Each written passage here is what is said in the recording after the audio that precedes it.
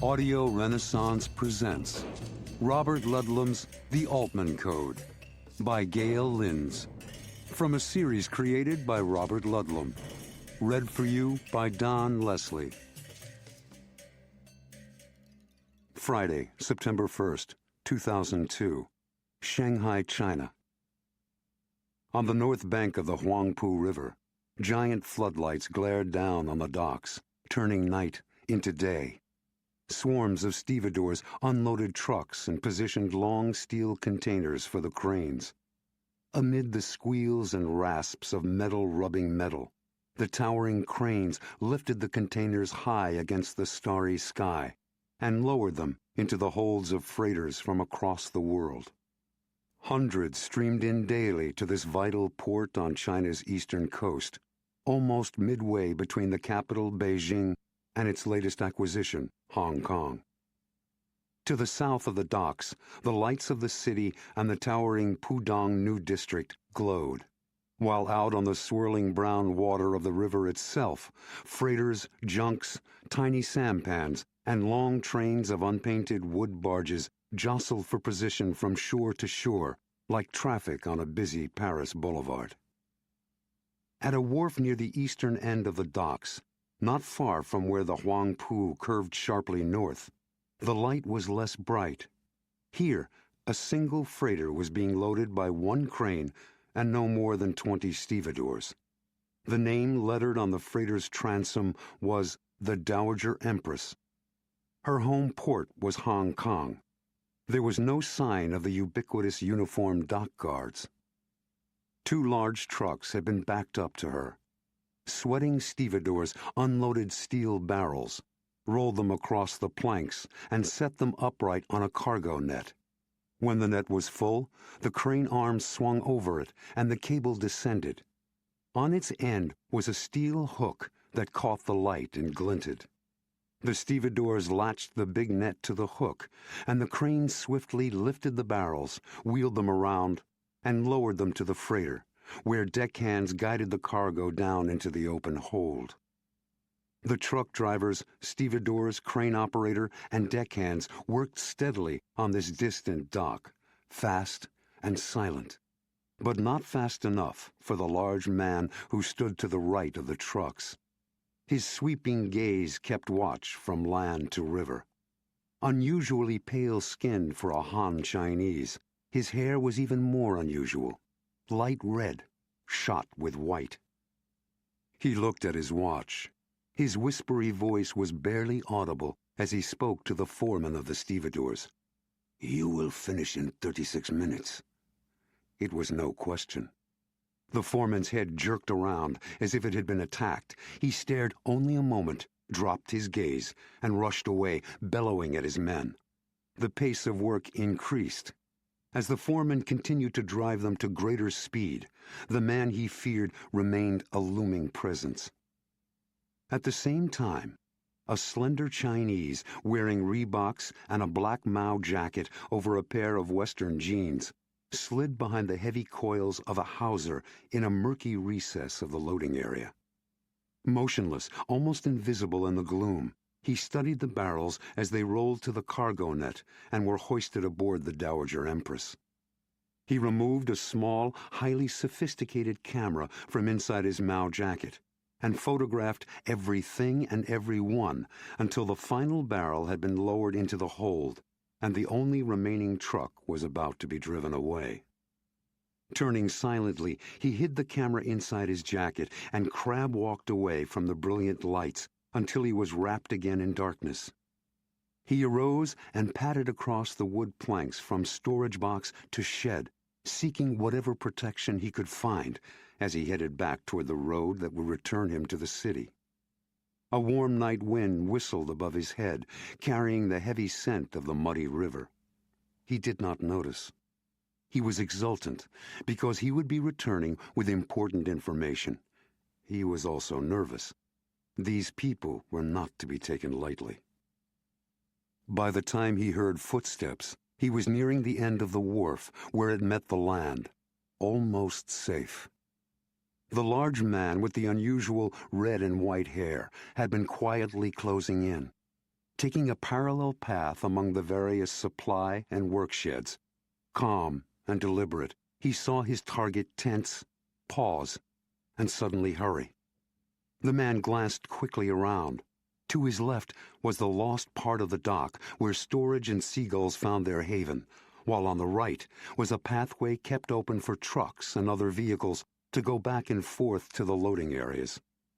The last truck was behind him, heading this way, toward land. Its headlights were funnels in the night. It would pass soon.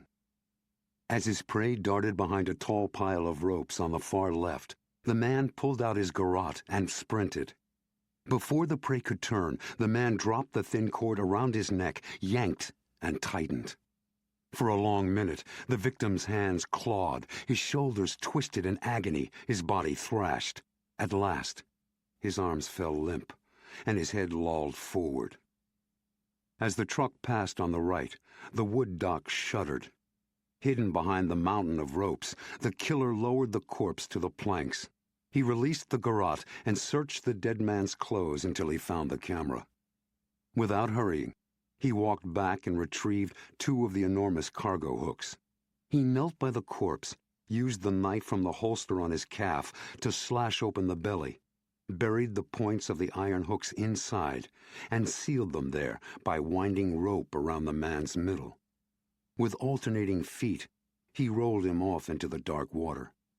The body made a quiet splash and sank. Now it would not float up. He walked toward the last truck, which had paused as ordered, waiting, and climbed aboard. As the truck sped away toward the city, the Dowager Empress hauled up her gangway and let go her lines. A tug towed her out into the Huangpu, where she turned down river for the short journey to the Yangtze and finally the open sea. Tuesday, September 12th, Washington, D.C. There was a saying in Washington that lawyers ran the government, but spies ran the lawyers. The city was cobwebbed with intelligence agencies, everything from the legendary CIA and FBI and the little-known NRO to alphabet groups in all branches of the military and government, even in the illustrious departments of state and justice. Too many, in the opinion of President Samuel Adams Castilla, and too public. Rivalries were notoriously a problem. Sharing information that inadvertently included misinformation was a bigger problem. Then there was the dangerous sluggishness of so many bureaucracies. The president was worrying about this and a brewing international crisis as his black Lincoln town car cruised along a narrow back road on the northern bank of the Anacostia River. Its motor was a quiet hum, and its tinted windows opaque. The car rolled past tangled woods and the usual lighted marinas until it finally rattled over the rusted tracks of a rail spur, where it turned right into a busy marina that was completely fenced. The sign read, Anacostia Seagoing Yacht Club, private members only. The yacht club appeared identical to all the others that lined the river east of the Washington Navy Yard. It was an hour before midnight. Only a few miles above the Anacostia's confluence with the broad Potomac, the marina moored big, open-water power cruisers and long-distance sailing boats, as well as the usual weekend pleasure craft. President Castilla gazed out his window at the piers, which jutted out into the dusky water. At several, a number of salt-encrusted ocean-going yachts were just docking. Their crews still wore foul-weather gear. He saw that there were also 5 frame buildings of varying sizes on the grounds. The layout was exactly what had been described to him. The Lincoln glided to a halt behind the largest of the lighted buildings, out of sight of the piers and hidden from the road by the thick woods. 4 of the men riding in the Lincoln with him, all wearing business suits and carrying mini-submachine guns, swiftly stepped out and formed a perimeter around the car. They adjusted their night vision goggles as they scanned the darkness. Finally, one of the 4 turned back toward the Lincoln and gave a sharp nod. The 5th man, who had been sitting beside the president, also wore a dark business suit, but he carried a 9mm Sig Sauer. In response to the signal, the president handed him a key, and he hurried from the car to a barely visible side door in the building. He inserted the key into a hidden lock and swung the door open. He turned and spread his feet, weapon poised. At that point, the car door that was closest to the building opened. The night air was cool and crisp, tainted with the stench of diesel. The president emerged into it, a tall, heavy-set man wearing chino slacks and a casual sport jacket. For such a big man, he moved swiftly as he entered the building. The fifth guard gave a final glance around and followed with two of the four others. The remaining pair took stations, protecting the Lincoln and the side door. Nathaniel Frederick "Fred" Klein, the rumpled chief of Covert-One, sat behind a cluttered metal desk in his compact office inside the Marina building. This was the new Covert-One Nerve Center.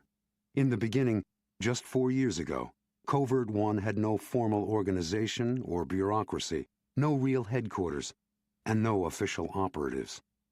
It had been loosely composed of professional experts in many fields, all with clandestine experience, most with military backgrounds, and all essentially unencumbered, without family, home ties, or obligations, either temporary or permanent.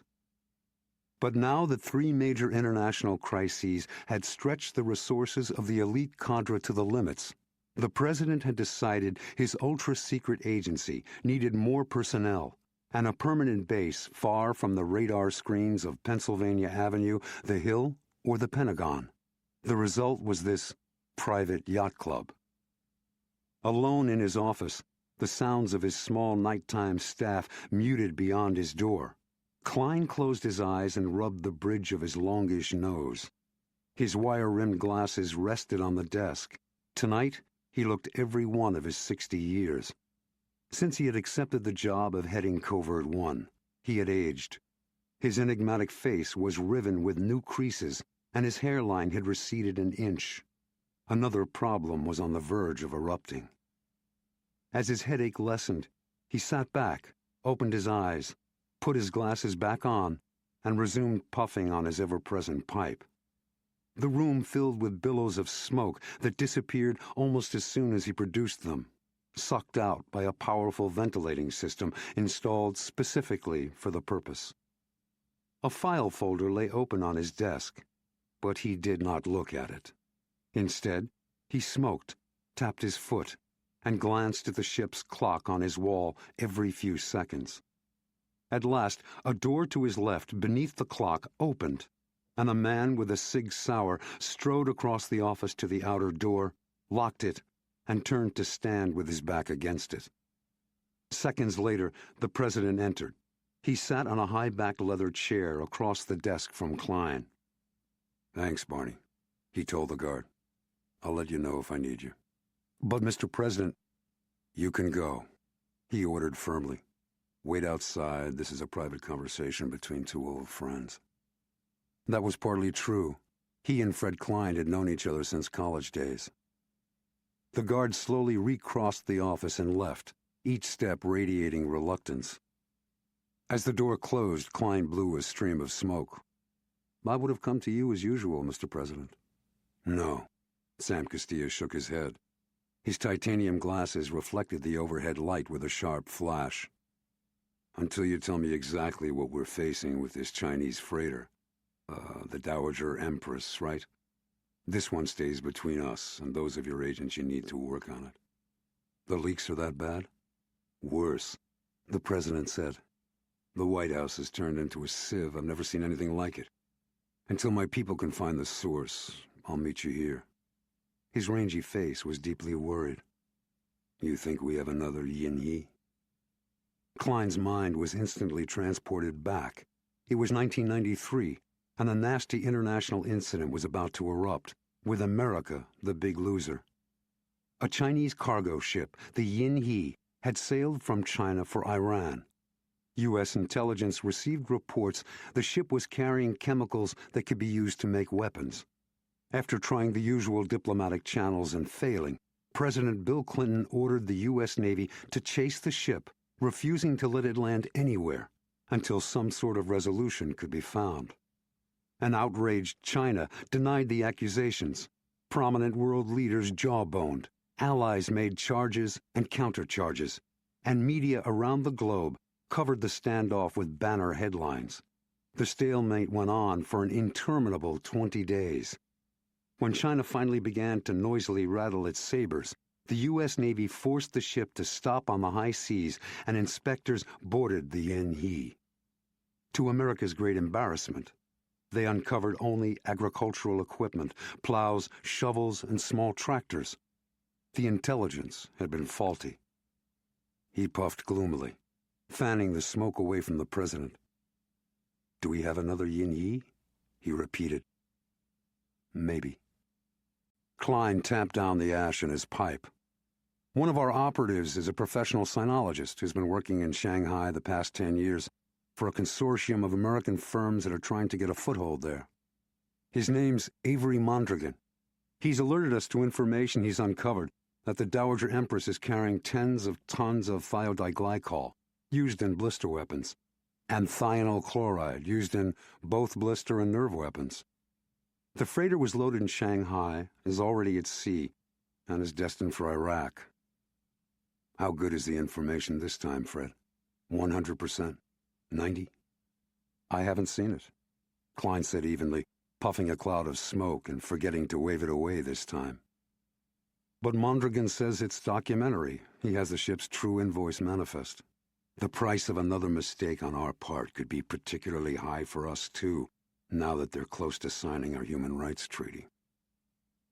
In exchange for financial and trade concessions from the U.S., for which the president had cajoled and arm-twisted a reluctant Congress, China had all but committed to signing a bilateral human rights agreement that would open its prisons and criminal courts to UN and U.S. inspectors, bring its criminal and civil courts closer to Western and international principles, and release longtime political prisoners.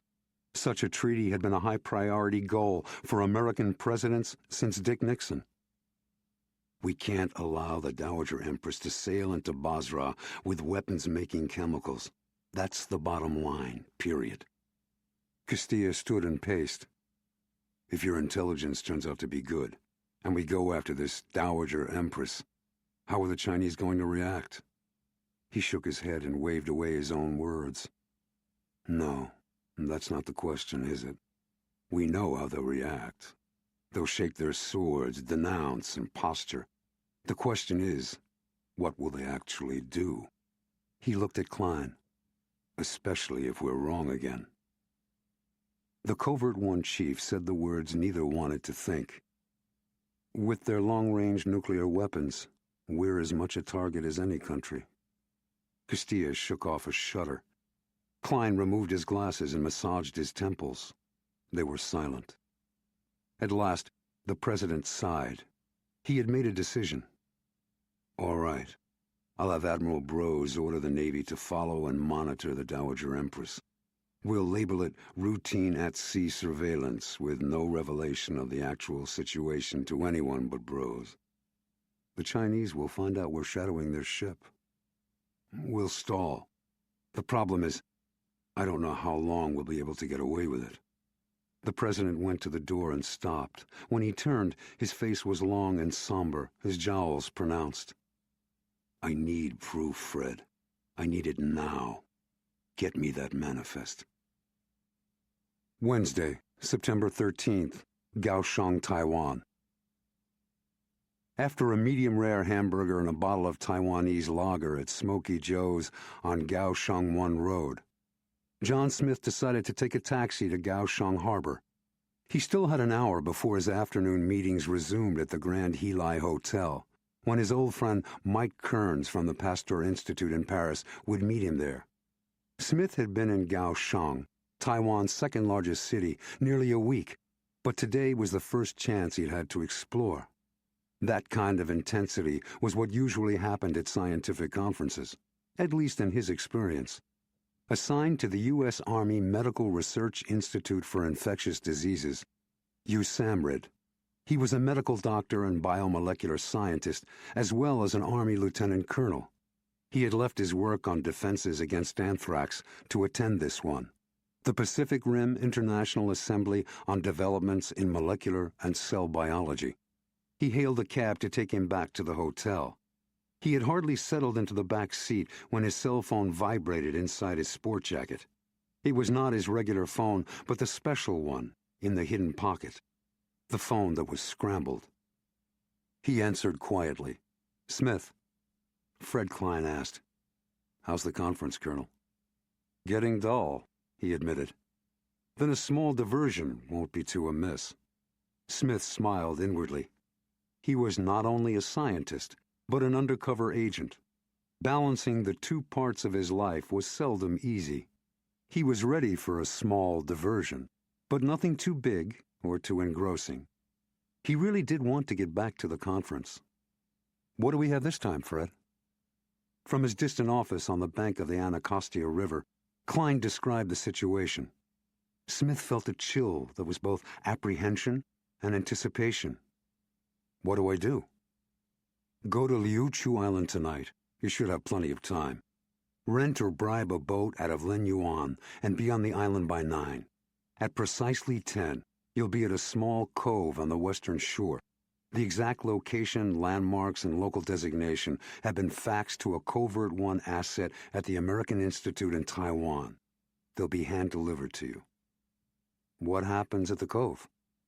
"You meet another Covert-One, Avery Mondragon. The recognition word is orchid. He'll deliver an envelope with the Dowager Empress's actual manifest, the one that's the basis for the bill to Iraq. After that, go directly to the airport in Kaohsiung. You'll meet a chopper there, from one of our cruisers lying offshore. Give the pilot the invoice manifest. Its final destination is the Oval Office. Understood? Same recognition word? Right. Then what?" Smith could hear the chief of Covert-One puffing on his pipe. "Then you can go back to your conference." The phone went dead. Smith grinned to himself. A straightforward, uncomplicated assignment. Moments later, the taxi pulled up in front of the Helai Hotel. He paid the driver and walked into the lobby, heading for the car rental desk.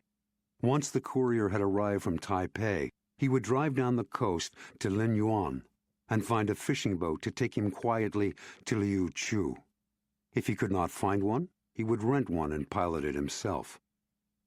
As he crossed the lobby, a short, brisk Chinese man jumped up from an armchair to block his way. "Ah, Dr. Smith. I have been waiting for you. I'm honored to meet you personally.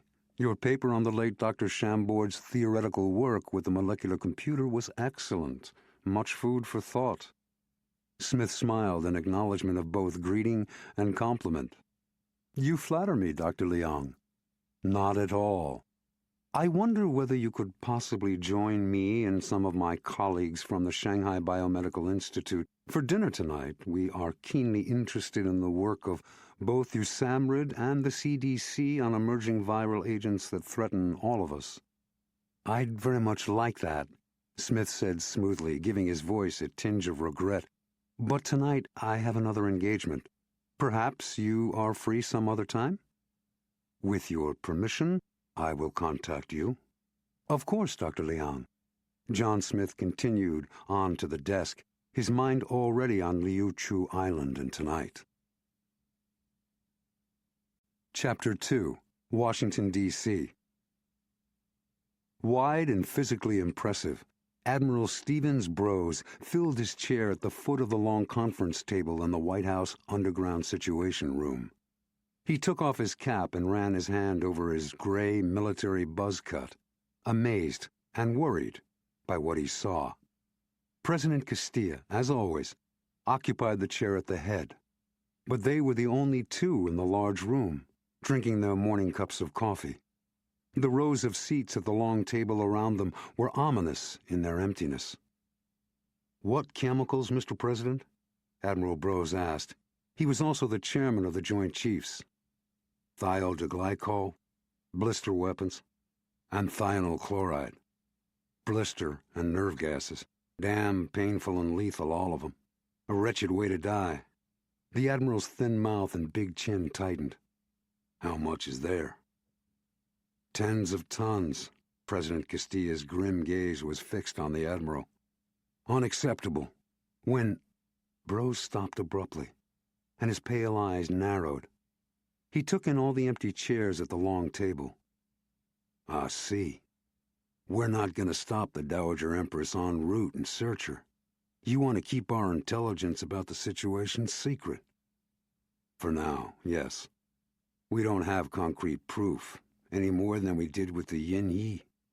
We can't afford another international incident like that, especially with our allies less ready to back us in military actions, and the Chinese close to signing our human rights accord. Brose nodded. Then what do you want me to do, sir, besides keeping a lid on it? Send one ship to keep tabs on the Empress, close enough to move in, but out of sight. Out of sight, maybe, but they'll know she's there. Their radar will pick her up. If they're carrying contraband, their captain at least should know. He'll be keeping his crew hyper-alert. It can't be helped.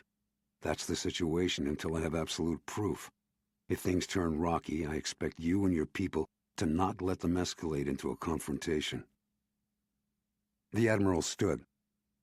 One of our frigates would be best for what you want. Enough muscle, but not overkill.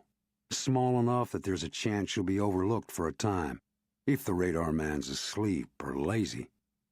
How soon can you get one there? 10 hours, sir. Do it. Liu Chu Island, Taiwan. By the green glow of his combat watch, Agent John Smith read the dial once more, 2203, and silently swore. Mondragon was late. Crouched low in front of the razor-sharp coral formation that edged the secluded cove, he listened. But the only sound was the soft surge of the South China Sea as it washed up onto the dark sand and slid back with an audible hiss. The wind was a bare whisper. The air smelled of salt water and fish. Down the coast, boats were harbored motionless, glowing in the moonlight. Smith checked his watch again. 2206. Where was Mondragon? He was about to leave his cover, to make a cautious search, when he felt the coarse sand move. He heard nothing, but the skin on his neck crawled. He gripped his 9mm Beretta, tensed to turn and dive sideways to the sand and rocks, when a sharp, urgent whisper of hot breath seared his ear. Don't move. Smith froze. Not a finger. The low voice was inches from his ear. Orchid. Mondragon? It's not the ghost of Chairman Mao, the voice responded wryly. Although he may be lurking here somewhere. You were followed? Think so, not sure. If I was, I shook him. The sand moved again, and Avery Mondragon materialized, crouching beside Smith. He was short, dark-haired, and lean, like an oversized jockey. Hard-faced and hungry-looking, too, with a predator's eyes. His gaze flitted everywhere, around the shadows of the cove, at the phosphorescent surge of the sea on the beach, and out toward the grotesque shapes of coral jutting like statues from the dusky sea beyond the surf. Mondragon said, Let's get this over. If I'm not in Penfu by 23:30, I don't make it back to the mainland by morning. If I don't make it back, my cover's blown. He turned his gaze onto Smith. So you're Lieutenant Colonel Smith, are you? I've heard rumors. You're supposed to be good. I hope half the rumors are true. What I've got for you is damn near radioactive. He produced a plain business-size envelope and held it up. That's the goods? Smith asked. Mondragon nodded and tucked it back inside his jacket. There's some background you need to tell Klein. Well, let's get on with it, then. Inside the envelope's what the Dowager Empress is really carrying. On the other hand, the so-called official manifest, the one filed with the export board, is smoke and mirrors. How do you know? Because this one's got an invoice stamped with the CHOP, the personal Chinese character seal, of the CEO, as well as the official company seal, and it's addressed to a company in Baghdad for payment. This manifest also indicates 3 copies were made. The second copy is certainly in Baghdad or Basra, since it's an invoice for the goods to be paid for. I don't know where the 3rd copy is. How can you be sure you don't have the copy filed with the export board? Because I've seen it, as I said. The contraband isn't listed on it. The CEO's seal is missing. Smith frowned. Still, that doesn't sound as if what you've got there is guaranteed. Nothing's guaranteed. Anything can be faked. Character seals can be counterfeited, and companies in Baghdad can be dummies. But this is an invoice manifest, and has all the correct signs of an inter-office and intercompany document sent to the receiving company for payment. It's enough to justify President Castilla's ordering the Empress stopped on the high seas and our boys taking an intimate look if we have to. Besides, it's a lot more probable cause than the rumors we had with the Yin He, and if it is a fake, it proves there's a conspiracy inside China to stir up trouble. No one can blame us, not even Beijing, for taking precautions. Smith nodded. I'm convinced. Give it to... There's something else. Mondragon glanced around at the shadows of the tiny cove. One of my assets in Shanghai told me a story you'd better pass on to Klein. It's not in the paperwork for obvious reasons. He says there's an old man being held in a low-security prison farm near Chongqing. That's Chiang Kai-shek's old World War II capital, Chongqing to Americans. He claims he's been jailed in one place or another in China since 1949, when the communists beat Chiang and took over the country. My asset says the guy speaks Mandarin and other dialects, but he sure as hell doesn't look Chinese. The old man insists he's an American named David Thayer. He paused and stared, his expression unreadable. And hold on to your hat. He claims he's President Castilla's real father. Smith stared. You can't be serious. Everyone knows the president's father was Serge Castilla, and he's dead. The press covers that family like a blanket. Exactly. That's what caught my interest. Mondragon related more details. My asset says he used the exact phrase, President Castilla's real father. If the guy's a fraud, why make up a yarn so easily disproved? Smith's mind raced as he calculated ages and years. It was numerically possible. Exactly where is this old man being... Down! Mondragon dropped flat to the sand. Heart racing, Smith dove behind a coral outcrop as shouts and angry Chinese and a fusillade of automatic fire hammered from their right close to the sea. Mondragon rolled behind the outcropping and came up in a crouch beside Smith, his 9mm Glock joining Smith's Beretta, aiming into the dark of the cove, searching for the enemy. Well, Mondragon said gloomily, I guess I didn't shake them. Smith wasted no time on recriminations. Where are they? You see anything? Not a damn thing. Smith pulled night vision goggles from inside his windbreaker. Through them, the night turned pale green, and the murky coral formations out in the sea grew clear. So did a short, skinny man, naked to the waist, hovering near one of the statue-like pillars. He was knee-deep in water, holding an old AK-74, and staring toward where Smith and Mondragon hunched. I've got one, he said softly to Mondragon. Move. Show a shoulder, like you're coming out. Mondragon rose, bent. He thrust his left shoulder out as if about to make a run for it. The skinny man behind the pillar opened fire. Smith squeezed off 2 careful rounds. In the green light, the man jerked upright and pitched onto his face. A dark stain spread around him as he floated face down in the sea. Mondragon was already back down. He fired. Someone, somewhere in the night, screamed. Over there, Mondragon barked. To the right, there's more. They're flanking us. Sweat broke on Smith's forehead. Move back. He and Mondragon leaped up and pounded across the coral sand toward the ridge that sealed the cove in the south. Another fusillade behind them said a lot more than 3 of their attackers were still standing. With a jolt of adrenaline, Smith felt a bullet sear through his windbreaker. He scrambled up the ridge into thick bushes and fell behind a tree. Mondragon followed, but he was dragging his right leg. He flopped behind another tree. How bad is it? Smith whispered. Don't think the bullet hit anything serious, but it's going to be hard to explain back on the mainland. I'll have to hide out on vacation or fake an accident.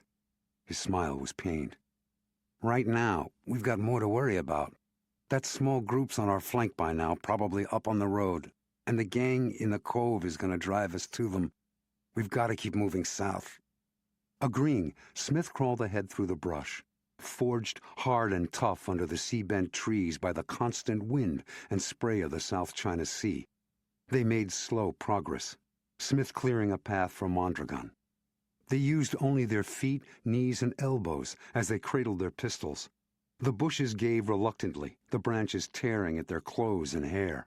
Smaller twigs broke and scratched their faces, drawing blood from forearms and ears.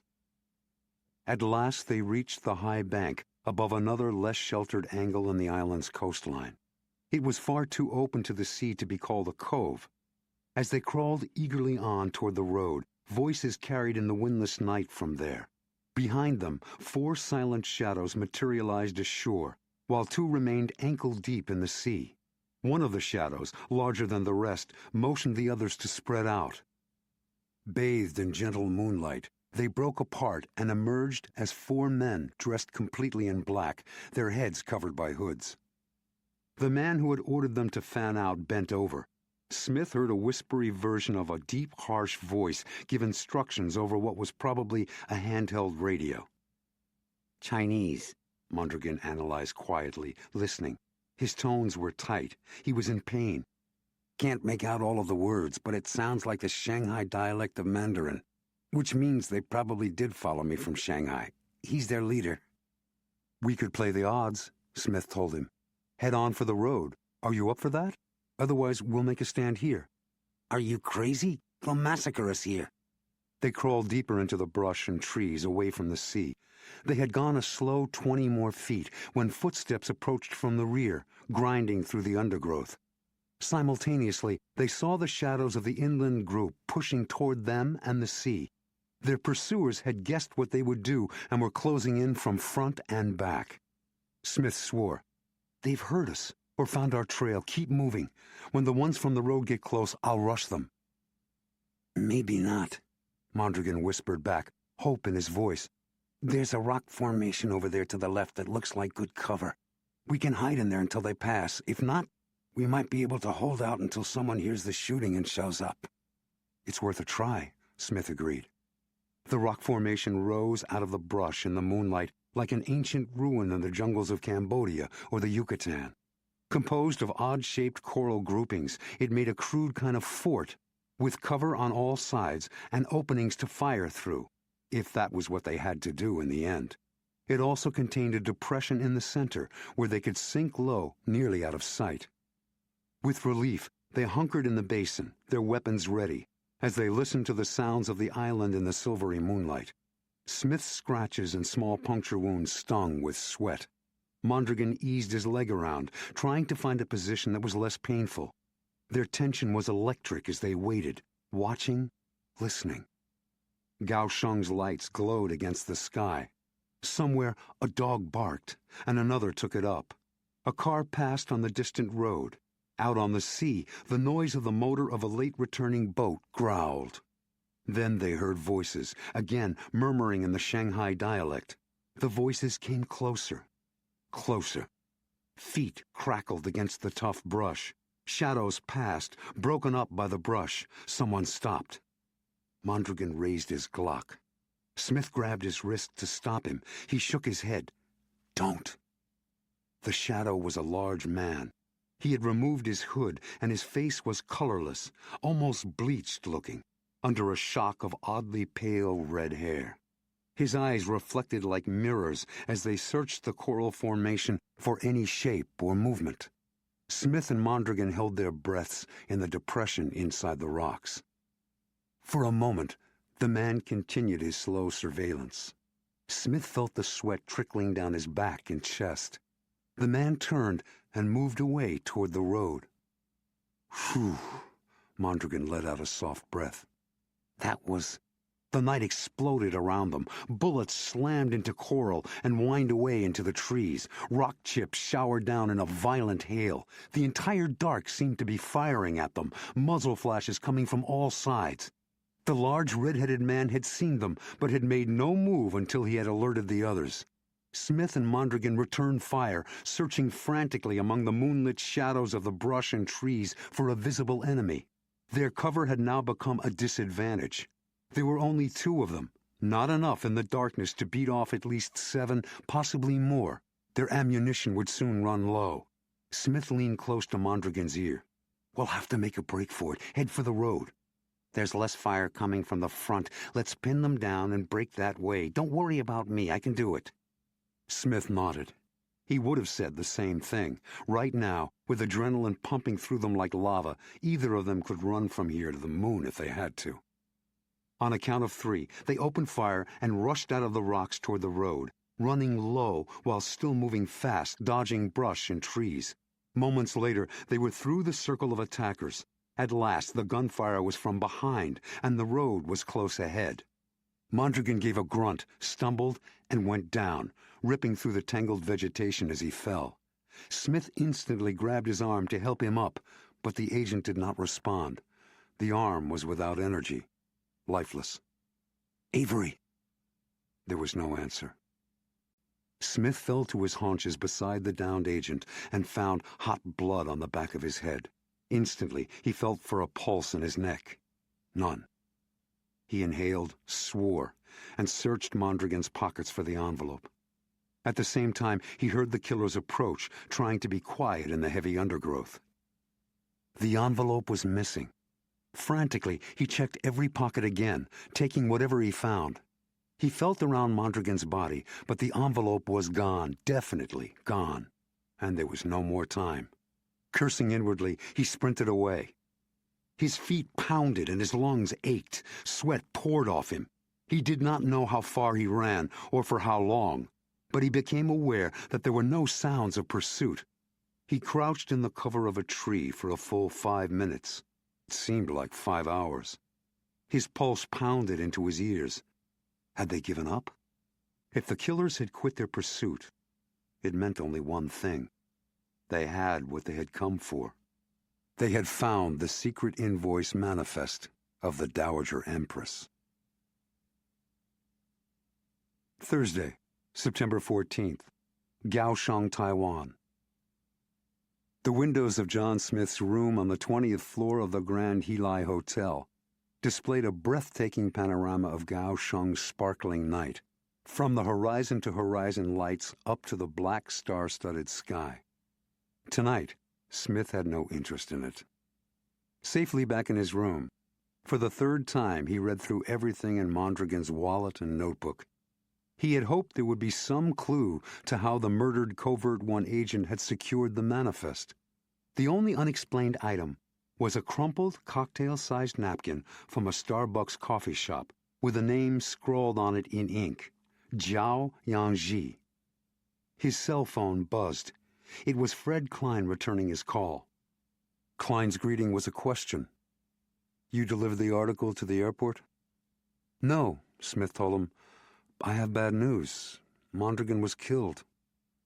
The silence at the other end was like a sigh. "I'm sorry. I worked with him a long time. He was a fine agent, and I'll miss him. I'll contact his parents. They'll be shocked, distraught." Smith breathed deeply. Once. Twice. "Sorry, Fred. This must be hard on you. Tell me what happened, John." Smith told him about the envelope, the attack, and Mondragon's death. The killers were Chinese from Shanghai. The invoice manifest must have been the real thing. "I have a lead, but it's remote." He told Klein about the Starbucks napkin. "You're sure the napkin's from Shanghai? Was Mondragon anywhere but Shanghai in the last few months?" "Not that I'm aware of." "Then it's a possibility, and it's all I have anyway." "Can you get to Shanghai?" "I think so. There's a scientist at the conference here, Dr. Liang, whom I think I can convince to take me to his facility there for a tour." He explained about the Chinese microbiologist buttonholing him. "There are 3 problems. I don't know a damn word of Chinese, and I don't have a clue where the Starbucks coffee shops are there. Then there's my Beretta. I have no way to slip it into China. I'll have the Starbucks information faxed to Taipei. I'll have an interpreter waiting for you in Shanghai, and he'll bring you a weapon. Recognition words, double latte. One more thing." Smith told him about the old man in the Chinese prison farm who claimed his name was David Thayer. He repeated the details Mondragon had passed on. "Thayer? I've never heard of a connection by someone named Thayer to the president. Sounds like a dodge of some kind. Mondragon's asset said the old man is definitely American." "Is the asset reliable?" "As much as any," Smith said, "at least according to Mondragon." "I'll tell the president. If the man's an American, no matter who he really is, Castilla will want to know. Then I'll start working on finding the invoice manifest in Shanghai. You should know, Colonel, that the time frame's tight. According to the Navy, we've got only 5 days, maybe less, until the Empress reaches the Persian Gulf. Wednesday, September 13th, Washington, D.C. In the Oval Office, President Castilla ate lunch at the heavy pine table he had brought with him from the governor's residence in Santa Fe. It had served as his desk there as it did here. With a sense of nostalgia, he put down his chili and cheese sandwich and swiveled in his new chair to stare out his window at the lush green grounds and distant monuments he had grown to love. This private reverie was interrupted by the entry of his personal assistant, Jeremy. "Mr. Klein is here. He'd like to speak with you, sir." The president glanced at his desk clock. What time would it be in China? "No calls or visitors until I tell you otherwise." "Yes, sir." The assistant held open the door. Fred Klein hurried in, his pipe stem sticking up from the handkerchief pocket of his Harris tweed jacket. As Jeremy closed the door, Castilla waved him to the London club chair that had been a gift from the Queen. "I'd have come to the yacht club tonight. This can't wait. With the leaks, I didn't want to trust even the red phone." The president nodded. "Do we have the manifest?" Klein heaved a sigh. "No, sir, we do not." He repeated Smith's report. "All right, we don't have what I have to have. When will we have it?" "Smith has a lead in Shanghai. He's working on a way there now as a guest of the Chinese government. He'll be talking to microbiologists from China's research establishments." "Good. I have the Navy sending a frigate.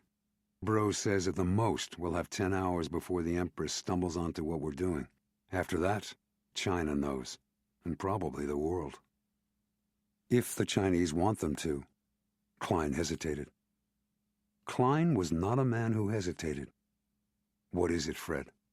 If it involves those chemicals, I'd better know it." "It doesn't, Mr. President." Klein paused again, choosing his words.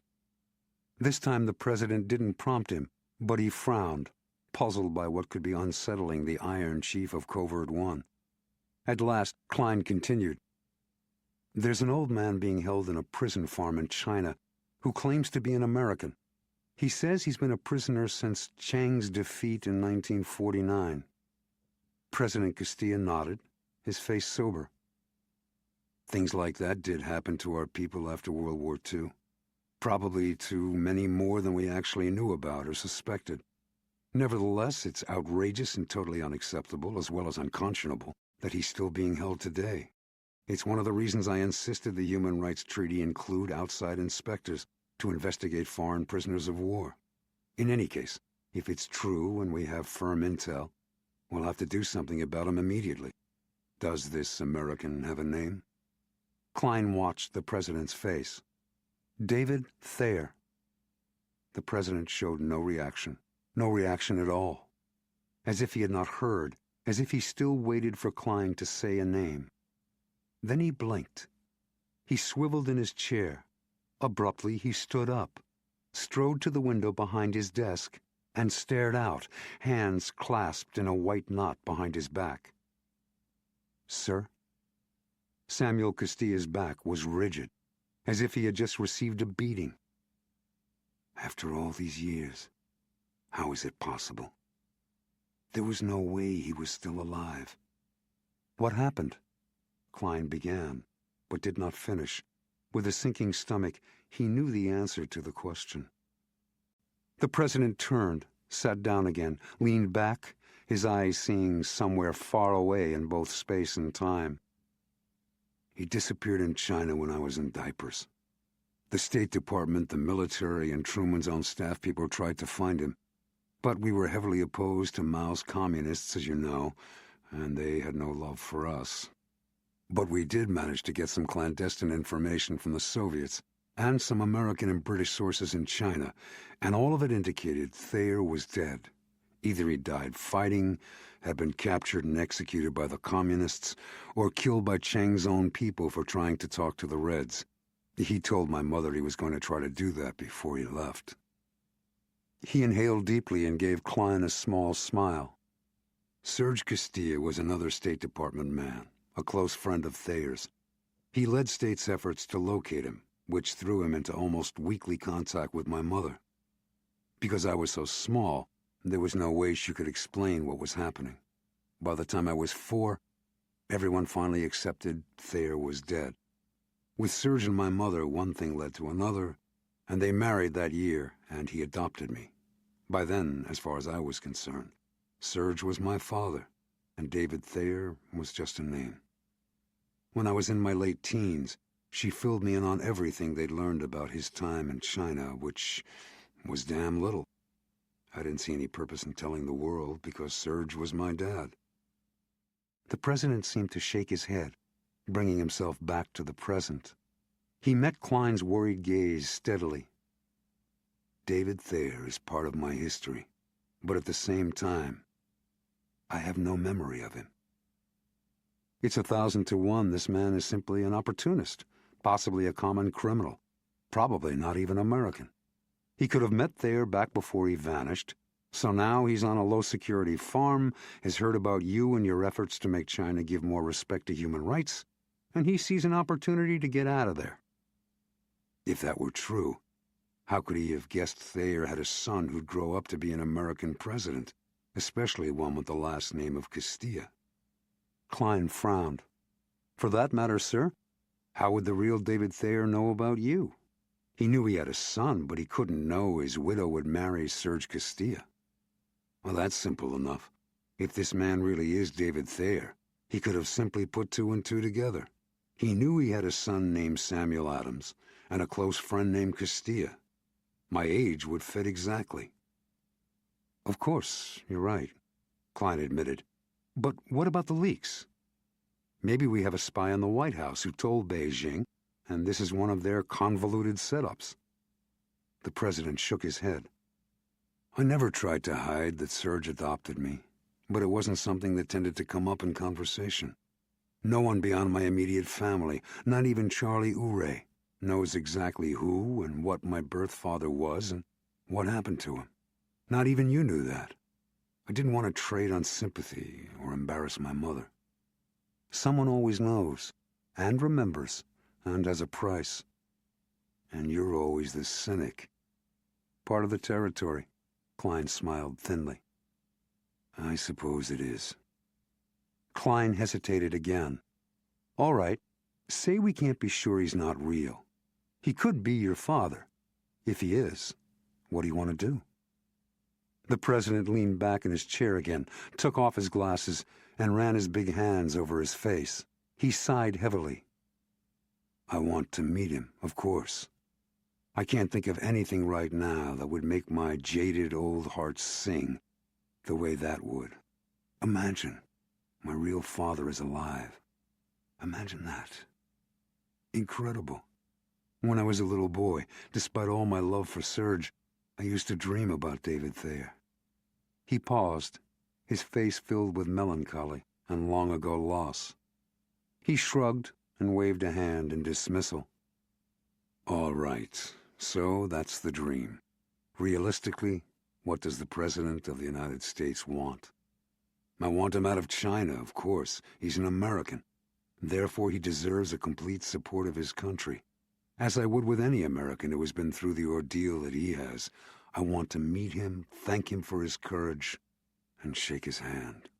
But, that said, there are international consequences to consider. There's the Dowager Empress, and there's the potential of deadly cargo that it's ferrying to a country that would like to destroy us. Yes, sir, there is. If we find the ship is carrying the chemicals, and we have to board it, I can't imagine the treaty will be signed. Certainly not this year. Probably not until a new administration takes over. There'll be more delays as the Chinese feel out the new Oval Office China policy. Thayer, given his age, will probably never get out. Probably not, Sam. The president grimaced, but his voice was hard, unyielding as he continued. And that can't matter. Not for a second. If she's carrying chemicals for weapons, the Empress must be stopped, or sunk, if necessary.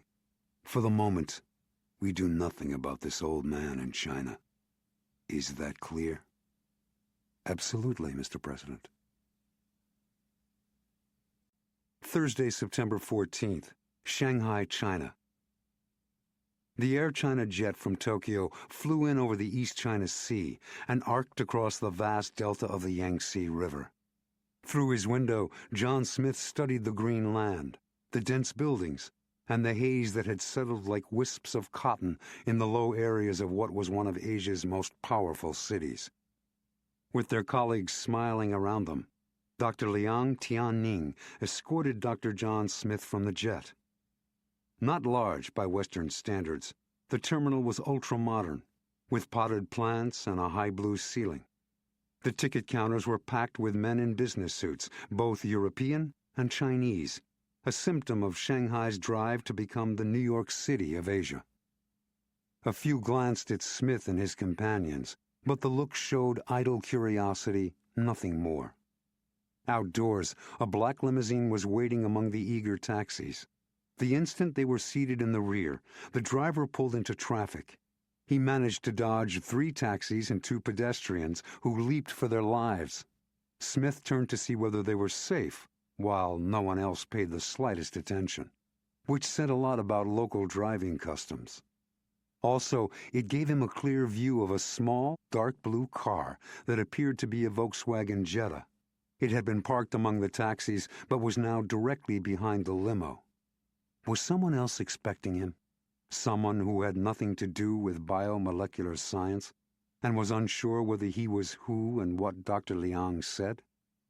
The Jetta driver might simply be an ordinary Shanghainese who had mistakenly parked among the taxis instead of inside the garage while waiting to pick up a returning friend or relative.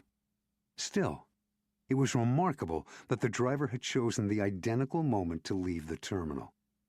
Smith said nothing about it to Dr. Liang. As the men discussed viral agents, the limo glided onto an express highway, heading west through the soggy delta, which was barely above sea level for the entire 19 miles. At People's Park, Smith had a close view of the cars, bicycles, and individuals who mobbed the streets, a sea of life on the move. For a few seconds, he paused to contemplate it all. The massive new construction, the evidence of outrageous wealth, the cheek-by-jowl humanity. Shanghai was China's most populous city, larger even than Hong Kong or Beijing. But Shanghai wanted more. It wanted a prominent place on the world's economic stage. It gave nodding obeisance to the past, but its interest was focused on the future. As the limo made a right turn toward the river, Dr. Liang came close to wringing his hands. "You are sure, Dr. Smith, that you do not wish a room at the Grand Hyatt in Jinmao Tower? It is a modern hotel, magnificent. The restaurants and amenities are beyond compare. You would be most comfortable there, I assure you. In addition, it is far more convenient to our Biomedical Research Institute in Jiangxing, where we will go when you are settled. The Peace Hotel is historic, yes, but it is scarcely 4-star. Covert-One's research people had informed him that there were only 3 Starbucks coffee shops in Shanghai at the moment, and all were on the Puxi side of the river, 2 not far from the Bund. He smiled and said, "I've always wanted to stay at the old Peace Hotel, Dr. Liang. Call it the whim of a history buff." The scientist sighed. Then, of course, naturally. The lobby was Art Deco, little changed since the Roaring '20s, which had roared especially loudly in Shanghai. Dr. Liang steered Smith left, across the white Italian marble floor, to the registration desk. The haughty desk clerk looked down his nose at Dr. Liang as he registered, and then over at Smith. He made little effort to conceal his arrogance. Dr. Liang spoke to him in low, harsh Chinese, and Smith heard what sounded like the name of the research institute. Fear flashed in the clerk's eyes. Instantly, he became almost obsequious toward the Western guest. Despite the aura of freewheeling capitalism that had enlarged the city, Shanghai was in China. China was still a communist country, and Dr. Liang appeared to be a great deal more influential than he had let anyone at the Taiwan conference see. As the clerk summoned a bellman, Dr. Liang presented Smith with his room key. "I regret a suite could not be authorized, but your room will be most spacious and comfortable. Do you wish to freshen up before we continue to the Institute?" "Today?" Smith acted surprised.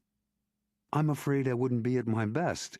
Dr. Liang, I was in meetings and consultations until the small hours last night. A day of rest, and I'll be able to do justice to our colleagues in the morning." Dr. Liang was startled. "Well, of course, that will be fine. I will alert my staff to rearrange our schedule, but surely you will join us for dinner. It would give all of us a great pleasure to reveal to you the beauty of Shanghai after dark." Smith resisted an urge to bow. It was not a Chinese custom. "I'd be delighted, thank you. But perhaps we can have a late start. Would 9 o'clock do?" "That is agreeable. We will be here." Liang smiled and nodded understandingly, but there was an edge to his voice as he added, "We will not keep you up too late, Dr. Smith. That is a promise." Was there suspicion behind the words and the smile? Or was Dr. Liang simply losing patience? For a simple scientist, he seemed to inspire a little too much fear in the desk clerk. Smith was acutely aware he might have raised his colleague's doubts by putting him off in Taiwan, then seeking him out a few hours later, and finally, no matter how subtly he had tried to make the invitation seem to come from Liang, hinting he would not turn down an immediate invitation. But with the time pressure, he'd had to take the risk. Suspicious or not, the scientist was at least smiling when he left. Smith watched through the glass doors as he stopped at the limo. The driver appeared from somewhere and spoke swiftly and urgently. Both got in, and the limo sped away. The bellman had taken his suitcase. Smith rode the elevator up to his floor and found his room, still contemplating Dr. Liang, the limousine driver who had inspected an engine that had given no indication it needed inspecting, and the dark blue Jetta. His bag was waiting, and the bellman was gone. Tipping was frowned upon in the People's Republic, although, as Shakespeare wrote in Hamlet, it was a custom more honored in the breach than in the observance. Smith checked inside his suitcase. The all-but-invisible filament he'd had installed in the interior was unbroken, which meant no one had searched it. He decided he must be too jumpy, probably overreacting. Still, somewhere out there was the true manifest of the Empress, as well as the people who had created it and the people who had stolen it from Mondragon. They might or might not be the same group. In any case, he was reasonably certain some had seen him close enough that they would recognize him again. By now, they might already know his name. At the same time, all he had was a short glimpse of the big, tall leader of the attackers, a Han Chinese with unusual red hair and a meaningless name scribbled on a coffeehouse napkin. He was just starting to unpack when he heard footsteps in the corridor. He slowed, listening. The sound stopped outside his door. His pulse accelerating, he padded across the room and flattened against the wall, waiting. Major Pan I-2 was small and pudgy, with soft hands, a gentle voice, and a benign smile. He wore a conservative gray European suit, clip-on floral bow tie, and horn-rimmed glasses. There was nothing about him to frighten anyone, until you looked behind the glasses. The eyes were completely unresponsive. When he smiled, the eyes did not.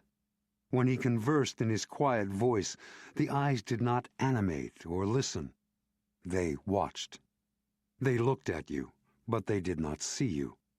It was impossible to say at any given moment what they did see. "Explain what has alarmed you about this Dr. John Smith," Major Pan said. "Has he been asking questions?" No, nothing like that." Liang fell into his desk chair. It is only that in Taiwan he was so eager, and then when we have arranged an immediate visit to the research center here, he is quite suddenly too tired. He says that tomorrow would be better." "You don't think he's tired?" "In Taiwan, at the conference, he did not seem tired. At the airport in Taipei, he was quite eager." "Explain to me exactly what happened in Taiwan." Liang described his approach to Smith, his invitation to dinner with himself and his colleagues from the Institute, and Smith's excuse and suggestion another time would be good. Major Pond considered. "It was the next morning that he suddenly approached you to come to Shanghai to visit your institute?" "Well, not in so many words, but I would say he made it quite clear he would be interested in an immediate invitation." The Major nodded to himself again.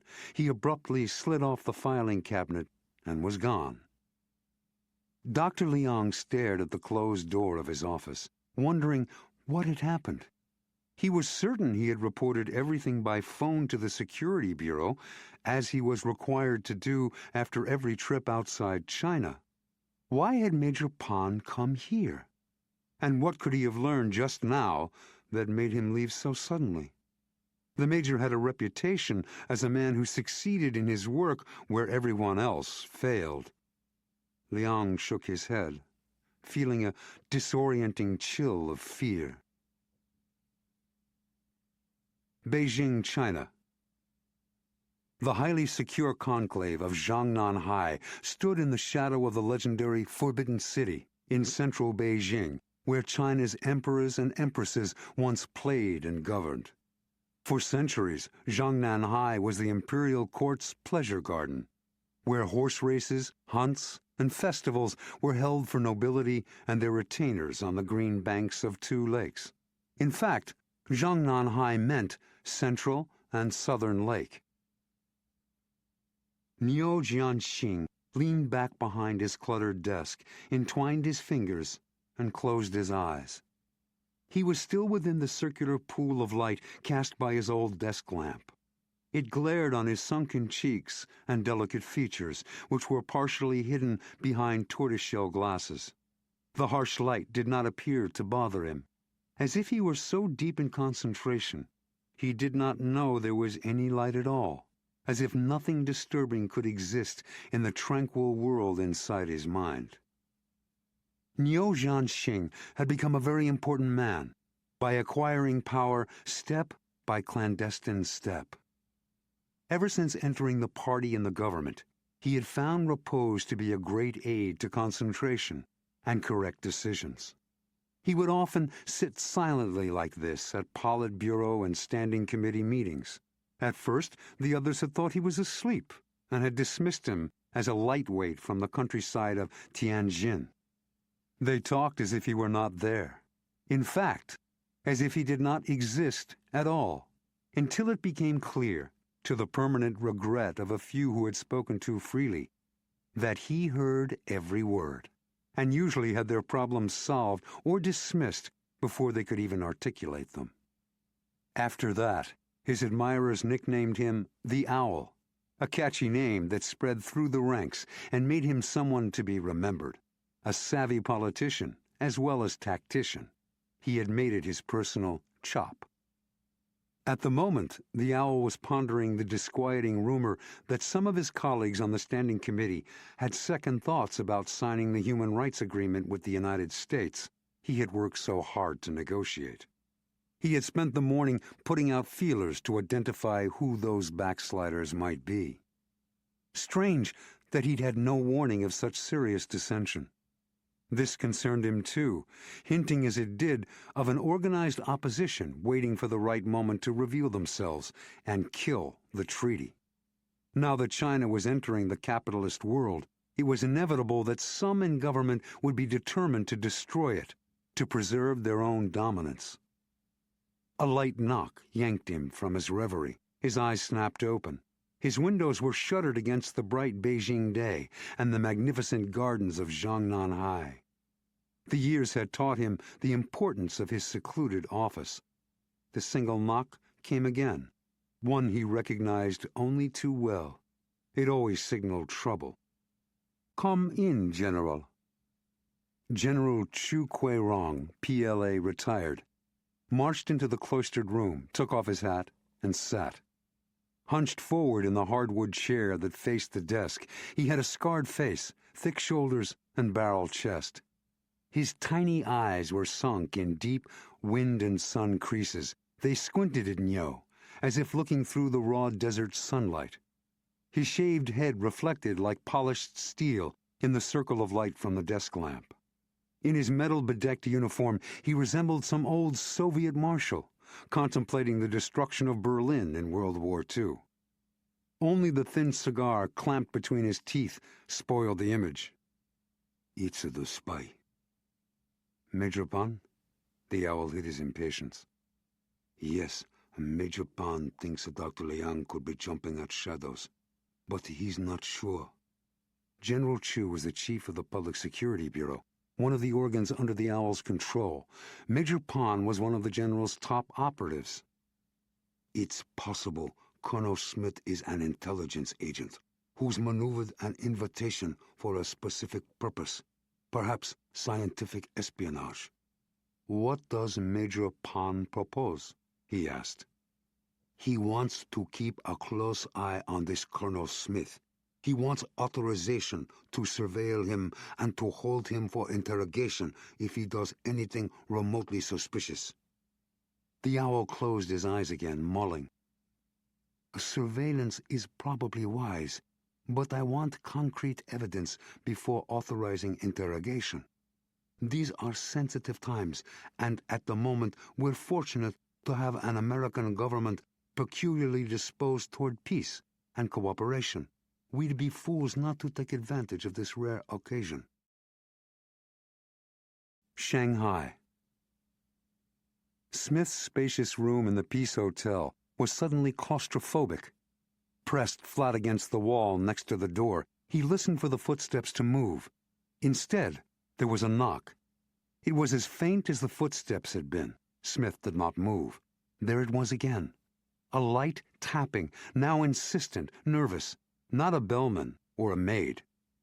Then he knew. Damn!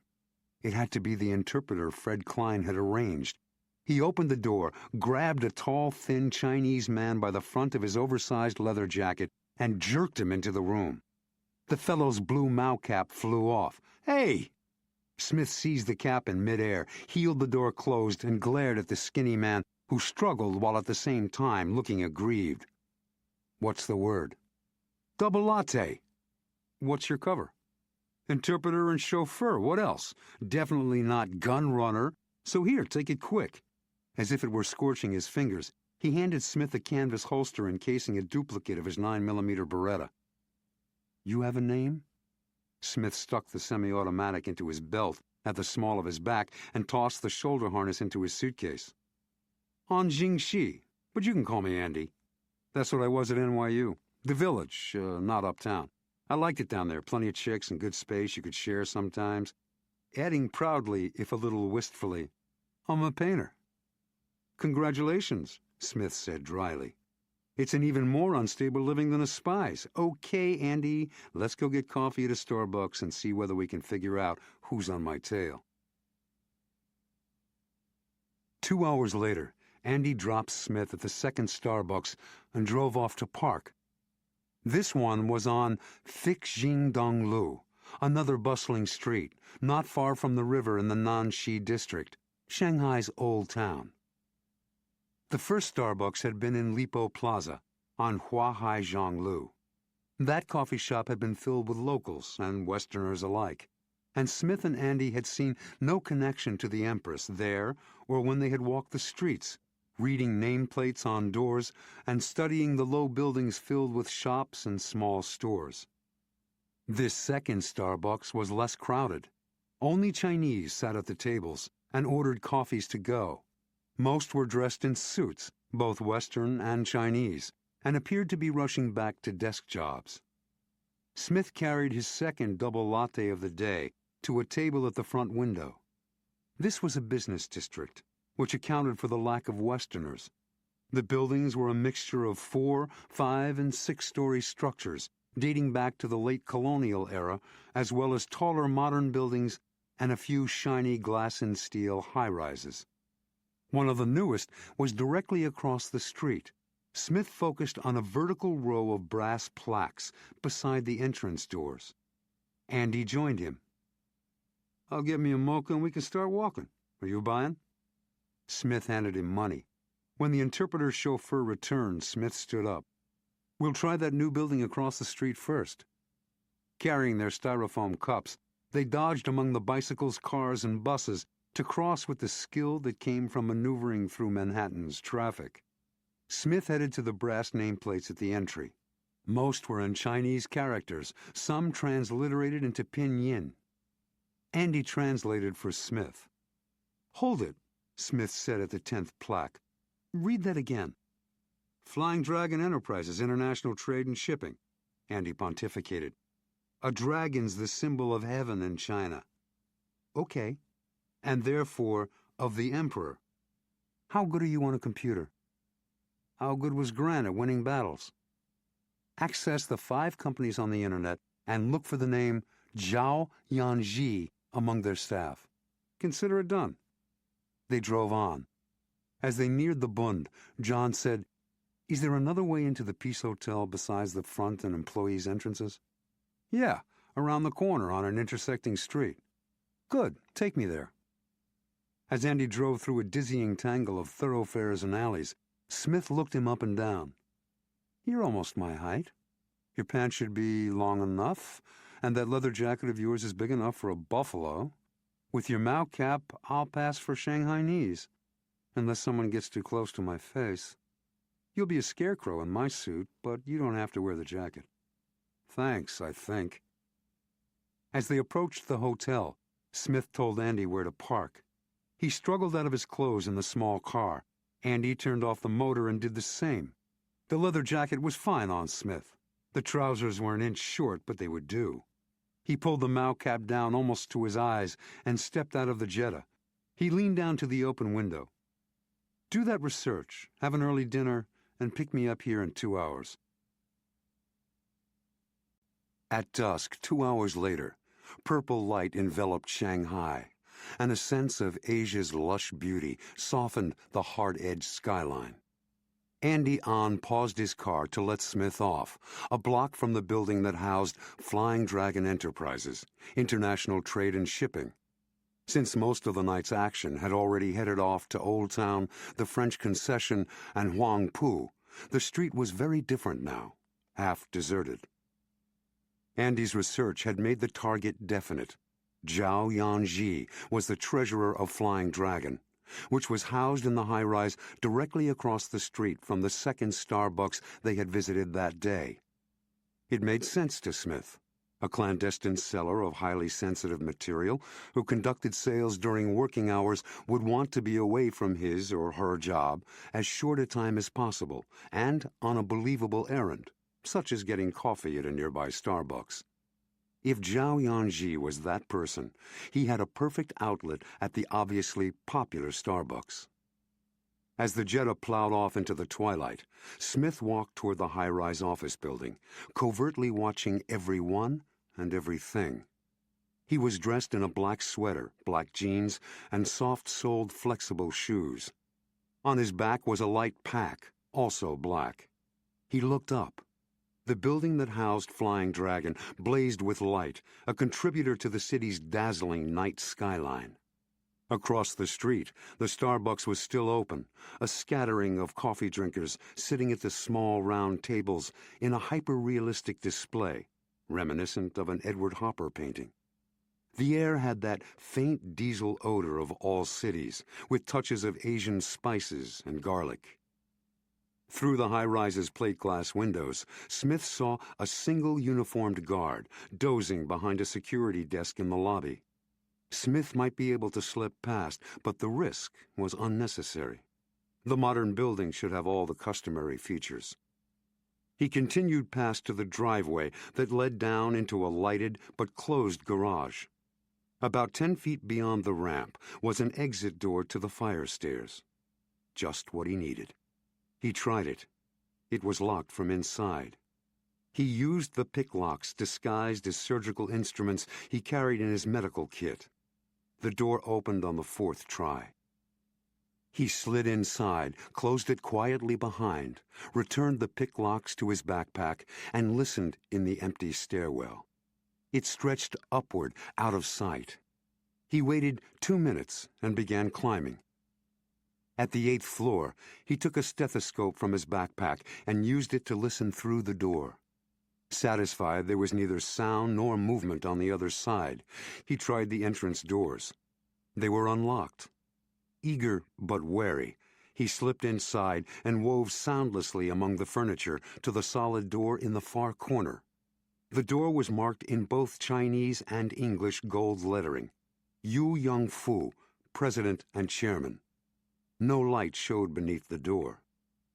He slid inside and, using the illumination from the open doorway, crossed to a large desk. He switched the lamp there onto low beam. The small column of yellow light gave the office a dim, ghostly effect that would not be evident down on the street. He closed the outer door and surveyed the room, impressed. It was not a prized corner office, but it was so mammoth that its size more than compensated.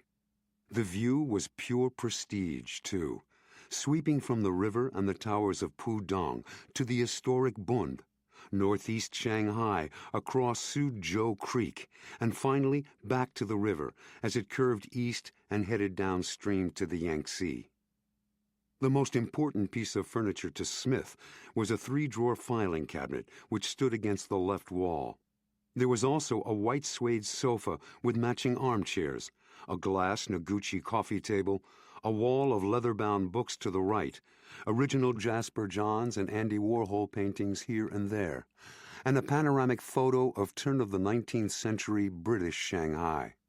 The desk itself was mahogany and enormous, but in this office seemed small. The office told a story. Yu Yong-fu, president and chairman, had made it big and gaudy in New China, and he wanted everyone to know it. Smith hurried to the cabinet. It was locked, but his picks made short work of it. He pulled out the top drawer. The folders were filed alphabetically, in English, with the words duplicated in Chinese, another of Yu Yong-fu's grandiose affectations. When he located the file for the Dowager Empress, he exhaled. He had been holding his breath without realizing it.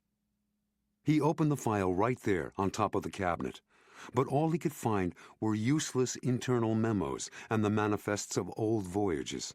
His worry growing, he kept at it. Finally, with the last document, there it was, the manifest. His excitement dimmed as he studied it. The dates were right, as were the ports on both ends of the journey, Shanghai and Basra. But the cargo was wrong.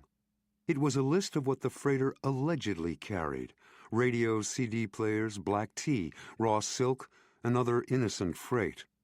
It was a copy of the official manifest filed with the export board. A smokescreen.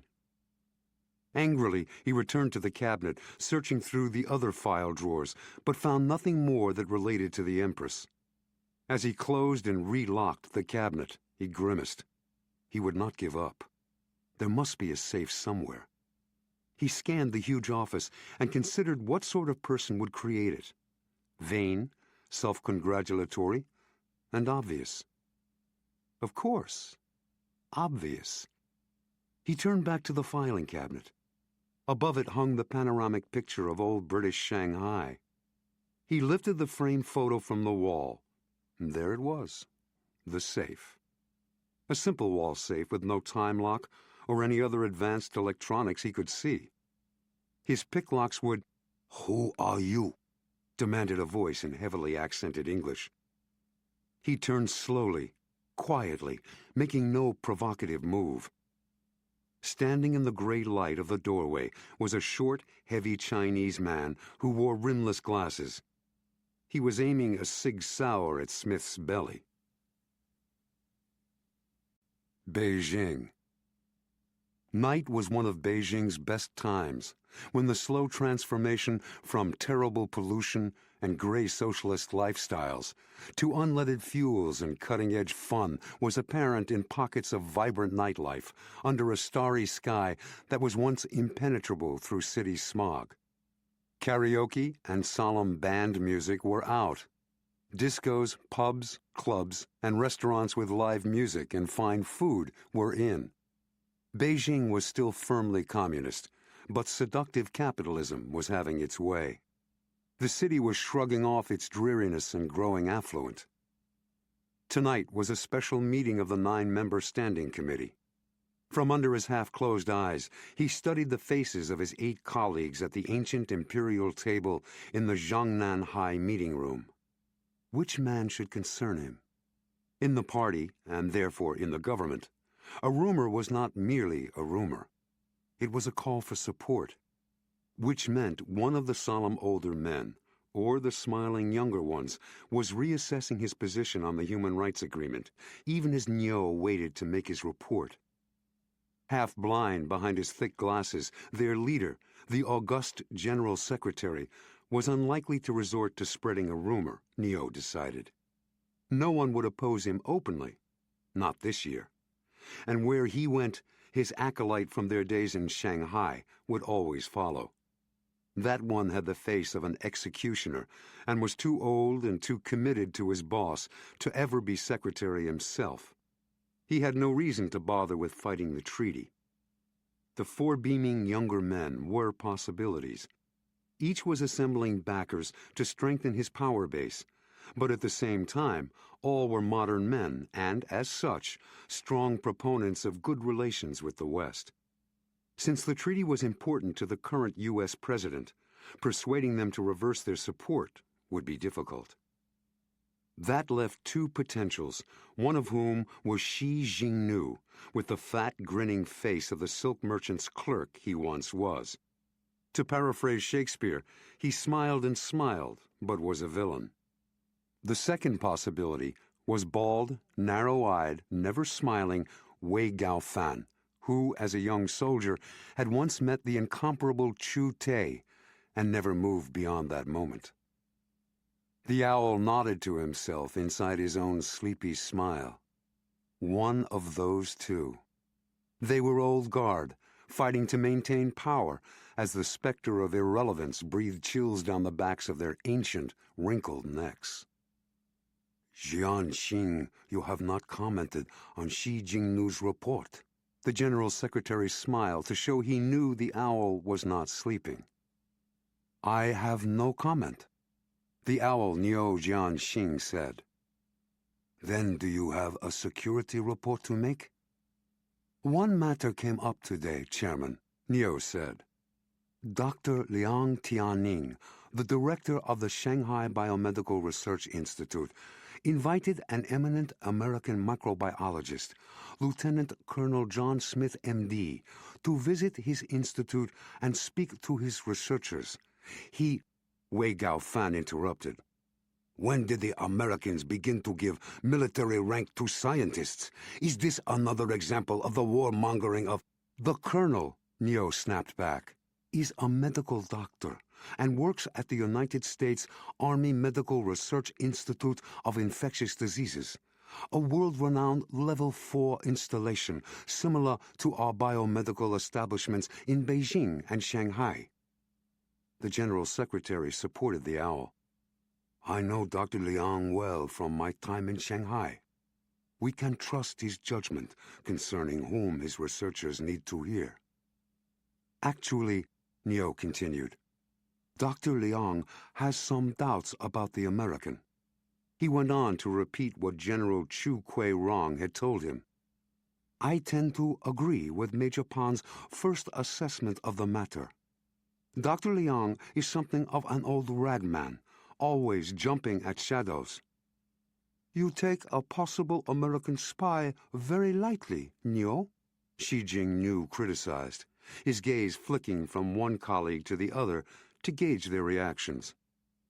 The key word here is possible, Niu answered, ignoring Shi and addressing the room in general. We shouldn't have quite as much faith in Major Pan's feeling as our Public Security Bureau chief does. It's his and Pan's job to jump at shadows. It's not our job." "So what did you decide?" the secretary's disciple wanted to know. "I have instructed General Chu to have Major Pan keep a close eye on Colonel Smith. I've not authorized them to arrest and interrogate him. First, they must present me with concrete evidence of sufficient gravity. These are sensitive times, and at the moment we have an American government disposed toward peace and cooperation."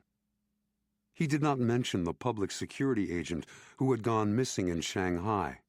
So far, there was nothing to tell, and he wanted to add no support to whoever was vacillating over the Human Rights Accord. There were nods of general agreement, even from Shi Jingnu and Wei Gaofan, which told him whoever was considering opposing the treaty at this late date was not yet ready to commit himself openly. Wei, however, could not resist a final word of caution. "We must not appear too eager to cooperate with the Americans. Remember, shadows can be dangerous." Shanghai. Twilight had deepened into night. In an expensive Shanghai suburb, Yu Yongfu paced across his study, gazing out through his French doors at the garden. He checked his Rolex every few minutes. A tycoon at just 34 years, Yu looked even younger. Trim and athletic, he worked out daily in an exclusive health club near his trade and shipping company, Flying Dragon Enterprises. He had risen to this rarefied affluence in the last 7 years. But then this was a new China, a brash, self-indulgent China, a very American-century China. And Yu considered his attitudes, business methods, and ambitions all American. This had given him little comfort when his man Fang Dun called yesterday to tell him about Agent Mondragon and the missing invoice manifest. The Dowager Empress venture had been risky. He had known that. But the profit involved was stratospheric. Plus, there would be enormous guanxi because the cargo was connected to the illustrious Wei Gaofan himself, a longtime powerful member of the Standing Committee. But now something was very wrong. Where was that blasted Fang? Where was the manifest? The death of 10,000 cuts to the one who had given it to the American. "Are you all right, husband?" Yu whirled to snap at his interfering wife and stopped. That was not the kind of wife Kuan Yi was, or ever would be. Theirs was a modern marriage, a Western marriage. He managed to control his voice. "It's that damnable Fang. He should have been back from Taiwan by now." "The invoice manifest?" Yu nodded. "He'll get it, Yongfu." Yu resumed pacing, shaking his head. "How can you be so sure? That one could bring the devil back from hell. He's invaluable, but he's also dangerous. You must never trust him." "I can handle Fang." His wife stopped her response, and Yu froze in his pacing. A large vehicle had driven into their walled courtyard. "It's him," he told her. "I'll wait upstairs." "Yes." Measured steps crossed the hardwood floor, coming toward his study, and a large man appeared in the open doorway as suddenly as if he had materialized there. Unusually light-skinned, his close-cropped hair was ashy red mixed with stark white. He was tall, perhaps 3 inches over 6 feet, and powerfully built, but he was hardly heavy, a muscled 200 pounds or so. He dwarfed Yu Yongfu, who scowled up at him. Yu made his voice harsh, as befitted an important employer. "You have it?" Fang Dun smiled. A small smile, nothing more, as if pasted on the face of a wood marionette. He padded across the study to a leather armchair and sat with hardly a sound. His voice was low and whispery. "I have it, boss." Yu could not suppress a sigh of relief. Then he held out his hand and made his voice stern. "Give it to me." Fong leaned forward and handed him the envelope. Yu ripped it open and scanned the contents. Fong noted the hands trembled. "It's the real manifest," Fong assured him. His light brown eyes were almost colorless, giving them the appearance of emptiness. They darkened and focused on Yu's face. It was a stare few had been able to meet. Yu was not among them. He quickly looked away. "I'll lock it in my safe upstairs. Fine work, Fong. There'll be a bonus in it for you." He stood. Fong stood too. He was in his late 40s, once a soldier and career officer who had started as an observer in the American war against North Vietnam and the late Soviet Union. He gave it up when he realized there was far greater profit in the profession of mercenary, in the would-be armies of the restless Central Asian republics, particularly as the Soviets collapsed. He considered himself a good judge of men and situations, and he was underwhelmed by what he saw in Yu Yong-fu. As they walked through the study's doorway, Fong said, "I suggest you burn the manifest. That way, no one else can steal it. It's not over, boss." Yu jerked back as if pulled on a leash. "What do you mean?" "Perhaps you should hear what happened on Taiwan." Where he stood 1 foot out of the room like a confidence man poised to make a clean getaway, Yu hesitated. "Tell me." "We killed the American agent, and we retrieved the manifest." Yu wanted to scream with frustration. Why was this not finished? What the hell did Fong mean? "I know that. If that's all—" "But Mondragon wasn't alone. There was another man on the beach. A well-trained man, clever and skilled. Almost certainly another American spy sent to ferry the information to Washington while Mondragon returned to his cover in Shanghai. The beach was merely a transfer point. There is no other logical explanation for the presence of the second man, since he had the training and skill to escape us." Yu fought panic. What was so bad about that? The Americans had failed. The manifest was now safely in his pocket. But he failed, and we have the manifest. What? "The man's in Shanghai now." Feng watched every move the entrepreneur made, every twitch of a muscle. "I doubt he's here for a holiday." A sour taste rose into Yu's throat. "Here? How could such a thing happen? You let him follow you back? How could you be so stupid?" He heard his voice rise like that of a hysteric. Instantly, he stopped his tirade. "He couldn't have followed us. Mondragon must have given him some other information. Or he found some on Mondragon's corpse. One of those two brought him here." Yu struggled to regain control. "But how did he get into the country?" "That's the question, isn't it? It appears he's actually a well-known microbiologist and medical doctor who also happens to be a soldier. Lieutenant Colonel John Smith, M.D., a biomedical researcher.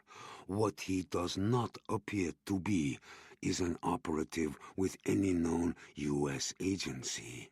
Yet he was the one who met Mondragon on the beach, and then he invited himself into our country. Zhongnanhai now has him under surveillance." "How do you know this?" "Knowing such things is why you pay me so well." It was true. Feng's guanxi sometimes appeared to be greater than Yu's own, and it could make him impudent. He constantly needed to be reminded who was boss. "I pay you to do your job, nothing more. Why is this American still alive?" "He's not easy to approach, and we must be careful. As I said, Zhang Nanhai is watching." Yu tasted bile in his throat. Yes, of course. But he must be killed quickly. Have you discovered who gave Mondragon the invoice manifest? Not yet. Find him, and when you do, kill him too. Feng smiled. Oh, of course, boss. The president seemed to shake his head, bringing himself back to the present. He met Klein's worried gaze steadily. David Thayer is part of my history, but at the same time, I have no memory of him. It's 1,000 to 1 this man is simply an opportunist, possibly a common criminal, probably not even American. He could have met Thayer back before he vanished, so now he's on a low-security farm, has heard about you and your efforts to make China give more respect to human rights, and he sees an opportunity to get out of there. If that were true, how could he have guessed Thayer had a son who'd grow up to be an American president, especially one with the last name of Castilla? Klein frowned. For that matter, sir, how would the real David Thayer know about you? He knew he had a son, but he couldn't know his widow would marry Serge Castilla. Well, that's simple enough. If this man really is David Thayer, he could have simply put 2 and 2 together. He knew he had a son named Samuel Adams and a close friend named Castilla. My age would fit exactly. Of course, you're right, Klein admitted. But what about the leaks? Maybe we have a spy in the White House who told Beijing, and this is one of their convoluted setups. The president shook his head. I never tried to hide that Serge adopted me, but it wasn't something that tended to come up in conversation.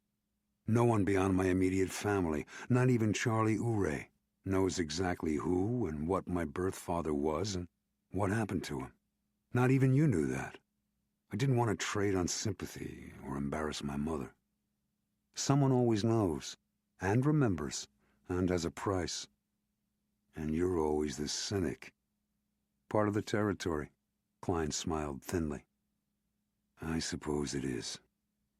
Klein hesitated again. All right, say we can't be sure he's not real. He could be your father. If he is, what do you want to do? The president leaned back in his chair again, took off his glasses, and ran his big hands over his face. He sighed heavily. I want to meet him, of course. I can't think of anything right now that would make my jaded old heart sing the way that would. Imagine my real father is alive. Imagine that. Incredible. When I was a little boy, despite all my love for Serge, I used to dream about David Thayer. He paused, his face filled with melancholy and long-ago loss. He shrugged and waved a hand in dismissal. All right, so that's the dream. Realistically, what does the President of the United States want? I want him out of China, of course. He's an American. Therefore, he deserves a complete support of his country. As I would with any American who has been through the ordeal that he has, I want to meet him, thank him for his courage, and shake his hand. But, that said, there are international consequences to consider. There's the Dowager Empress, and there's the potential of deadly cargo that it's ferrying to a country that would like to destroy us.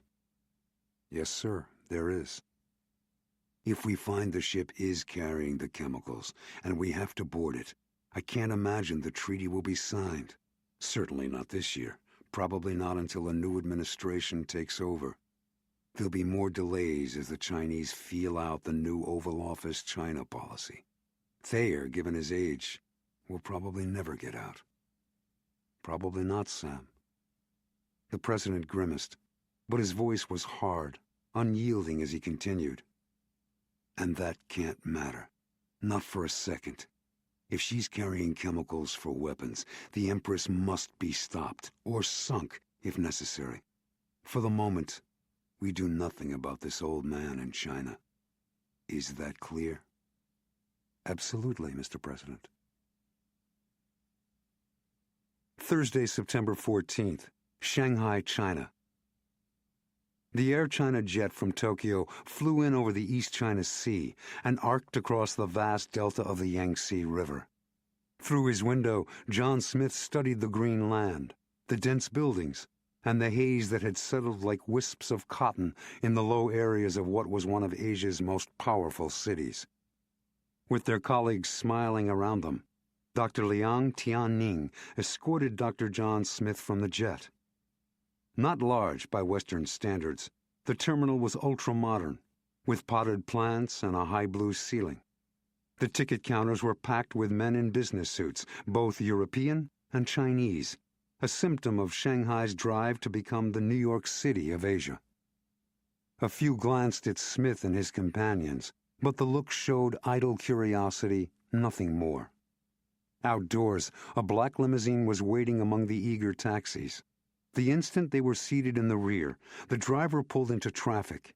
He managed to dodge 3 taxis and 2 pedestrians who leaped for their lives.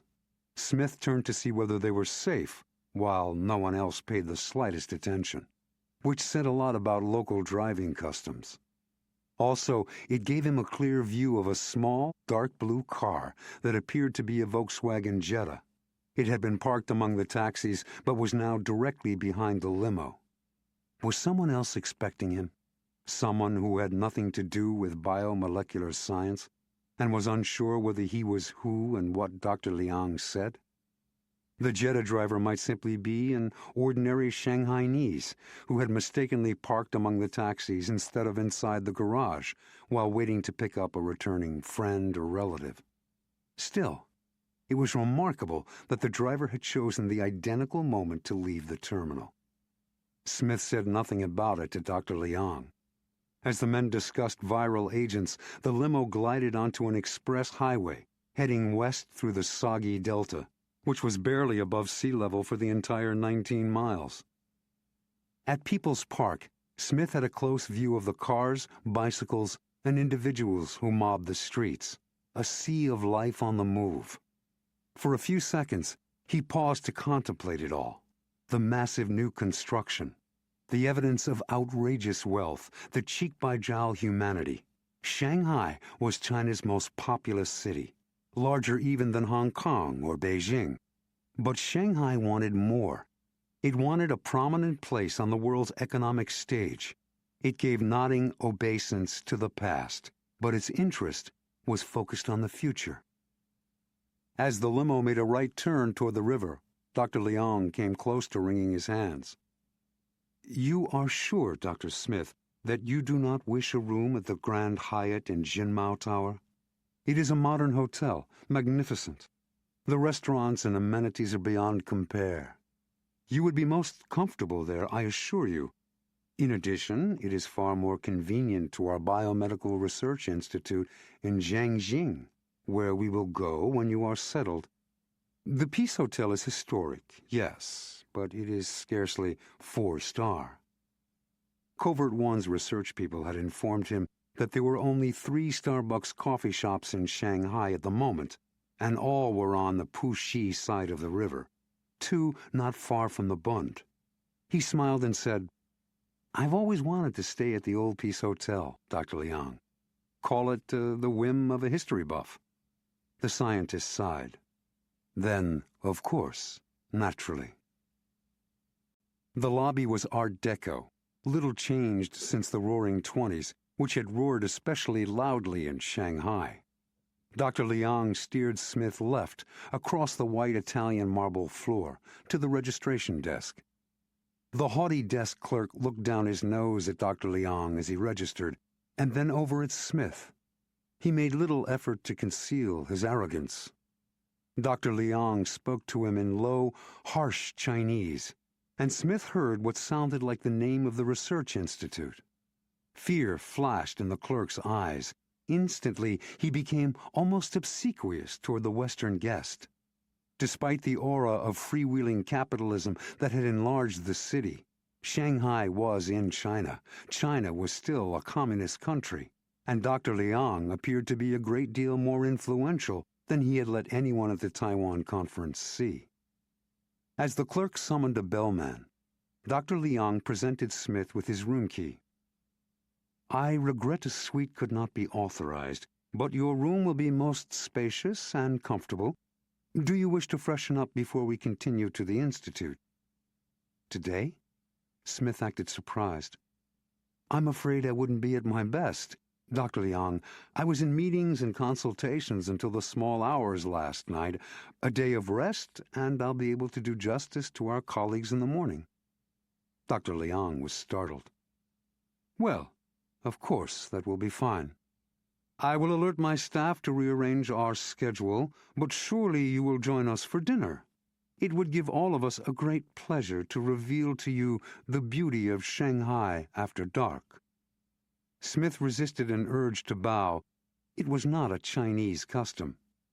"I'd be delighted, thank you. But perhaps we can have a late start. Would 9 o'clock do?" "That is agreeable. We will be here." Liang smiled and nodded understandingly. But there was an edge to his voice as he added, "We will not keep you up too late, Dr. Smith. That is a promise." Was there suspicion behind the words and the smile? Or was Dr. Liang simply losing patience? For a simple scientist, he seemed to inspire a little too much fear in the desk clerk. Smith was acutely aware he might have raised his colleague's doubts by putting him off in Taiwan, then seeking him out a few hours later, and finally, no matter how subtly he had tried to make the invitation seem to come from Liang, hinting he would not turn down an immediate invitation. But with the time pressure, he'd had to take the risk. Suspicious or not, the scientist was at least smiling when he left. Smith watched through the glass doors as he stopped at the limo. The driver appeared from somewhere and spoke swiftly and urgently. Both got in, and the limo sped away. The bellman had taken his suitcase. Smith rode the elevator up to his floor and found his room, still contemplating Dr. Liang, the limousine driver who had inspected an engine that had given no indication it needed inspecting, and the dark blue Jetta. His bag was waiting, and the bellman was gone. Tipping was frowned upon in the People's Republic. Although, as Shakespeare wrote in Hamlet, it was a custom more honored in the breach than in the observance. Smith checked inside his suitcase. The all but invisible filament he'd had installed in the interior was unbroken, which meant no one had searched it. He decided he must be too jumpy, probably overreacting. Still, somewhere out there was the true manifest of the Empress, as well as the people who had created it and the people who had stolen it from Mondragon. They might or might not be the same group. In any case, he was reasonably certain some had seen him close enough that they would recognize him again. By now, they might already know his name. At the same time, all he had was a short glimpse of the big, tall leader of the attackers, a Han Chinese with unusual red hair and a meaningless name scribbled on a coffeehouse napkin. He was just starting to unpack when he heard footsteps in the corridor. He slowed, listening. The sounds stopped outside his door. His pulse accelerating, he padded across the room and flattened against the wall, waiting. Major Pan I-2 was small and pudgy, with soft hands, a gentle voice, and a benign smile. He wore a conservative gray European suit, clip-on floral bow tie, and horn-rimmed glasses. There was nothing about him to frighten anyone until you looked behind the glasses. The eyes were completely unresponsive. When he smiled, the eyes did not. When he conversed in his quiet voice, the eyes did not animate or listen. They watched. They looked at you, but they did not see you. It was impossible to say at any given moment what they did see. "Explain what has alarmed you about this Dr. John Smith," Major Pan said. "Has he been asking questions?" No, nothing like that." Liang fell into his desk chair. "It is only that in Taiwan he was so eager, and then when we have arranged an immediate visit to the research center here, he is quite suddenly too tired. He says that tomorrow would be better." "You don't think he's tired?" "In Taiwan, at the conference, he did not seem tired. At the airport in Taipei, he was quite eager." "Explain to me exactly what happened in Taiwan." Liang described his approach to Smith, his invitation to dinner with himself and his colleagues from the Institute, and Smith's excuse and suggestion another time would be good. Major Pond considered. It was the next morning that he suddenly approached you to come to Shanghai to visit your institute? Well, not in so many words, but I would say he made it quite clear he would be interested in an immediate invitation. The Major nodded to himself again. He abruptly slid off the filing cabinet and was gone. Dr. Liang stared at the closed door of his office, wondering what had happened. He was certain he had reported everything by phone to the Security Bureau, as he was required to do after every trip outside China. Why had Major Pond come here? And what could he have learned just now that made him leave so suddenly? The Major had a reputation as a man who succeeded in his work where everyone else failed. Liang shook his head, feeling a disorienting chill of fear. Beijing, China. The highly secure conclave of Jiangnan stood in the shadow of the legendary Forbidden City in central Beijing, where China's emperors and empresses once played and governed. For centuries, Jiangnan was the imperial court's pleasure garden, where horse races, hunts, and festivals were held for nobility and their retainers on the green banks of two lakes. In fact, Jiangnan meant Central and Southern Lake. Niu Jianxing leaned back behind his cluttered desk, entwined his fingers, and closed his eyes. He was still within the circular pool of light cast by his old desk lamp. It glared on his sunken cheeks and delicate features, which were partially hidden behind tortoiseshell glasses. The harsh light did not appear to bother him. As if he were so deep in concentration, he did not know there was any light at all, as if nothing disturbing could exist in the tranquil world inside his mind. Niu Jianxing had become a very important man, by acquiring power step by clandestine step. Ever since entering the party and the government, he had found repose to be a great aid to concentration and correct decisions. He would often sit silently like this at Politburo and Standing Committee meetings. At first, the others had thought he was asleep and had dismissed him as a lightweight from the countryside of Tianjin. They talked as if he were not there. In fact, as if he did not exist at all, until it became clear, to the permanent regret of a few who had spoken too freely, that he heard every word, and usually had their problems solved or dismissed before they could even articulate them.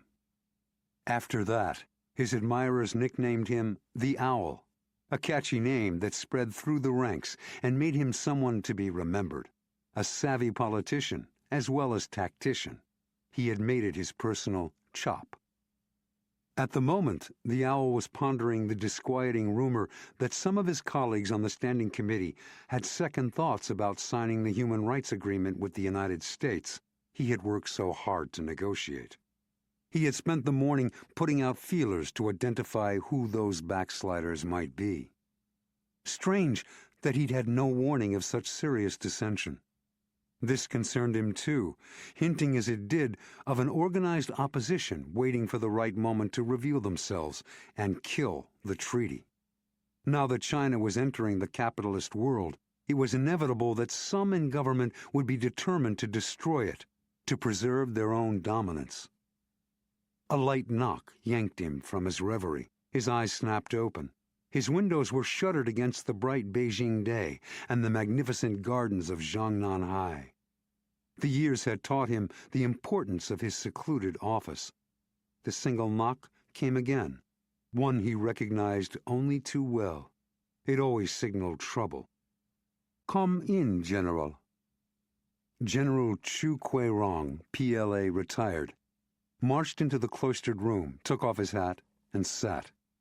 Hunched forward in the hardwood chair that faced the desk, he had a scarred face, thick shoulders, and barrel chest. His tiny eyes were sunk in deep wind and sun creases. They squinted at Nyo, as if looking through the raw desert sunlight. His shaved head reflected like polished steel in the circle of light from the desk lamp. In his metal-bedecked uniform, he resembled some old Soviet marshal, contemplating the destruction of Berlin in World War II. Only the thin cigar clamped between his teeth spoiled the image. "It's the spy." "Major Pan?" The owl hid his impatience. "Yes, Major Pan thinks Dr. Liang could be jumping at shadows, but he's not sure." General Chu was the chief of the Public Security Bureau, one of the organs under the owl's control. Major Pan was one of the general's top operatives. "It's possible Colonel Smith is an intelligence agent who's maneuvered an invitation for a specific purpose, perhaps scientific espionage." "What does Major Pan propose?" he asked. "He wants to keep a close eye on this Colonel Smith. He wants authorization to surveil him and to hold him for interrogation if he does anything remotely suspicious." The owl closed his eyes again, mulling. "Surveillance is probably wise, but I want concrete evidence before authorizing interrogation. These are sensitive times, and at the moment we're fortunate to have an American government peculiarly disposed toward peace and cooperation. We'd be fools not to take advantage of this rare occasion." Shanghai. Smith's spacious room in the Peace Hotel was suddenly claustrophobic. Pressed flat against the wall next to the door, he listened for the footsteps to move. Instead, there was a knock. It was as faint as the footsteps had been. Smith did not move. There it was again. A light tapping, now insistent, nervous. Not a bellman or a maid. Then he knew. Damn! It had to be the interpreter Fred Klein had arranged. He opened the door, grabbed a tall, thin Chinese man by the front of his oversized leather jacket, and jerked him into the room. The fellow's blue Mao cap flew off. "Hey!" Smith seized the cap in midair, heeled the door closed, and glared at the skinny man, who struggled while at the same time looking aggrieved. "What's the word?" "Double latte." "What's your cover?" "Interpreter and chauffeur. What else? Definitely not gun runner. So here, take it quick." As if it were scorching his fingers, he handed Smith a canvas holster encasing a duplicate of his 9mm Beretta. "You have a name?" Smith stuck the semi-automatic into his belt at the small of his back and tossed the shoulder harness into his suitcase. "On Jingxi, but you can call me Andy. That's what I was at NYU. The Village, not uptown. I liked it down there, plenty of chicks and good space you could share sometimes." Adding proudly, if a little wistfully, "I'm a painter." "Congratulations," Smith said dryly. "It's an even more unstable living than a spy's. Okay, Andy, let's go get coffee at a Starbucks and see whether we can figure out who's on my tail." 2 hours later, Andy dropped Smith at the second Starbucks and drove off to park. This one was on Fixjingdonglu, another bustling street, not far from the river in the Nanxi district, Shanghai's old town. The first Starbucks had been in Lipo Plaza, on Huahai Zhonglu. That coffee shop had been filled with locals and Westerners alike, and Smith and Andy had seen no connection to the Empress there or when they had walked the streets, reading nameplates on doors and studying the low buildings filled with shops and small stores. This second Starbucks was less crowded. Only Chinese sat at the tables and ordered coffees to go. Most were dressed in suits, both Western and Chinese, and appeared to be rushing back to desk jobs. Smith carried his second double latte of the day to a table at the front window. This was a business district, which accounted for the lack of Westerners. The buildings were a mixture of 4-, 5-, and 6-story structures dating back to the late colonial era, as well as taller modern buildings and a few shiny glass-and-steel high-rises. One of the newest was directly across the street. Smith focused on a vertical row of brass plaques beside the entrance doors. Andy joined him. I'll get me a mocha and we can start walking. Are you buying?" Smith handed him money. When the interpreter's chauffeur returned, Smith stood up. "We'll try that new building across the street first." Carrying their styrofoam cups, they dodged among the bicycles, cars, and buses to cross with the skill that came from maneuvering through Manhattan's traffic. Smith headed to the brass nameplates at the entry. Most were in Chinese characters, some transliterated into pinyin. Andy translated for Smith. "Hold it," Smith said at the 10th plaque. "Read that again." "Flying Dragon Enterprises, International Trade and Shipping," Andy pontificated. "A dragon's the symbol of heaven in China." "Okay. And therefore of the emperor. How good are you on a computer?" "How good was Grant at winning battles?" "Access the 5 companies on the internet and look for the name Zhao Yanji among their staff. Consider it done." They drove on.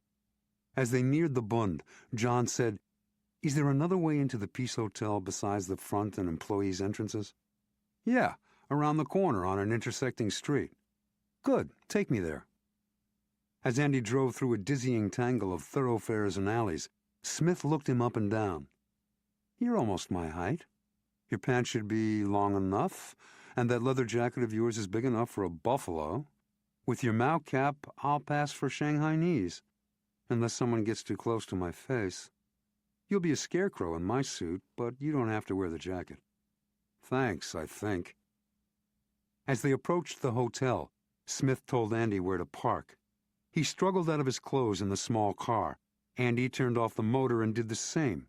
The leather jacket was fine on Smith. The trousers were an inch short, but they would do. He pulled the Mao cap down almost to his eyes and stepped out of the Jetta. He leaned down to the open window.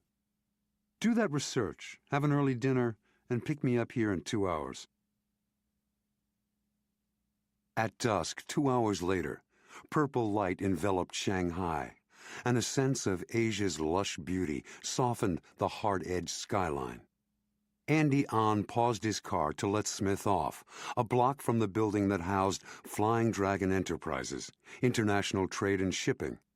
Since most of the night's action had already headed off to Old Town, the French Concession, and Huangpu, the street was very different now, half deserted. Andy's research had made the target definite. Zhao Yanji was the treasurer of Flying Dragon, which was housed in the high-rise directly across the street from the second Starbucks they had visited that day. It made sense to Smith, a clandestine seller of highly sensitive material who conducted sales during working hours would want to be away from his or her job as short a time as possible and on a believable errand, such as getting coffee at a nearby Starbucks. If Zhao Yanji was that person, he had a perfect outlet at the obviously popular Starbucks. As the Jetta plowed off into the twilight, Smith walked toward the high-rise office building, covertly watching everyone and everything. He was dressed in a black sweater, black jeans, and soft-soled flexible shoes. On his back was a light pack, also black. He looked up. The building that housed Flying Dragon blazed with light, a contributor to the city's dazzling night skyline. Across the street, the Starbucks was still open, a scattering of coffee drinkers sitting at the small round tables in a hyper-realistic display, reminiscent of an Edward Hopper painting. The air had that faint diesel odor of all cities, with touches of Asian spices and garlic. Through the high-rise's plate-glass windows, Smith saw a single uniformed guard dozing behind a security desk in the lobby. Smith might be able to slip past, but the risk was unnecessary. The modern building should have all the customary features. He continued past to the driveway that led down into a lighted but closed garage. About 10 feet beyond the ramp was an exit door to the fire stairs. Just what he needed. He tried it. It was locked from inside. He used the pick locks disguised as surgical instruments he carried in his medical kit. The door opened on the 4th try. He slid inside, closed it quietly behind, returned the pick locks to his backpack, and listened in the empty stairwell. It stretched upward, out of sight. He waited 2 minutes and began climbing. At the 8th floor, he took a stethoscope from his backpack and used it to listen through the door. Satisfied there was neither sound nor movement on the other side, he tried the entrance doors. They were unlocked. Eager but wary, he slipped inside and wove soundlessly among the furniture to the solid door in the far corner. The door was marked in both Chinese and English gold lettering. Yu Young-fu, President and Chairman.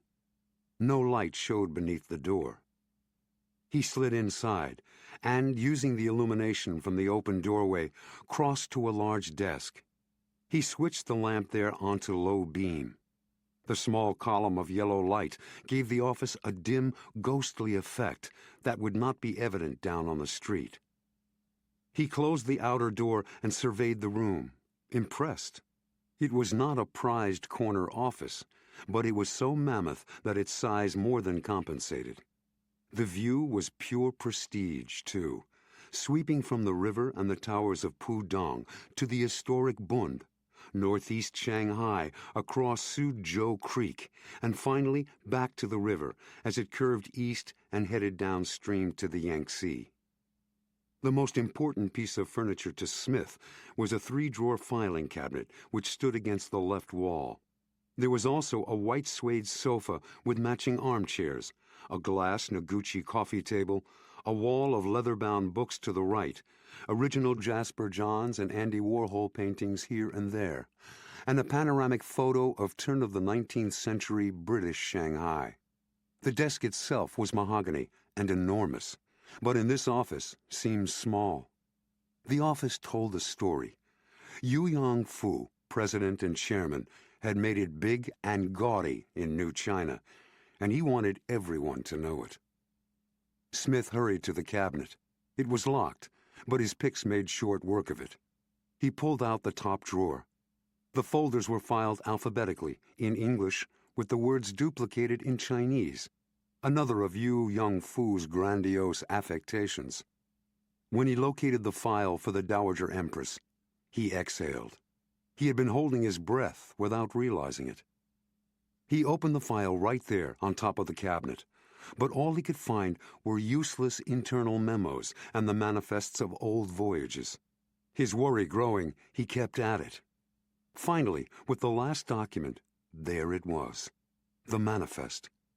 His excitement dimmed as he studied it. The dates were right, as were the ports on both ends of the journey, Shanghai and Basra. But the cargo was wrong.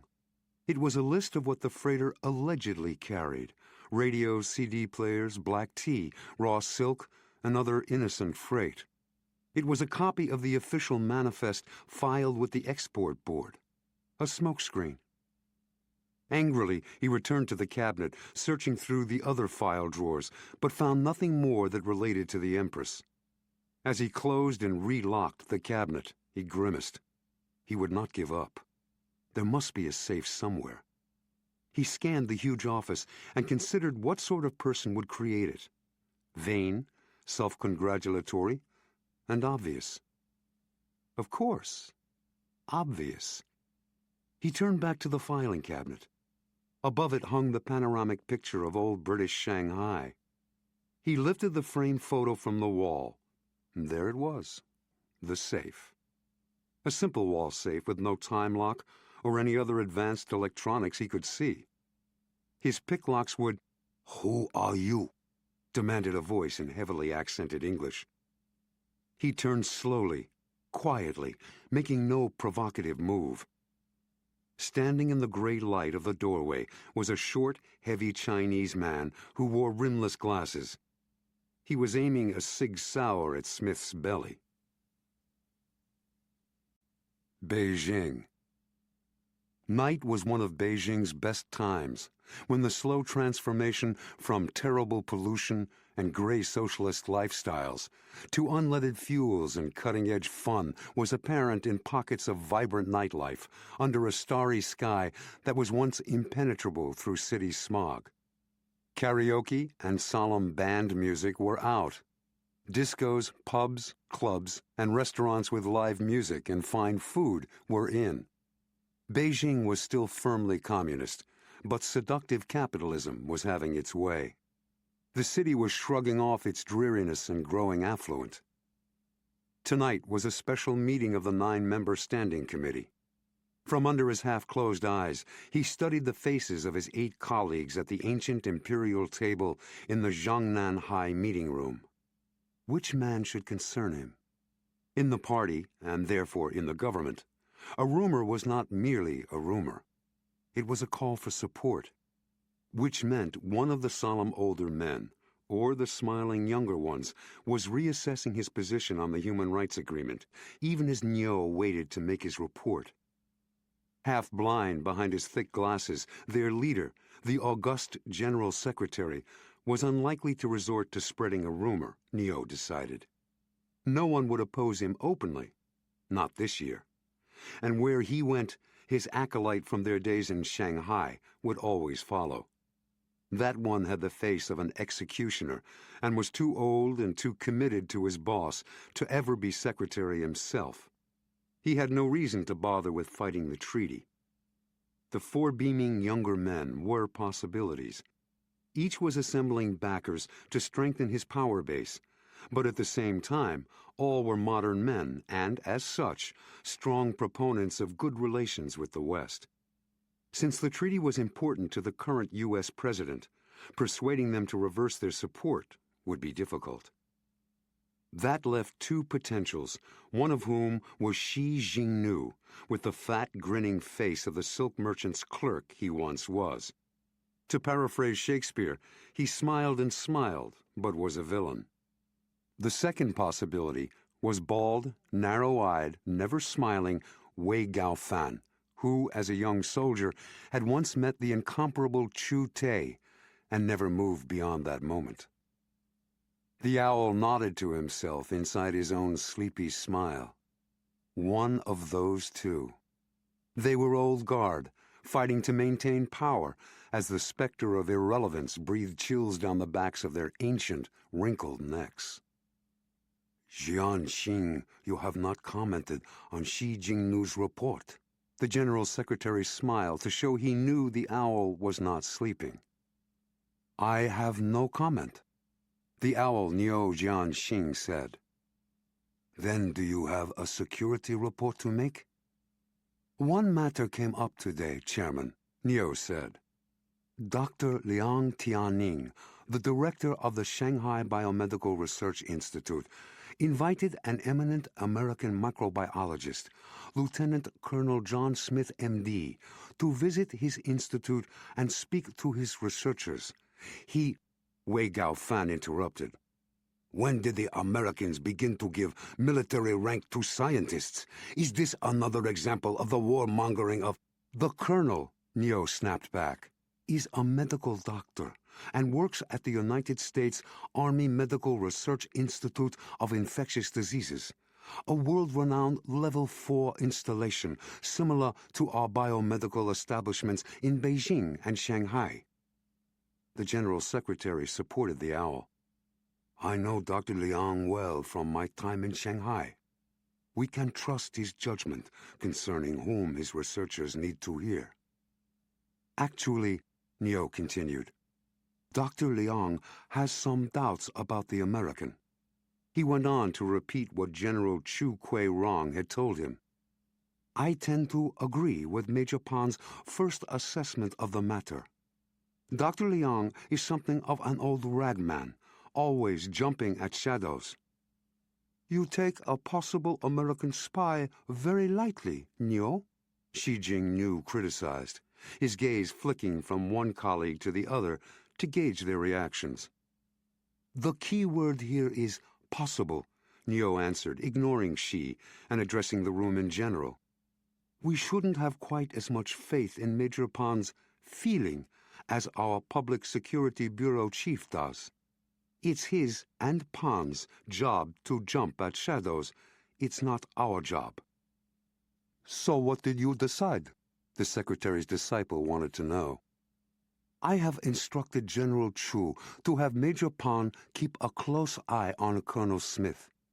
I've not authorized them to arrest and interrogate him. First, They must present me with concrete evidence of sufficient gravity. These are sensitive times, and at the moment we have an American government disposed toward peace and cooperation. He did not mention the public security agent who had gone missing in Shanghai. So far, there was nothing to tell, and he wanted to add no support to whoever was vacillating over the Human Rights Accord. There were nods of general agreement, even from Xi Jingnu and Wei Gaofan, which told him whoever was considering opposing the treaty at this late date was not yet ready to commit himself openly. Wei, however, could not resist a final word of caution. We must not appear too eager to cooperate with the Americans. Remember, shadows can be dangerous. Shanghai. Twilight had deepened into night. In an expensive Shanghai suburb, Yu Yongfu paced across his study, gazing out through his French doors at the garden. He checked his Rolex every few minutes. A tycoon at just 34 years, Yu looked even younger. Trim and athletic, he worked out daily in an exclusive health club near his trade and shipping company, Flying Dragon Enterprises. He had risen to this rarefied affluence in the last 7 years. But then this was a new China, a brash, self-indulgent China, a very American-century China. And Yu considered his attitudes, business methods, and ambitions all American. This had given him little comfort when his man Fang Dun called yesterday to tell him about Agent Mondragon and the missing invoice manifest. The Dowager Empress venture had been risky. He had known that. But the profit involved was stratospheric. Plus, there would be enormous guanxi because the cargo was connected to the illustrious Wei Gaofan himself, a longtime powerful member of the Standing Committee. But now something was very wrong. Where was that blasted Fang? Where was the manifest? The death of 10,000 cuts to the one who had given it to the American. Are you all right, husband? Yu whirled to snap at his interfering wife and stopped. That was not the kind of wife Kuan Yi was, or ever would be. Theirs was a modern marriage, a Western marriage. He managed to control his voice. It's that damnable Fang. He should have been back from Taiwan by now. The invoice manifest? Yu nodded. He'll get it, Yongfu. Yu resumed pacing, shaking his head. How can you be so sure? That one could bring the devil back from hell. He's invaluable, but he's also dangerous. You must never trust him. I can handle Fang. His wife stopped her response, and Yu froze in his pacing. A large vehicle had driven into their walled courtyard. It's him, he told her. I'll wait upstairs. Yes. Measured steps crossed the hardwood floor, coming toward his study, and a large man appeared in the open doorway as suddenly as if he had materialized there. Unusually light-skinned, his close-cropped hair was ashy red mixed with stark white. He was tall, perhaps 3 inches over 6 feet, and powerfully built, but he was hardly heavy, a muscled 200 pounds or so. He dwarfed Yu Yongfu, who scowled up at him. Yu made his voice harsh, as befitted an important employer. You have it?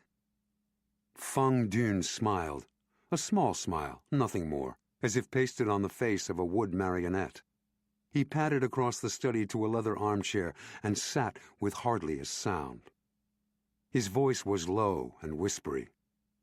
I have it, boss. Yu could not suppress a sigh of relief. Then he held out his hand and made his voice stern. Give it to me. Fang leaned forward and handed him the envelope. Yu ripped it open and scanned the contents. Fang noted the hands trembled. It's the real manifest, Fang assured him. His light brown eyes were almost colorless, giving them the appearance of emptiness. They darkened and focused on Yu's face. It was a stare few had been able to meet. Yu was not among them. He quickly looked away. I'll lock it in my safe upstairs. Fine work, Fong. There'll be a bonus in it for you." He stood. Fong stood too. He was in his late 40s, once a soldier and career officer who had started as an observer in the American war against North Vietnam and the late Soviet Union. He gave it up when he realized there was far greater profit in the profession of mercenary, in the would-be armies of the restless Central Asian republics, particularly as the Soviets collapsed. He considered himself a good judge of men and situations, and he was underwhelmed by what he saw in Yu Yong-fu. As they walked through the study's doorway, Fong said, "I suggest you burn the manifest. That way, no one else can steal it. It's not over, boss." Yu jerked back as if pulled on a leash. "What do you mean?" "Perhaps you should hear what happened on Taiwan." Where he stood 1 foot out of the room like a confidence man poised to make a clean getaway, Yu hesitated. "Tell me." "We killed the American agent, and we retrieved the manifest." Yu wanted to scream with frustration. Why was this not finished? What the hell did Fong mean? "I know that. If that's all—" "But Mondragon wasn't alone. There was another man on the beach. A well-trained man, clever and skilled. Almost certainly another American spy sent to ferry the information to Washington while Mondragon returned to his cover in Shanghai. The beach was merely a transfer point. There is no other logical explanation for the presence of the second man, since he had the training and skill to escape us." Yu fought panic. What was so bad about that? The Americans had failed. The manifest was now safely in his pocket. But he failed, and we have the manifest. What? "The man's in Shanghai now." Feng watched every move the entrepreneur made, every twitch of a muscle. "I doubt he's here for a holiday." A sour taste rose into Yu's throat. "Here? How could such a thing happen? You let him follow you back? How could you be so stupid?" He heard his voice rise like that of a hysteric. Instantly, he stopped his tirade. "He couldn't have followed us. Mondragon must have given him some other information. Or he found some on Mondragon's corpse. One of those two brought him here." Yu struggled to regain control. "But how did he get into the country?" "That's the question, isn't it? It appears he's actually a well-known microbiologist and medical doctor who also happens to be a soldier. Lieutenant Colonel John Smith, M.D., a biomedical researcher. What he does not appear to be is an operative with any known U.S. agency. Yet he was the one who met Mondragon on the beach, and then he invited himself into our country. Zhongnanhai now has him under surveillance." "How do you know this?" "Knowing such things is why you pay me so well." It was true. Feng's guanxi sometimes appeared to be greater than Yu's own, and it could make him impudent. He constantly needed to be reminded who was boss. "I pay you to do your job, nothing more. Why is this American still alive?" "He's not easy to approach, and we must be careful. As I said, Zhang Nanhai is watching." Yu tasted bile in his throat. Yes, of course. But he must be killed. Killed quickly. Have you discovered who gave Mondragon the invoice manifest?" "Not yet." "Find him. And when you do, kill him too." Feng smiled. "Of course, boss." In the dim light of the Flying Dragon office, Smith saw the short, heavy man stare at the file folder still open on the filing cabinet. The man's gun wavered as his gaze swept to the exposed safe on the wall above the cabinet. Smith said, "You must be Zhao Yangji. It was you who gave Avery Mondragon the Empress's real manifest." The muzzle of the Sig Sauer began to shake. "How?" "Mondragon told me. They killed him before he could pass it to me." "Who has it now?" "They do." Zhao Yangji grabbed the shaking pistol with both fleshy hands to try to steady it. How do I know you're telling the truth?" "Because I know about Mondragon. I know your name, and I'm here looking for the manifest myself." Zhao blinked. The Sig Sauer dropped to his side, and he sank cross-legged to the floor, head in his hands. "I am a dead man." Smith picked the Sig Sauer from his fingers. He transferred his Beretta to his jacket pocket, shoved the Sig Sauer into his belt, and looked down at Zhao. Zhao sat with the back of his neck exposed, as if waiting for the slice of an executioner's axe. Smith asked, "They can trace the manifest back to you?" The head nodded. "Not today, perhaps not tomorrow, but eventually. Feng is a sorcerer. He can see behind any screen." "Who's Feng?" "Feng Dun, Yu Yongfu's security chief." Smith frowned, wondering, what does he look like? Zhao described his height and strength, the red and white hair, and the viciousness that was hidden behind the calm exterior. "You've seen him?" "I have," Smith nodded, not surprised.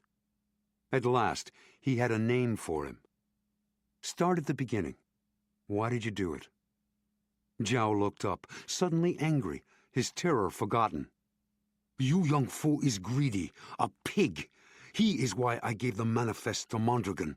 The honored grandfather of my friend Bei-Ru Tiao founded Flying Dragon Enterprises while the English and Americans were still among us. We were an honorable company. As Smith listened to the harangue, he pieced together a story that was all too common in the New People's Republic. Flying Dragon had been a relatively small, conservative company, primarily ferrying cargo up and down the Yangtze and along the coast as far as Hainan Island. Bei-Ru Tiao was president until Yu Yongfu, using muscle, connections in the party, and Belgian financing, grabbed the company in a mafia-like takeover. Yu made himself president and chairman and, with the help of the Belgian shipping firm, expanded into international transport. The entire time, he skated on the edge of both Chinese and international law. Zhao's voice shook with emotion. "My friend, Ru Tiao is ruined because of Yu Yongfu. I gave the manifest to Mondragon to expose Yu Yongfu and ruin him in return." All his bravado vanished as quickly as it erupted. "But I have failed. I am a dead man." "How did you manage to steal it?" He nodded to the exposed safe above the file cabinet. "It was in a secret file in Yu's safe. I am the treasurer of Flying Dragon. I pretended to welcome you, and he made the mistake of retaining me. One day, he forgot he had taken the file from the safe, and I found it. I returned it to the safe after I took the manifest. At the time, he did not remember he had left it out, but he will remember now. The manifest had to come from somewhere." His body slumped more, beaten. "Where do you think the manifest is? In the safe here again?" Zhao shook his head. "No, you would be too afraid to leave it here now. It must be with him at home. He has a safe there too." "Where does he live?" "Far beyond Hangzhou Airport. An obscene mansion that would have shamed an official of the Yuan dynasty." He related an address that meant nothing to Smith, but Andy would be able to find it. "Mondragon said there were 3 copies?" "Yes," Zhao said dully. 3. "Where are the other 2? "One must be in Basra or Baghdad, with the recipient company. That would be normal procedure. I don't know where the other is." Smith gazed at the woeful Zhao. "I can arrange to get you safely out of China." The heavy little man sighed. "Where would I go? China is my home." He pulled himself to his feet, walked across the room, and collapsed in one of Yu Yongfu's suede armchairs. Perhaps they do not find out. Maybe not. May I have my pistol? Smith hesitated. Then he took the Sig Sauer from his belt, checked the chamber, unloaded the clip, and handed in the weapon. I'll put the clip beside the door. He left him there, seated in the stately armchair, staring out into the new Shanghai night. Inside Yu Yongfu's walled compound, Feng Dun sat patiently in his Ford Escort, hidden in the black umbra beneath a branching plane tree. As a breeze carried the sweet scent of blooming jasmine in through his roll-down window, he studied the shadows that moved behind the curtains of the mansion's windows. As he fingered his old Soviet Tokarev with one hand, he punched numbers into his cell phone with the other. He waited for the series of rings and silences that formed the intricate relays that protected the man he was calling, Wei Gaofan. Yes, a voice answered. I must speak with him. The voice instantly recognized him. Of course. From the Ford, Feng saw the silhouette of Yu Yongfu slumped now, and the slimmer shape of Li Kuan Yi standing over him. Her hand was on his shoulder, no doubt comforting him. What has happened about the American? The gruff voice of Wei Gaofan asked from distant Beijing. Feng reported, John Smith is apparently still in his hotel. The security police are watching it. My people are staked out to intercept him, should he try to retrieve the manifest, as we suspect he will. Then continue your efforts. Of course. Feng paused. There's another problem. Yu Yongfu will not hold up. You're sure? Already he's cracking. Should the slightest detail be uncovered, he'll break, reveal everything. Perhaps he'll do that even before. With finality, he pronounced, we can no longer trust him. All right, I'll take care of it. You liquidate the American. Hong Kong. From the penthouse balcony of the Altman Group, Hong Kong's sea of twinkling lights seemed to spread forever, a testament to the vigorous city. In the teak-paneled dining room, a dinner party was winding down. The aromas of expensive meats and French sauces filled the room. The genial host, Ralph McDermott, founder, CEO, and chairman of Altman, held forth for the benefit of his last two guests. A man of medium height, with a bland face that would never be noticed in a crowd, McDermott was in his mid-60s, slightly overweight, and jovial. Making an almost soundless entry, McDermott's private assistant spoke quietly into his ear. McDermott gave no acknowledgement, but he apologized to his guests. I regret I must take this call. It's been a grand evening. Educational for me as well as particularly enjoyable. Thank you for your company. The compliments properly offered and rejected, McDermott hurried through the penthouse to the master's suite. His jovial smile vanished. He snarled into the phone. Report. All went well, Feng Dun told him. As you expected, there was another American agent on the island. We killed Mondragon, retrieved the manifest, but let the American escape. They will now be fully alarmed. Excellent. In their mansion on the outskirts of Shanghai, Yu Yongfu and his family had an important guest. His arrival had surprised them. He was a fat old man with many chins who sat behind Yu's massive desk as if he owned it. Yu said nothing, trying to forget the aggravations of having such a meddling father-in-law. Above the mantel in Yu's Western-style office, the Victorian clock ticked quietly. The two men sat for some minutes in silence.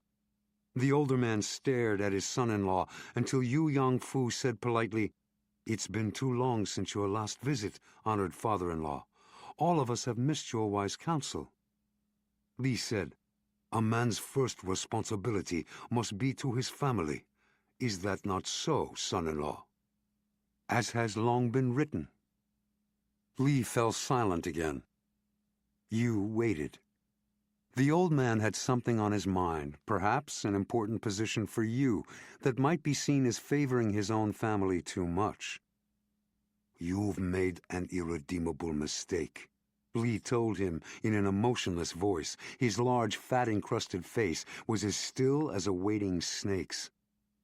The theft of the true manifest to the Dowager Empress puts us in grave jeopardy, all of us. Yu felt himself dissolve in fear. A mistake that's been corrected. No harm has resulted. The manifest is locked in my safe upstairs. There is no... The Americans know what the Empress carries.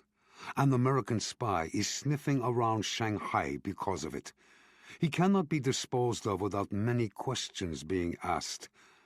You have imperiled me, and worse, you have imperiled Wei Gao-fan.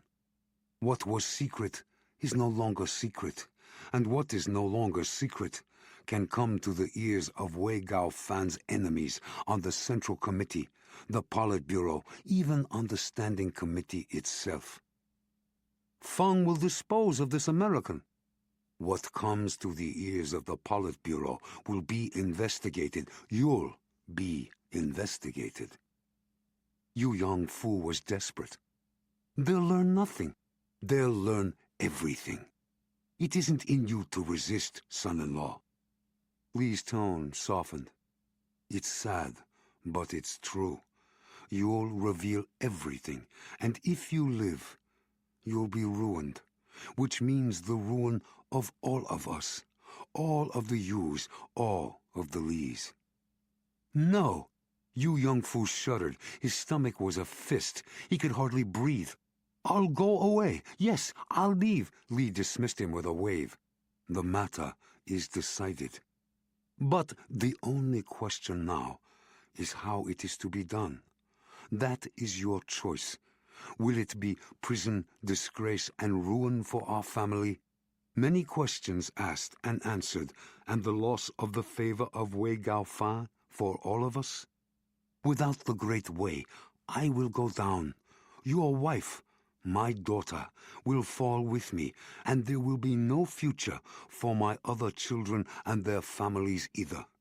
Most crucial to you, there will be no future for your children.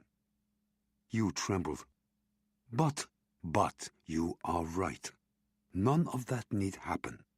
The Honorable Wei will save all of us. The responsibility will end with you. Without you to speak, and no question as to the manner of your death, nothing can lead to Wei Gao-fan or myself. My position remains secure because we will retain Wei's favor. Your wife and children will still have an unlimited future. Yu Yongfu opened his mouth to answer, but no sound came out. Fear paralyzed him as he saw his suicide. Far to the west of downtown Shanghai, beyond the Ring Road Expressway, Andy cut his engine and allowed his Jetta to glide to a stop on a tree-lined suburban street. There were no streetlights. The houses were mostly dark at this late hour. Nothing moved in the blue steel moonlight. In the passenger seat, Smith checked his watch. It was after 9 o'clock. Before he had rendezvoused with Andy, he left a message on Dr. Liang's answering machine that he was indisposed and unable to join him and his colleagues for dinner. He hoped that would cover his activities tonight. That's the address over there. Andy pointed across the street. Yu Yongfu's mansion. Smith saw no numbers. How the hell do you know? Andy grinned. In Shanghai, you just know. Smith grunted.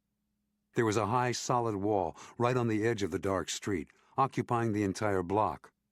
Through the barred metal gate, he could make out an impressive compound in the courtyard style of the long-ago estates of rich landowners. Deep inside, the mansion was barely visible. Unlike anything he had seen in this Asian metropolis, Yu's estate seemed to come straight from the last imperial dynasty. Smith grabbed his night vision binoculars and focused on the distant manse and had a shock. It looked American, as if it had been built around 1900. There was no light in the house, no movement, and no sign of security guards on the grounds. That also surprised him. While the communist government would certainly not permit elaborate private electronic security that could keep their police out, manpower here was both cheap and plentiful. "Okay, Andy, I'm going in. Give me 2 hours. If I'm not back, get out of here. Better give me my suit in case we get separated." Andy handed him the suit in a tightly rolled bundle tied by his belt. "What if someone comes before 2 hours? Leave fast. Try not to let them see you. Hide the car, then slip back on foot and hunker down out of sight. But don't wait longer than the 2 hours. If I'm not back by then, I'm probably not coming back. Notify your contact and tell him about Flying Dragon and Yu Yong-fu." "Jesus, don't scare me any more than I am. Anyway, my contact's not a him. She's a her." "Then tell her." Andy Ahn swallowed and nodded. Smith climbed out of the car and pulled on his backpack. Inside were his tools. In his black work clothes, he trotted through the darkness toward the compound as traffic hummed far away, reminding him again how quiet this neighborhood was. At a corner of the wall far from the Yu mansion, a tree with thick branches hung over the side. Smith grabbed the branch and pulled himself up the wall. At the top, he paused. Blooming jasmine perfumed the air. He had a sense he was on the edge of a forest, so dense were the trees and underbrush. He dropped over into dry leaves. They crunched under his feet. Crouching, he waited motionless, hoping no one had heard him. There was still no sign of security. It made him uneasy. A man of the ambition and ostentation of Yu would have some sort of protection, most likely a phalanx of personal guards. He worked his way around to the front again. The door was a quarter open. He stepped inside, his soft-soled shoes making little sound. He paused to peer into the room to his left. It was a Victorian-style dining room, but everything in it was Chinese, from the carved wood dinner table to the screens that hid various corners. He padded to the right. Another open archway showed a living room, twice the size of the dining room. It was dark and nearly silent. He listened, frowning. Inside, he could hear the soft sound of someone weeping. A beautiful woman sat alone in the darkened living room, in the midst of heavy, museum-quality antique side-pieces. She was curled up on a brown leather Eames chair. Small and slender, she wore her shiny black hair pulled back in a simple ponytail. In one hand, she held a half-full brandy snifter. An uncorked bottle of Remy Martin cognac stood on the chrome and ebony table next to her. A large cat watched from a luxurious couch nearly half as long as the mammoth living room. He stepped carefully into the room, his Beretta still in both hands. The woman raised the snifter and drank it dry in a single gulp. She reached for the open bottle, poured it half full again, set the bottle down, and continued to stare ahead, her movements automatic, like a robot. Smith walked closer, making no sound, the Beretta still up and ready. Suddenly, she was looking straight at him, and he realized he knew her from somewhere, had seen her before. At least her face, the high-necked Chinese dress she wore, the imperious expression. Of course, it was in the movies, some Chinese movie. She was a film star. Yu Yong-fu's trophy wife? Whoever she was staring straight into his face, seemingly oblivious to his pistol. "You're the American spy." Her English was flawless, and it was a statement, not a question. "Really? My husband told me. Is Yu Yong-fu here?" She looked away, staring again into the distance. "My husband is dead." "Dead? How did he die? When?" The woman turned to face him again, and then did something odd. She looked at her watch. 10 or perhaps 15 minutes ago. "How?" He didn't tell me. Possibly a pistol like the one you're holding. Do all men love guns? Her matter-of-fact, emotionless voice, her morbid calm, chilled Smith, like a sharp wind blowing across a glacier. It was you, she continued. They feared you, your presence. It would cause questions they didn't want asked. Who are they? She drained her cognac again. Those who required my husband to kill himself. For me and the children, they said. For the family. She laughed. It was abrupt, like an explosion, a macabre sound, more like a bark than a real laugh. There was no humor in it, only bitterness. If you want to avenge him, help me bring them down. I need a document he had. It'll expose them for the international criminals they are. She considered. There was speculation in her gaze. She searched his face as if to find some trick. Then she shrugged, picked up the bottle of Remy Martin, poured her snifter almost full, and gazed away. Upstairs, she said woodenly, in the safe in our bedroom. She did not look at him again. Instead, she sipped the brandy and studied the empty air above her head, as if it were full of answers she could not quite read. He slipped upstairs to the second-floor landing, where the shadows were denser, since there were no windows to let in the moonlight. The wall safe was behind a hanging, depicting some ancient battle from what looked like the Yuan dynasty of Kublai Khan. Smith took out his picklocks, laid them on the cabinet closest to the safe, and inspected the combination lock. He took hold of the dial knob, and the safe door moved. Full of misgivings, he pulled on the knob. Just as the door swung toward him, a powerful car engine roared to life outside the house. Smith sprinted to the window, which overlooked the garage and driveway, in time to see the taillights of the Jaguar disappear down the long driveway toward the street. Damn! He tore out of the bedroom and down the stairs, two at a time, to the living room. The snifter and bottle were on the table beside the Eames chair, and the woman was gone. Had it all been a setup? A trap? The woman's purpose to distract him with her bitter tale of forced suicide? He listened, but there were no sounds of any vehicles coming up the driveway. He rushed back upstairs to a bedroom at the front of the house to get a different view. It was a boy's room. From the window, he looked past the garden and trees toward the distant wall. He heard nothing now out on the street, saw nothing moving anywhere in the gardens below. Maybe he was wrong. Maybe she really was distraught and half-drunk, running away because of her horror to some private sanctuary or to join her husband in death. He could not take the chance. He raced back upstairs, emptied the safe, and dumped the contents on one of the couch beds. There were jewels, letters, documents. There was no money and no manifest. He shook his head angrily, his disappointment raw. He searched through the letters and documents twice more, swearing to himself. The invoice manifest was definitely missing. There was one item that was interesting. A typed note on the letterhead of a Belgian company, Donk and Lapierre, S.A. Antwerp, and Hong Kong. Written in French, it was addressed to Yu Yongfu at Flying Dragon Enterprises. It assured Yu the shipment would arrive in Shanghai on August 24th in plenty of time for the Dowager Empress to sail, and it expressed great optimism for our joint venture. It was signed by Yan Donk and listed a phone number in Hong Kong under the sender's name.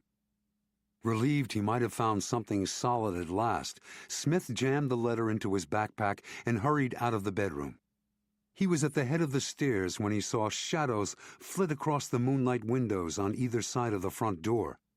His pulse accelerated as he forced himself to stay motionless, listening.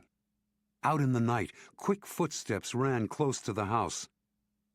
With a jolt of adrenaline, he sprinted back to the master bedroom and peered out the rear windows at the formal English garden. No one was in sight, but there were no trees and no other way down except to jump. He dashed to the windows on the other side of the room, which faced away from the driveway and garage. The manicured lawn was the color of tarnished copper in the moonlight. There were trees, but none close enough to reach. There was, however, a drain pipe that ran from the gutters at the edge of the roof above him down to the grass.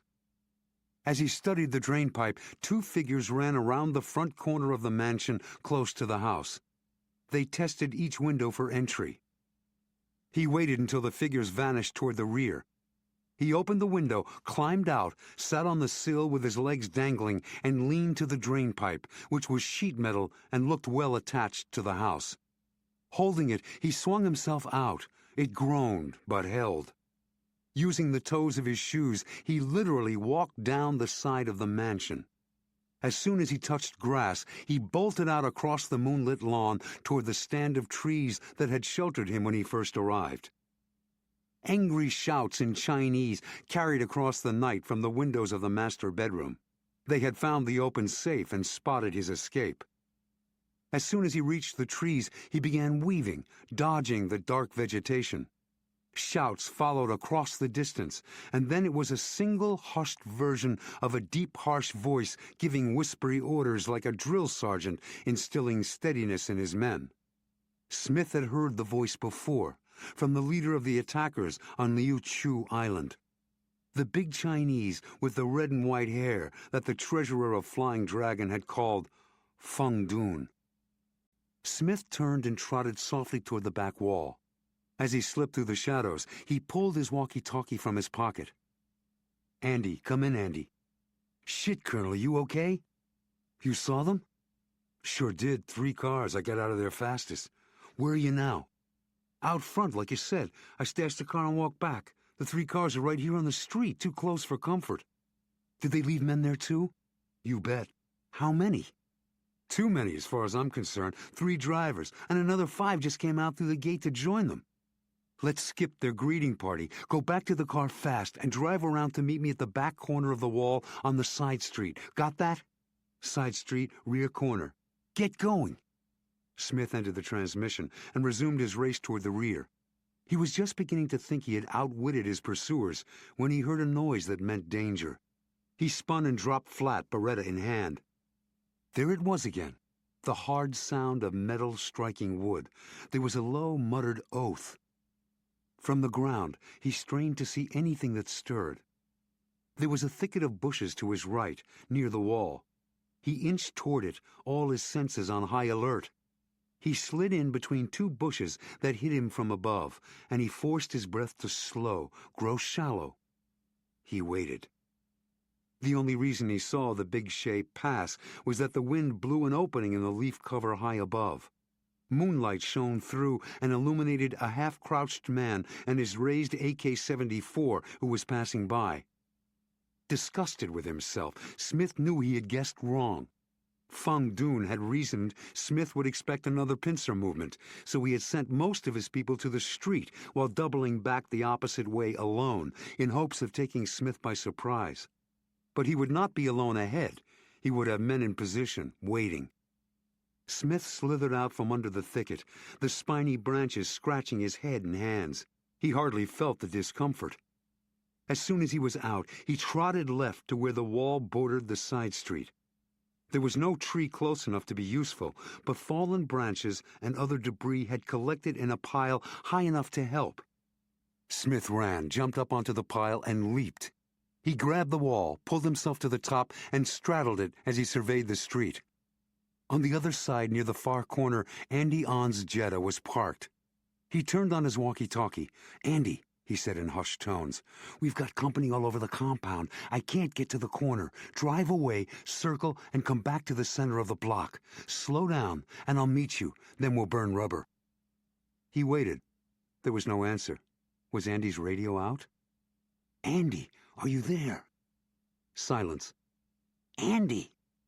His stomach went loose with fear. A chill swept through him. He dug his night vision binoculars from his backpack and focused on the Jetta.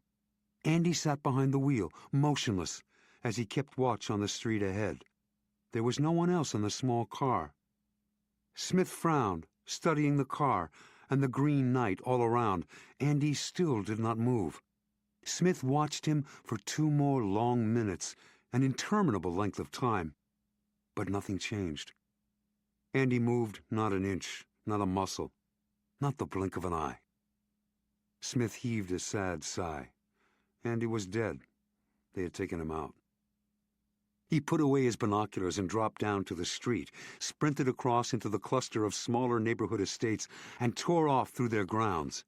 He heard no shouts behind him this time. They would be too focused on the Jetta, expecting him to connect with Andy. Finally, he reached a major street. Dripping with sweat, he hailed a taxi. Washington, D.C.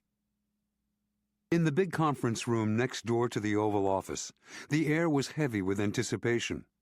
The chairs encircling the long table were filled, as were the chairs lining the walls, where assistants, advisors, and researchers sat and stood, waiting to hear what decisions would be made, so they were prepared to find answers to their boss's questions.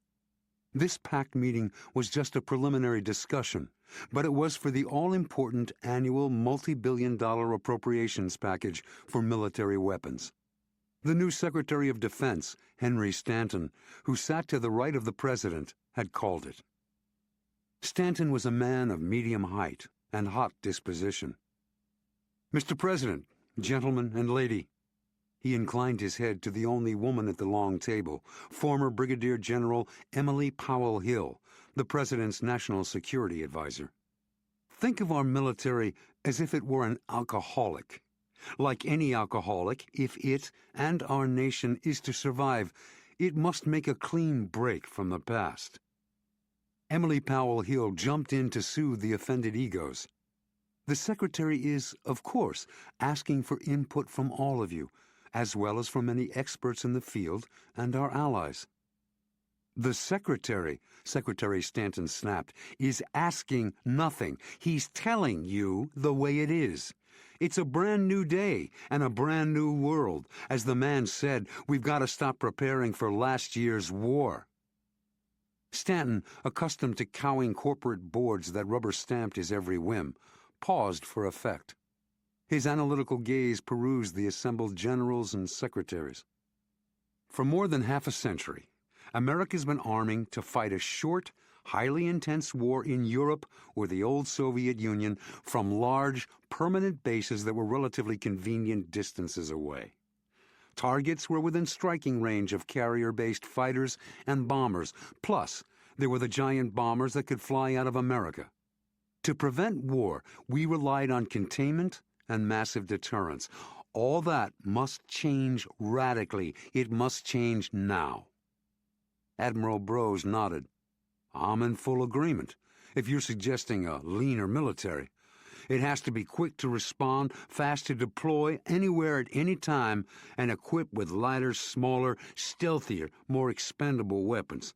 The Navy's already implemented its street fighter concept of small carriers, missile ships, and submarines to fight in the narrow coastal waters we expect we'll be operating in more and more."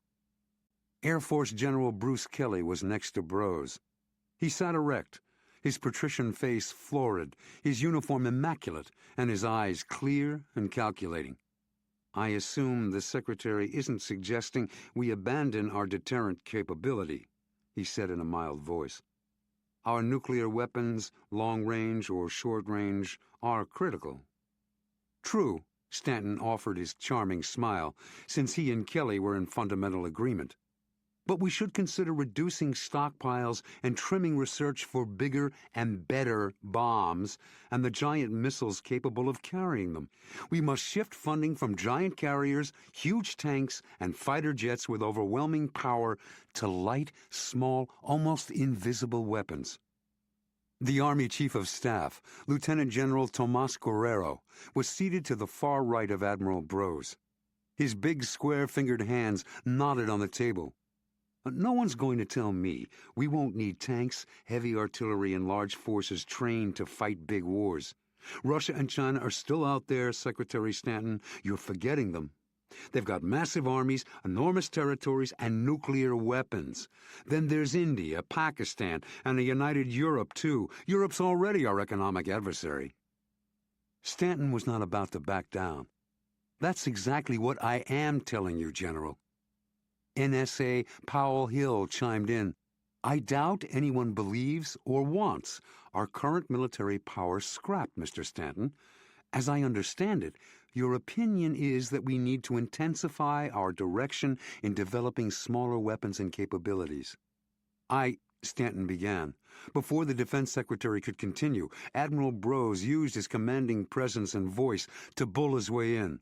No one in this room disagrees with the concept of a leaner, meaner military. Hell, that's what we've been working on since the Gulf War. We just haven't made the complete commitment you're asking for. From the far end of the table, Lieutenant General Oda, the Marine Commandant, boomed, "I sure don't disagree. Light and fast, that's what the Marines want." Nods of consensus filled the room. Only President Castilla, who was usually a full participant in any serious discussion of the military, remained silent. He appeared to be brooding, waiting for something else to be said. Secretary Stanton glanced at him, sensing uncertainty. He moved ahead boldly. "As far as it goes, I'm glad you agree with my analysis, but I get the impression you're talking about beginning tomorrow. That's not good enough. We have to start today, now, at this moment." "I'll speak for the Navy," Brose said. "We're already rethinking our carriers and other surface vessels. In confined waters or waters close to a coast, they'll be sitting ducks for missiles. If it's a war deep inside a continent, no ships or short-range aircraft will be able to get to the battlefield anyway." "That leaves the Army and the Protector artillery system," Secretary of the Army Jasper Cott announced. He was an elegant man with fastidious manners. Smooth-cheeked, with a quiet face and expressive eyes, he was also unflappable under the most trying circumstances. "I'll anticipate Secretary Stanton by agreeing we need the quickly committed army he envisions. If a ground war had erupted in Kosovo, our tanks would have needed months to arrive, and when they did, the massive weight of the 70-ton Abrams would have crushed 10 of the 12 bridges between the port and the battlefield. That's why we're training interim brigades now. They'll ultimately have a new armored vehicle far smaller than the Abrams, and we can ship it by air." "Then we don't need the Protector system at all, do we, Secretary Cott?" Stanton challenged. Cott's voice remained polite, almost neutral. "As a matter of fact, we do need it. We need it very much. As General Guerrero said, we've got serious potential adversaries out there: China, Russia, Serbia, India, Pakistan, and, don't forget, Iran and Iraq. Our long-range bombers are powerful, but not always accurate. Artillery's still the key to winning a major battle. We like the Protector because it's far superior to our current Paladin system. It gives us the superiority to deter big military adversaries. By the way, the Protector is easily airlifted. It's easy to fly into remote areas only if it remains at the 42 tons you stripped it down to. You discarded a lot of the armor you really want. Everyone knows you'll put it back on as soon as you can. Then the damn thing will be too heavy to fly anywhere." "It will remain airlift capable," General Guerrero retorted. As the men around the table bristled, ready to resume arguing, Admiral Brose raised his voice. "I believe we have defined our position sufficiently. Funds for weaponry are not unlimited, right, Emily?" The National Security Advisor nodded soberly. "Unfortunately." "So I tend to side with the Defense Secretary on this," Brose told them. "Our first priority is to develop the fleeter forces our experiences from Somalia to the present tell us we need. We also need to hold the line on what we have and keep a wary eye on the military developments of potential enemies." He gazed across the table to the President. "What do you say, sir?" Although President Castilla had remained oddly silent through the lengthy discussion, he was known to favor a sparer military. He nodded almost to himself. Finally, he announced, "We may have to consider a larger military allocation than we anticipated." Puzzled, everyone in the room looked at one another and back at the President. He was vacillating, a rare occurrence for such a firm decision-maker. Only Admiral Brose had an inkling of what could be causing the uncharacteristic hesitancy. the Dowager Empress, and China's strategic interests in her. The president stood. "We'll meet again soon to discuss this further. Emily, I need to speak with you and Charlie on another matter." The assorted generals, cabinet members, and assistants filed out, frowning and exchanging cryptic comments about what they obviously considered an unsatisfying meeting. President Castilla watched them go, his expression grave. Shanghai.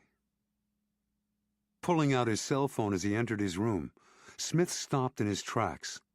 The thin sheet of see-through plastic on the carpet was gone.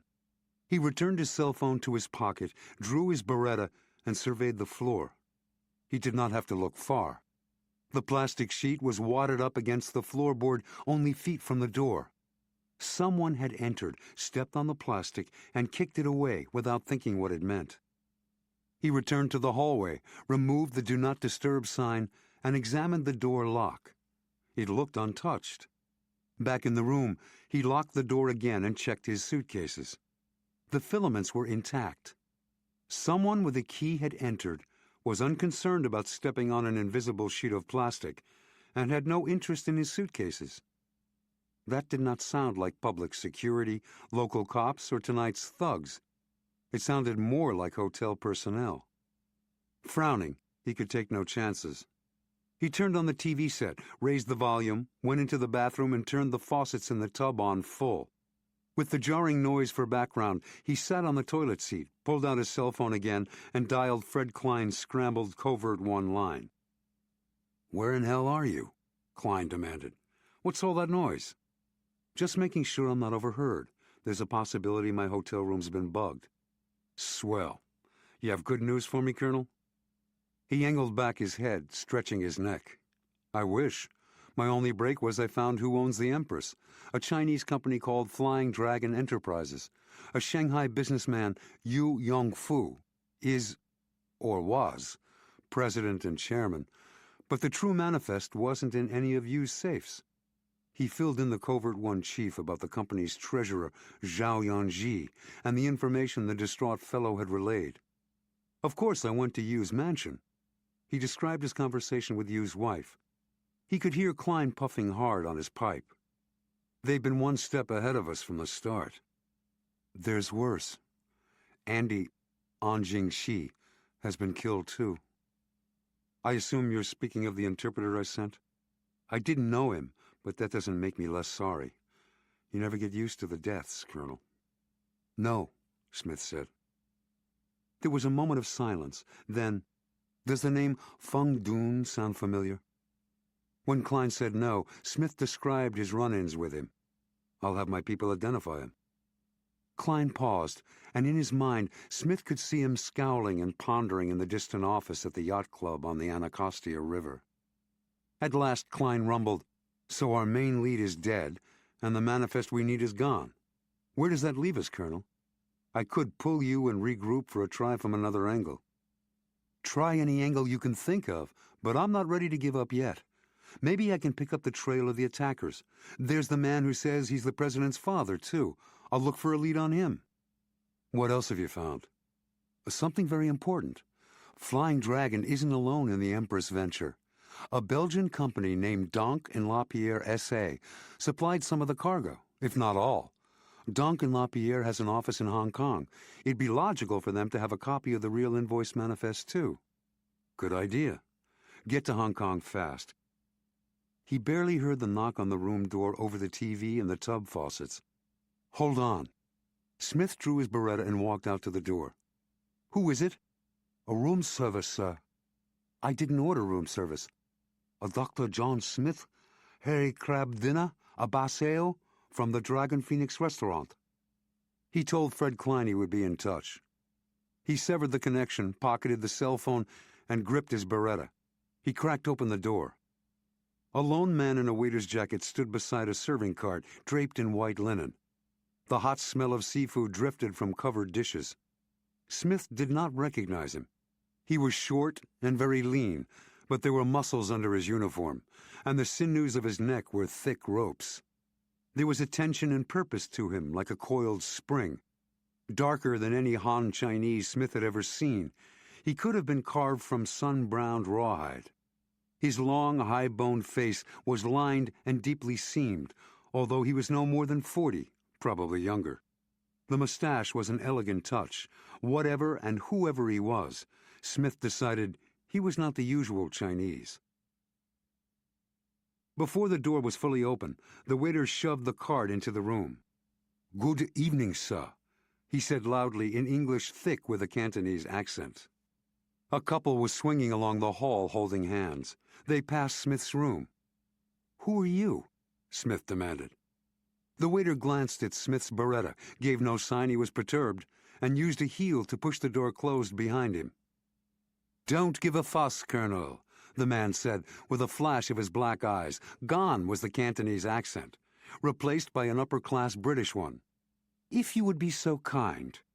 He reached under his serving cart and tossed a bundle of clothes to Smith. "Put these on quickly. There are some blokes downstairs looking for you. No time for full disclosure." Smith caught the bundle with his left hand, while his right continued to point his Beretta at the man. "Who the hell are you? And who are they?" "They are the Public Security Bureau, and I'm Asghar Mahmoud, alias Xing Bao in the People's Republic." He still did not acknowledge Smith's Beretta. "I'm the asset who got the word to Mondragon about the old man in the Chinese prison." In his hotel room, Smith continued to point his Beretta at the man disguised as a waiter. "Who's Mondragon, and what does he care about some old man?" "This is hardly the time to be coy, Colonel." He stripped off his white jacket and loose trousers to reveal the typical young Shanghainese man's ubiquitous white shirt, cheap navy wash-and-wear slacks, and navy coat. "We sent a man to track Mondragon to make certain he gave the information to you Yanks. Remember Liu Chu Island? The ambush? That's where Mondragon took the long trip. Then you returned to Kaohsiung. We've never stopped keeping a bead on you. Satisfied?" Still, Smith's weapon remained trained on him. "Why would public security care about me?" "Oh, bloody hell! Back off! David Thayer could just be our ticket to worldwide recognition of what's actually going on here in China. Public security's after you for their reasons, not ours." "Grab only what you must." Mahmoud had wheeled the serving cart around to face the door. He opened it. Smith snatched up his backpack, shoved the Beretta into his pocket, and sprinted after him into the hotel corridor. It was deserted. Mahmoud ran the cart to the right, away from the bank of regular elevators, and around the corner to a service elevator. It was open. "Bit of luck, that," he said approvingly. He pushed the cart into it, Smith on his heels. As the doors closed, they heard a guest elevator stop on their floor. The doors whooshed open, and footsteps rushed down the corridor. Their elevator descended, with the noises of harsh, impatient knocking and sharp orders in Chinese so loud they penetrated the walls. "Sounds as if they're at your room," Asghar said. Smith nodded, wondering how long it would be before the security police figured out what had happened and where they had gone. At the first floor, Mahmoud pushed the cart into the lobby. "There's a way out through the kitchen," Smith said. Mahmoud hurried off through the aromatic corridors behind the kitchen to the employees' exit, Smith by his side. They abandoned the cart and crept outdoors, where they were instantly assaulted by city noises. The dark alley stretched left to Nanjing Donglu and its crowds, and to the right toward the street behind the hotel. The shouts came from neither left nor right, but from behind, inside the hotel. The security police had figured out where they had gone sooner than Smith expected. "Run!" Like a greyhound, Mahmoud tore off to the right. Smith raced along the dim alley beside him, following his lead as the babble of Nanjing Donglu faded in the distance. At the corner, more shouts exploded, and feet hammered, chasing them. They turned left again, away from the Bund and the river, plunged across the narrower side street, and into the mouth of another alley, and twisted through a third alley. Checking over their shoulders, they shot out across another street. As they entered a new alley, Mahmoud settled into a punishing, distance-devouring trot. Sweating, confused, Smith had no idea where they were or where they were going. Mahmoud took him through a bewildering maze of back streets and anonymous alleys, where they dodged, eluded, jumped over, and bounced off swearing pedestrians, bicycle parking lots, construction sites, strewn debris, street vendors, cars parked up on the sidewalks, and cars that ran red lights, right and left, without even a token pause.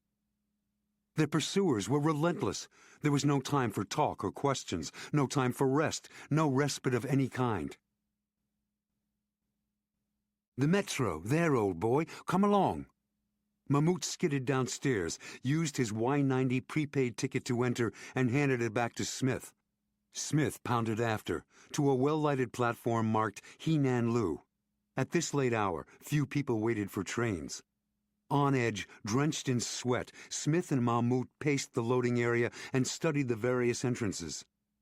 When a train finally came, they leaped aboard. The subway car was clean, fast, and comfortable. When they reached the next station, Mahmoud stepped off and looked up and down the platform. After one survey, he returned to the car, shaking his head. "Trouble? The city police are watching the exits, which tells me the public security people know we took the metro. But how would they know which direction? They don't. If they knew, we'd be seeing public security agents on the platform, not city police. The security guys are waiting for us to be spotted. I don't like that." "I do," Mahmoud said. "It gives us a small advantage. The city cops won't arrest us. They'll wait for security to arrive." The train pulled out again. Mahmoud let 2 more stations pass before telling Smith, "The next stop is Jing-An Temple. We'll get off there. They never did get a sharp look at me, and in these clothes I could be anyone. As for you, I doubt they'll stop you in the station, but I can't be certain. I'll tell you which exit to take, and you swarm out with the crowd. I'll be right behind in case you're spotted. We'll jump them together." "But then what?" "Then we run again." "Good. Can't wait." Mahmoud grinned widely, showing white, even teeth beneath his black mustache. As the train burst into the lighted station and rolled to a stop, he looked out the windows. "Go out with everyone else. Turn left toward the far end of the platform. There'll be 3 exits along the way. Take the next to last." As they watched, the doors rattled open. "Got it." Smith stepped off the car with the surge of passengers. He followed those who turned left. Fewer than a quarter chose the next to last exit. He stayed among them, not daring to look back to be sure Mahmoud was near. At the exit, 2 Shanghai policemen were scrutinizing each passenger.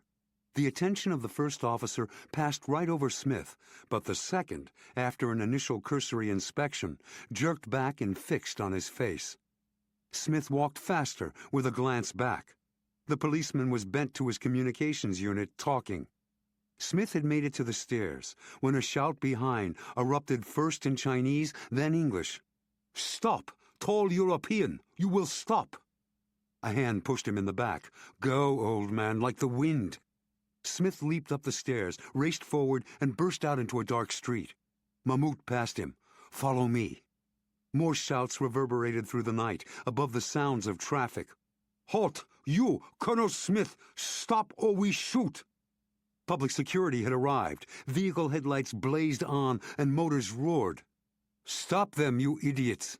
This was in the best English. Smith thundered after Mahmoud, both trapped in the glare of headlights, like antelope fleeing across the African veldt. There was no shelter to hide behind. The street was open and straight. "We can't outrun them," Smith snapped to his side. "We don't have to."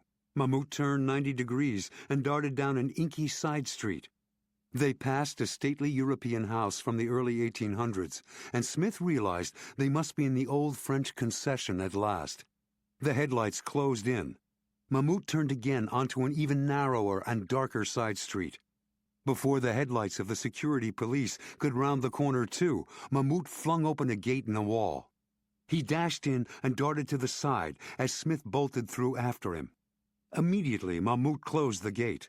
As headlights illuminated the street, the 2 men ran past a row of the brick villas.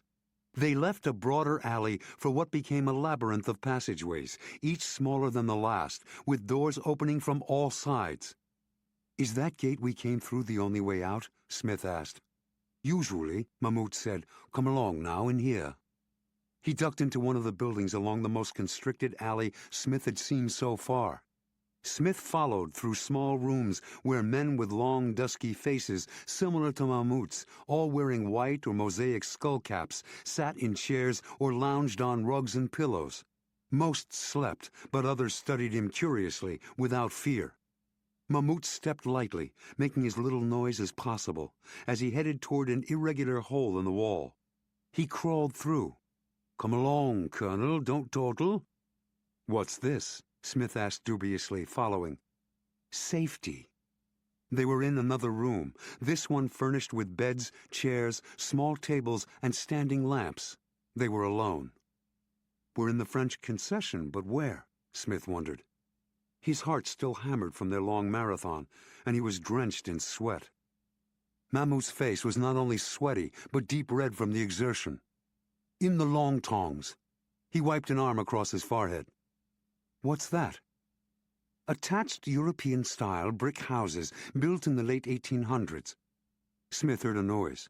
He glanced back in time to see an entire section of brick wall, the exact shape of the hole they had come through, being fitted back into the opening.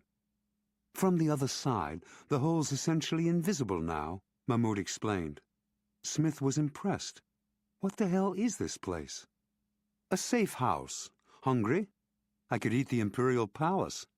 For myself, I'm regretting those crabs we left behind." Mahmoud opened a door, and they entered another room. This one contained a long table, a stove, and a refrigerator. Mahmoud started to open the refrigerator, but his hand stopped in midair. Smith heard it too. On the other side of the far wall, heavy feet walked, and male voices argued and discussed. They sounded like the security police, and only a room away. Mahmoud shrugged. "They won't find our hole in the wall, Colonel. You'll adjust to a feeling of safety. We're not even in the same long tong they are." Asghar Mahmoud chuckled silently as he reached into the refrigerator. "Take a seat at the table, Colonel. They won't find us." He pulled out more food, carried everything to 2 microwave ovens, and turned them on. As their dinner heated, he found 2 bottles of ale and sat at the table. He pointed to the second chair. "Trust me, Colonel." The voices and feet continued to sound, but no one had appeared, and Smith was hungry. He sat facing Mahmoud, who opened bottles of Newcastle brown ale and poured them into common English pub imperial pint glasses, etched crowns and all. "Cheers and safe passage." Mahmoud raised his glass and cocked his head as if entertained by Smith's nervousness. At last Smith shrugged. His throat was tinder dry from all the running. "What the hell? Bottoms up." He drank deeply. Mahmoud put down his glass and wiped foam from his mustache. "You should give us more credit, Colonel. This is as safe a house as any that your CIA maintains." "Who's us? And why do you have 2 names, one Chinese and one something else?" "Because the Chinese insist the land of my people is in China, so I must therefore be Chinese and have a Han name. Us are the Uyghurs. I'm a Uyghur from out in Xinjiang. Actually, a half Uyghur, but that's a technicality important only to my parents. My real name is Asghar Mahmoud. At the Metro, they called you Colonel Smith, and you obviously have military training. Do you have other names as well?" John Smith. I'm a medical doctor and scientist who happens to be a military officer. And what the hell is a Uyghur?" Mahmoud took another gulp of ale and gave a wry smile. "Ah, Americans, you know so little of the world, so little of history, even, sadly, sometimes your own. Charming, energetic, and ignorant. That's you Yanks. Allow me to enlighten you." It was Smith's turn to smile. He drank. "I'm all ears, as we Yanks say." "Gentlemanly of you." His voice rose with pride. "The Uyghurs are an ancient Turkic people. We've lived on the deserts, mountains, and steppes of eastern Central Asia since long, long before your Christ. Long, too, before the Chinese worked up the nerve to escape their eastern river valleys. We're distant cousins of the Mongols and closer cousins of the Turks, Uzbeks, Kyrgyz, and Kazakhs. The Chinese force us to take Han names, speak Han, and behave like Han. They close our schools and refuse to teach us in anything but Han. They send millions of their own to populate our cities, destroy our way of life, and drive us from our farms into the desert or the high steppes with the Kazakhs, if we wish to survive as a people. They don't let us pray to Allah, and they demolish our historic mosques. They're stamping out our language, customs, and literature. Smith nodded. And your Brit accent? I was sent to England. I assume you're not the only one sent away to be educated? Of course not. There have been several dozen of us over the years, including my sister. We're only a resistance, a nuisance, alas. Just ambushers, saboteurs, and bandits. We harry the Han. The Han claim there's only some 7 or 8 million of us. We say we're 30 million. But even 30 million on horses and pickups can accomplish little against 1 billion with tanks. Nevertheless, we must resist. It's our nature, if nothing else. The result is we become an autonomous region. That's meaningless in the larger picture, of course, especially with Urumqi already a Han Chinese city, but it does show we have them worried enough to try to bribe us. John helped himself to seconds. That's why you told Mondragon about the old man who says he's our president's father, right? Asghar nodded. Who knows whether he is?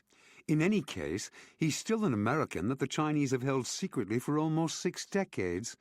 We hope that will call fresh attention to China's miserable human rights record and its systematic destruction of its minorities, particularly those of us who are totally non-Chinese. We live a lot closer to Kabul and New Delhi than we do to Beijing, especially if he really is the president's father. Especially. Asghar smiled, his white teeth flashing again. John finally pushed his empty plate away and picked up his ale. Tell me about this old man. Where is he? In a prison near Dazhou. That's about 70 of your miles northeast of Chongqing. What kind of prison? It's more like a protected farm. It houses mostly political prisoners being re-educated, petty criminals, and old men considered minor escape risks. How did you manage to get his story? As I told you, a lot of the prisoners are political. Some are Uyghurs. We have an activist network and information grapevine inside for outside news. Thea heard about the Human Rights Treaty, knew our people are against the Chinese, and could get word out, so we told them who he was. John nodded. Can I use my cell phone safely? Bad idea. By now, public security must have rigged a way to triangulate wireless in and out of here. There are so few cell phones in the Long Tongs that it'd be worth their while to track every call, especially since they seem hell-bent to find you. Smith considered. A payphone would do if you can get me out to one. I'll say nothing revealing. If I manage it, do you have a plan? The 7th Fleet's always close to China. That means I'd need your help to get to the coast for a pickup, too. It won't be easy, Colonel. China is a tight, homogeneous country, especially here in the East. In the countryside, it's worse. They seldom see foreigners, Uyghurs, or even private autos. Just a Land Rover will draw plenty of attention. So what do? Asghar considered. We make you a Uyghur. A piece of the wall moved. Dressed again in his black sweater, black jeans, and black soft-soled shoes, with his light backpack hanging from his shoulders, John waited where he could watch the section being pulled out to open the entry into the hidden apartment. He held his Beretta behind him, waiting. Asghar Mahmoud stepped through and turned to help 3 solemn women who followed. Dressed in typical clothes, slacks and jeans, shirts and blouses, sweaters and sweatshirts, 1 blazer. 2 carried makeup kits, the 3rd a bundle of clothes. They were fairly tall and slender, and had thick, shining black hair. The one holding the bundle of clothes was taller than the others, with a lean face. She was a beauty, who knew it, and seemed to find it amusing. 2 more men appeared, ducking in through the hole after the women. The tall, beautiful woman was wearing the blazer over a sweatshirt and jeans. She looked John up and down. Is that the latest fashion for men in Washington? She asked in clear, American-accented English. The half-smile grew broader. Only for secret agents on a mission, he smiled back. One of the men said something to Asghar in a language that sounded somewhat like what John had heard among Northern Alliance Uzbeks in Afghanistan. Asghar answered and translated for John. Tok Tufan wanted to know where you hid your weapons. I told him you probably had your pistol in your belt at your back under your sweater and your knife on your leg. Close. Asghar smiled. The other guy back there is Mir Kunmilia, and the tall lady who speaks like another Yank is my sister, Alani. She and her friends will turn your face into a Uyghur's, if they can. They have Uyghur clothes for you to wear, too. What will you be doing? Figuring out the best destination, arranging transport, and becoming Uyghurs again ourselves. He motioned to the two other men. We'll leave you in Alani's capable hands.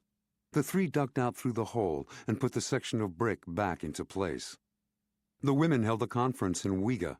More accurately, the two who had remained nameless asked Alani a torrent of questions. Finally, she turned to John. Sit there, Colonel Smith. She pointed to a chair.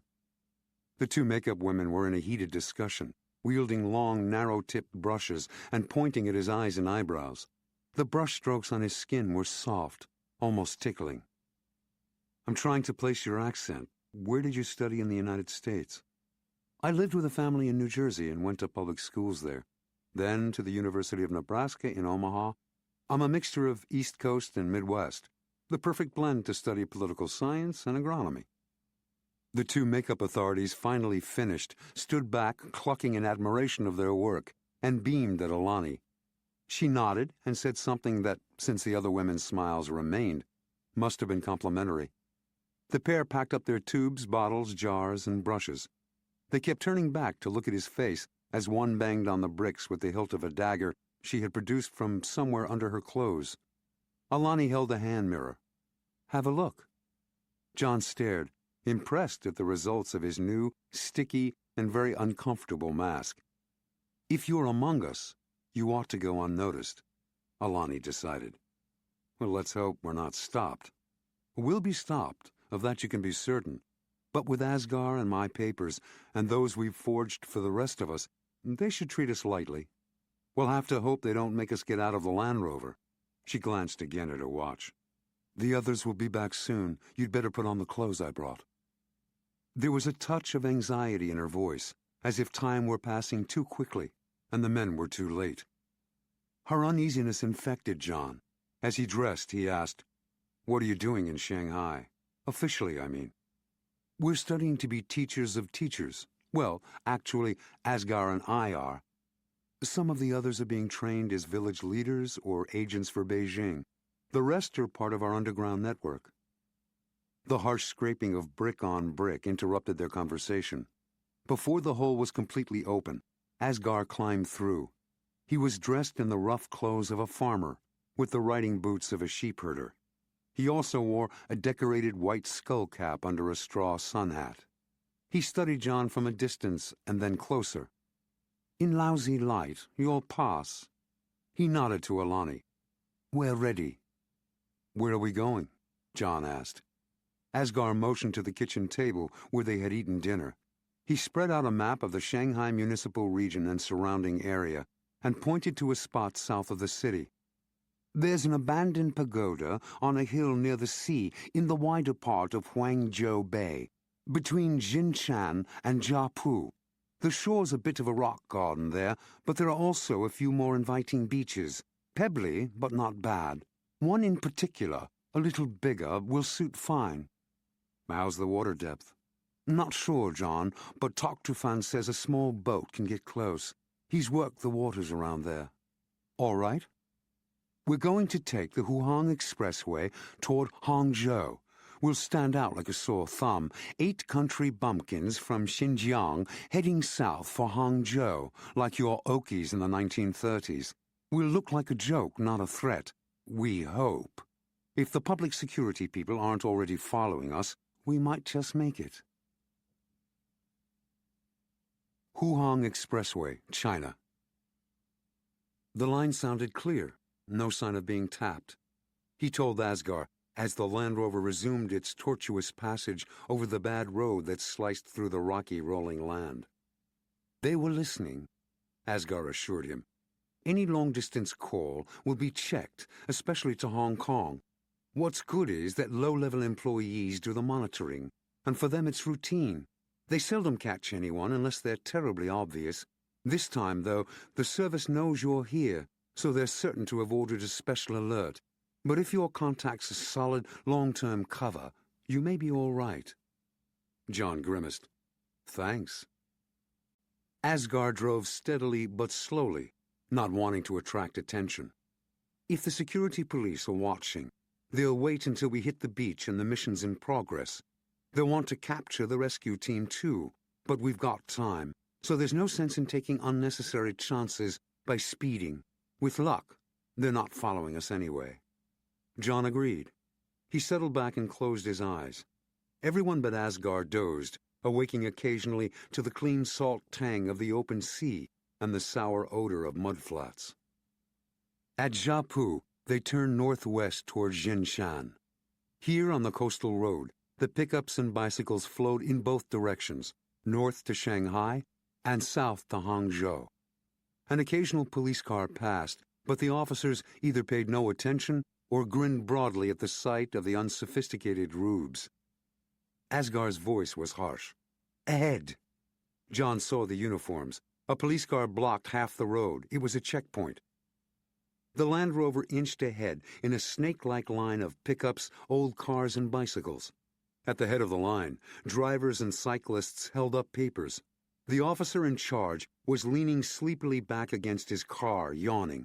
Every now and then, he barked an order. The policemen, however, were busy. They checked identifications and lifted canvases covering loads, whether small or large.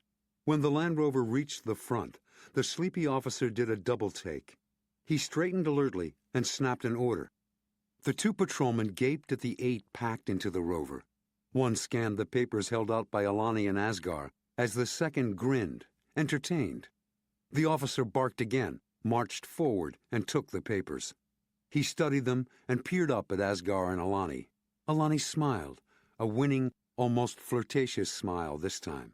The officer blinked and stared. John scrunched low to hide his height and build, and the others pressed closer. One of the policemen trained his light across all their faces and said something in Han that included the word Uyghur. The officer, still gazing at Alani, nodded and snapped another order. The policemen turned their attention to the next 2 cyclists in line. The officer smiled, nodded to Alani, and waved them on. As Asghar drove away, John resisted the urge to look back. Everyone breathed deeply, relieved. The night enclosed the Land Rover with anonymity, and they smiled and whispered among themselves. But John did not smile or whisper. He asked Alani, "Are checkpoints like that common?" "Sometimes in the city, not usually in rural areas." "They've been alerted by the Public Security Bureau to look for someone." Asghar nodded. "But not for Uyghurs." John liked none of it. Someone in public security suspected he would call for help, so had ordered the coastal area around Shanghai on alert. Patrol boats and fighters might be prepared to scramble, too. The patrol boats did not worry him particularly. Jets were another matter. But he soon had something else to think about. Toctafan leaned forward, spoke in Uyghur, and gestured eagerly to the left, away from the sea. Through the press of bodies and heads, John caught a glimpse of a narrow building high on the top of an inland hill. Its roof lines were upcurved in the silhouette of a Chinese pagoda. Excitement rippled through the group. With a spin of the wheel, Asghar drove the Land Rover abruptly off toward the ocean. The rover rattled down into a gully hidden from the road. Asghar pulled under the cover of a willow and parked. The sudden quiet of the vehicle made all of them sit still a moment, appreciating it. Shaken by the long, bone-jarring ride, everyone crawled stiffly out and crouched in a circle around Asghar and Toctafan. Trees and bushes surrounded them. Asghar did the talking in Uyghur, with Toctafan throwing in comments and pointing in various directions in the waning moonlight. When they finished, one of the women stood up and vanished among the growth, heading back toward the road above the gully. Alani turned to John. Asghar sent Fatima to the pagoda with an electric lantern and a shielding sleeve. She'll put it in a window embrasure at the top, with the shield protecting it from being seen from land." She nodded in the opposite direction, toward the water. "The beach is about 500 meters in a straight line from the pagoda. It's normally deserted, especially at this hour. But there are those who like to fish or crab at night. There's also the chance the police could be watching through night vision binoculars." "Then we should avoid the beach as long as possible." She nodded. "We're armed. We'll go with you as soon as we see the light in the pagoda." The group stayed together, hunched down in the thick growth, tall trees rising and arcing toward an imaginary ceiling overhead. Every second seemed like a minute, every minute an hour. The low whispering from the Uyghurs was subdued, concerned, and deadly serious.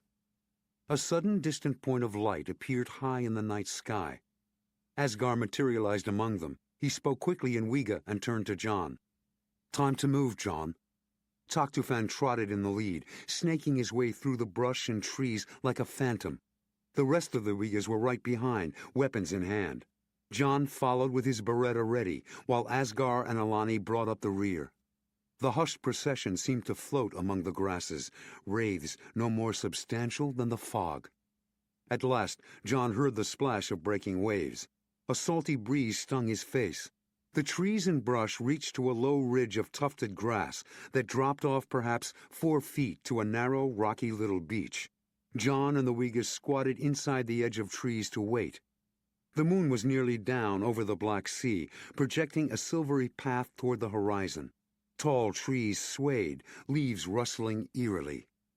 There was a flash of light out at sea. Once, twice, 3 times. Then darkness again, and an abrupt sound, a stumble, a grunt, an angry oath. "Under the bank," John whispered urgently and rolled. At the same time, Alani shouted in Uyghur. They slid and dove into the cover of the bank at the edge of the beach, nearly simultaneously with a fusillade that exploded in an arc from deep among the trees. The bullets burst into the sand and rained into the surf. "Wait until you see them," John yelled over the din. Another fusillade erupted, and John saw movement deep among the trees to his left. He fired, a distant cry. He had hit one, whoever they were. A third volley thundered from ahead, but weaker this time, ragged, and John saw to his left that shadows were running from the trees and out into the open swath of tall grass before the beach. Asghar crouched beside him. His breath was hot and worried in John's ear. "We can hold them for a time, but when those others up the beach move in, they'll trap us if we don't clear out of here soon." "Right," John agreed. "You've done a lot. I'm grateful. You know that. When you have to go, go. And you? It's only me they want, whoever they are. You don't think they're security? Maybe, maybe not. It doesn't matter. It does to us." John understood. "If it's security, I'll try to hold them until you get a good—" A fresh barrage of automatic fire burst from the left. The Uyghurs hit the beach and returned fire, but now their front was exposed. Feet ran from among the trees before them, pounding the sand. They were cornered. "Go," he snarled to Asghar. "I'll surrender." Asghar hesitated. Alani was there. "We can't leave him." "Come with us," Asghar urged. Before John could decide, a withering eruption of automatic fire fractured the night again, the bullets mowing the stretch of grass between the trees and the low bank. Chilling screams echoed across the dark sea. John and Asghar spun on their heels in time to see 8 black shapes rise at the surf line, deployed at equal intervals, still firing over the heads of John and the Uyghurs at the ambushers. John grinned. "I'll be damned, it's our Navy, the best of the best SEALs." A SEAL loped up from the water and hunkered down. Orchid. He was broad-shouldered and muscular. His face was covered with black grease. "Nice of you to drop by." "Lieutenant Gordon Wayland, sir. Glad we made it in time. We'd better book now. There are patrol boats out there, more than one. They know something's up. Can your people get away on their own?" Asghar nodded. "If you keep them pinned down a few more minutes." "Roger. Go." Asghar called low to the rest of the Uyghurs. They did not wait for farewells. Crouched low, they crab-walked quickly along the beach to the right and vanished into the darkness. The SEALs provided a steady covering fire, keeping the attackers too busy to notice. "Get to the raft, sir," the lieutenant ordered. "We have to get out damn quick now." John ran the short distance to the big rubber Zodiac that had been pulled up onto the beach. White surf churned around it. He clambered aboard. 4 of the SEALs fired a final volley before pushing off, jumping in, and paddling swiftly out to sea. Behind them, the remaining 4, including Lieutenant Whalen, continued firing. Finally, at least 400 yards out, 4 black shapes suddenly burst out of the water. Hands reached over the side of the raft. The men grabbed the hands and scrambled aboard, one by one. Lieutenant Whalen was last. He counted heads and nodded. All accounted for. Nice work, people. The Indian Ocean. On the gray ocean, the guided missile frigate USS John Crow slipped into its assigned station. The water was placid, with a gentle southwest swell and a following sea. Dawn glowed low across the sky behind them, while to the west, night still reigned, dark and unfathomable.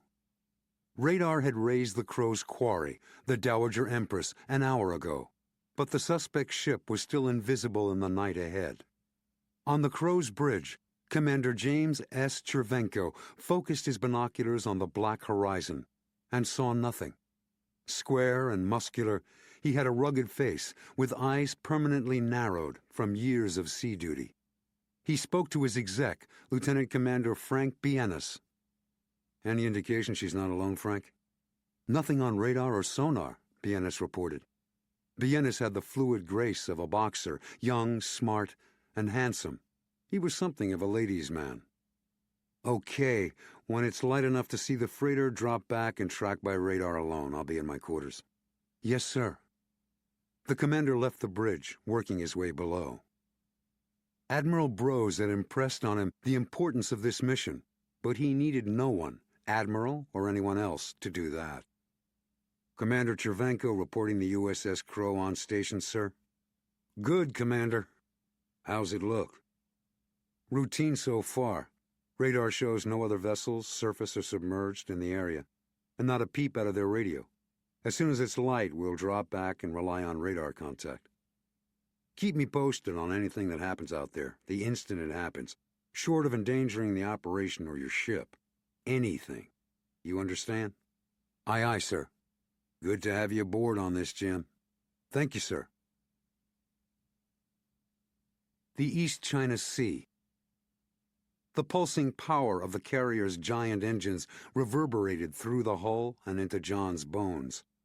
The sounds and sensations were soothing as he waited in his temporary quarters for the call to Fred Klein to go through to the yacht club back in Washington. He knew Klein's habits. Dinner, if Klein remembered to eat that night, was usually in his cluttered office there, despite the late hour. When the phone rang, he snatched it up. You got out in one piece, Colonel? Fred Klein's unemotional voice was somehow reassuring. Any change with regard to the manifest? It's probably destroyed by now, if they're smart. That copy, at least. I agree. John could hear Klein puffing on his pipe in the distant office.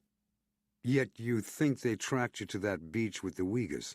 If they destroyed the manifest, why would they also want to eliminate you? That seems like overkill. Certainly an unnecessary risk. Are you sure your attackers weren't police or state security?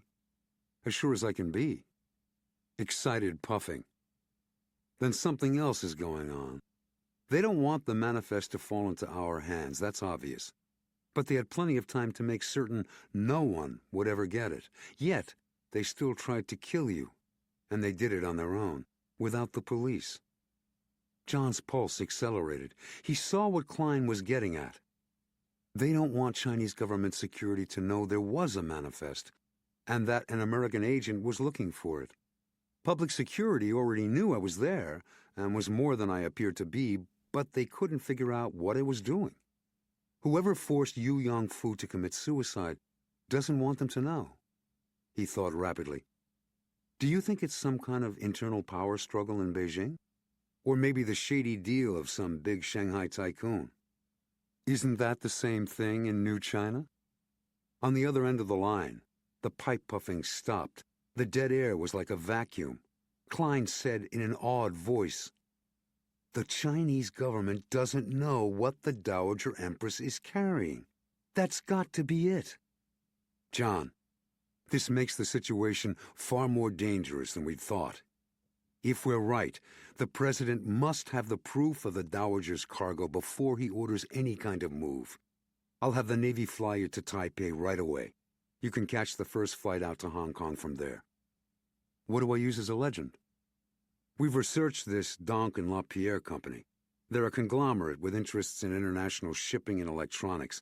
What's perfect for you is they also work in biotechnology. I can't go as myself anymore. No, you can't. But I've arranged for you to impersonate one of your colleagues at USAMRIID, Major Kenneth St. Germain. We look something alike, but what if they check and find out he's still there, working? They won't. He's taken an offer to go mountaineering in Chile. John nodded. An offer Ken would never refuse. Nice work. Now ask your new permanent staff to arrange a meeting between me, or Ken St. Germain, and the head of Donk and LaPierre's Hong Kong office to discuss their work with viruses. Consider it done. I want that manifest, Colonel. Hong Kong. Constructed of steel, glass, and slate, the building where Donk and LaPierre had its offices was a towering showplace of modernity. Judging by the exacting architectural details and the international renown of its designer, whose name was engraved on black glass beside the front doors, offices here were shockingly expensive and the address coveted. Satisfied he had not been followed, he stepped inside the revolving doors and was deposited into the foyer. He headed across the slate floor toward the stainless steel elevators. The building's air had been filtered so many times it smelled virus-free, but then the whole place was antiseptic-looking. The thought of viruses brought him back to his cover's latest project, and he began to submerge his own personality into Ken's. As a top USAMRIID researcher, Ken St. Germain, Ph.D., had been galvanized by a virus discovered recently in northern Zimbabwe. The still unnamed virus resembled the Machupo strain, which came from a distant continent, South America. Ken was using field mice to study his theory that the new virus was a form of Machupo, despite thousands of miles and an ocean separating the occurrences. By the time he left the elevator, reached the glass doors of Donk and LaPierre, and pushed through, he was eager to ask for help with his research from Charles Marie Cruyff, managing director of Donk and LaPierre's Asian branch. Then, of course, there was his real motive. Major Kenneth St. Germain to see Mr. Cruyff, he announced to the woman behind the desk, who looked more like a cover model than a receptionist. We called ahead. Of course, Major, Monsieur Cruyff is expecting you.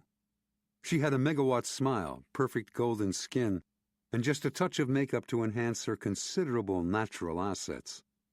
The secretary or assistant, who came to usher him into the inner sanctum, was an entirely different matter. Unsmiling, white blonde hair coiled severely, clothes loose and frumpy, she was all Donk and no LaPierre. You will please follow me, Major? Her voice was a baritone, and her English was Wagnerian. She led him over a Delft blue carpet to an ebony door. She knocked and opened it. Major St. Germain from America, Monsieur Cruyff, she announced. The man inspiring this deference proved to be short, broad, and muscular, with the massive thighs of a professional bicyclist. He glided forward from around his desk in his costly beige suit as if he could bend his knees only marginally. He smiled, holding out a small hand.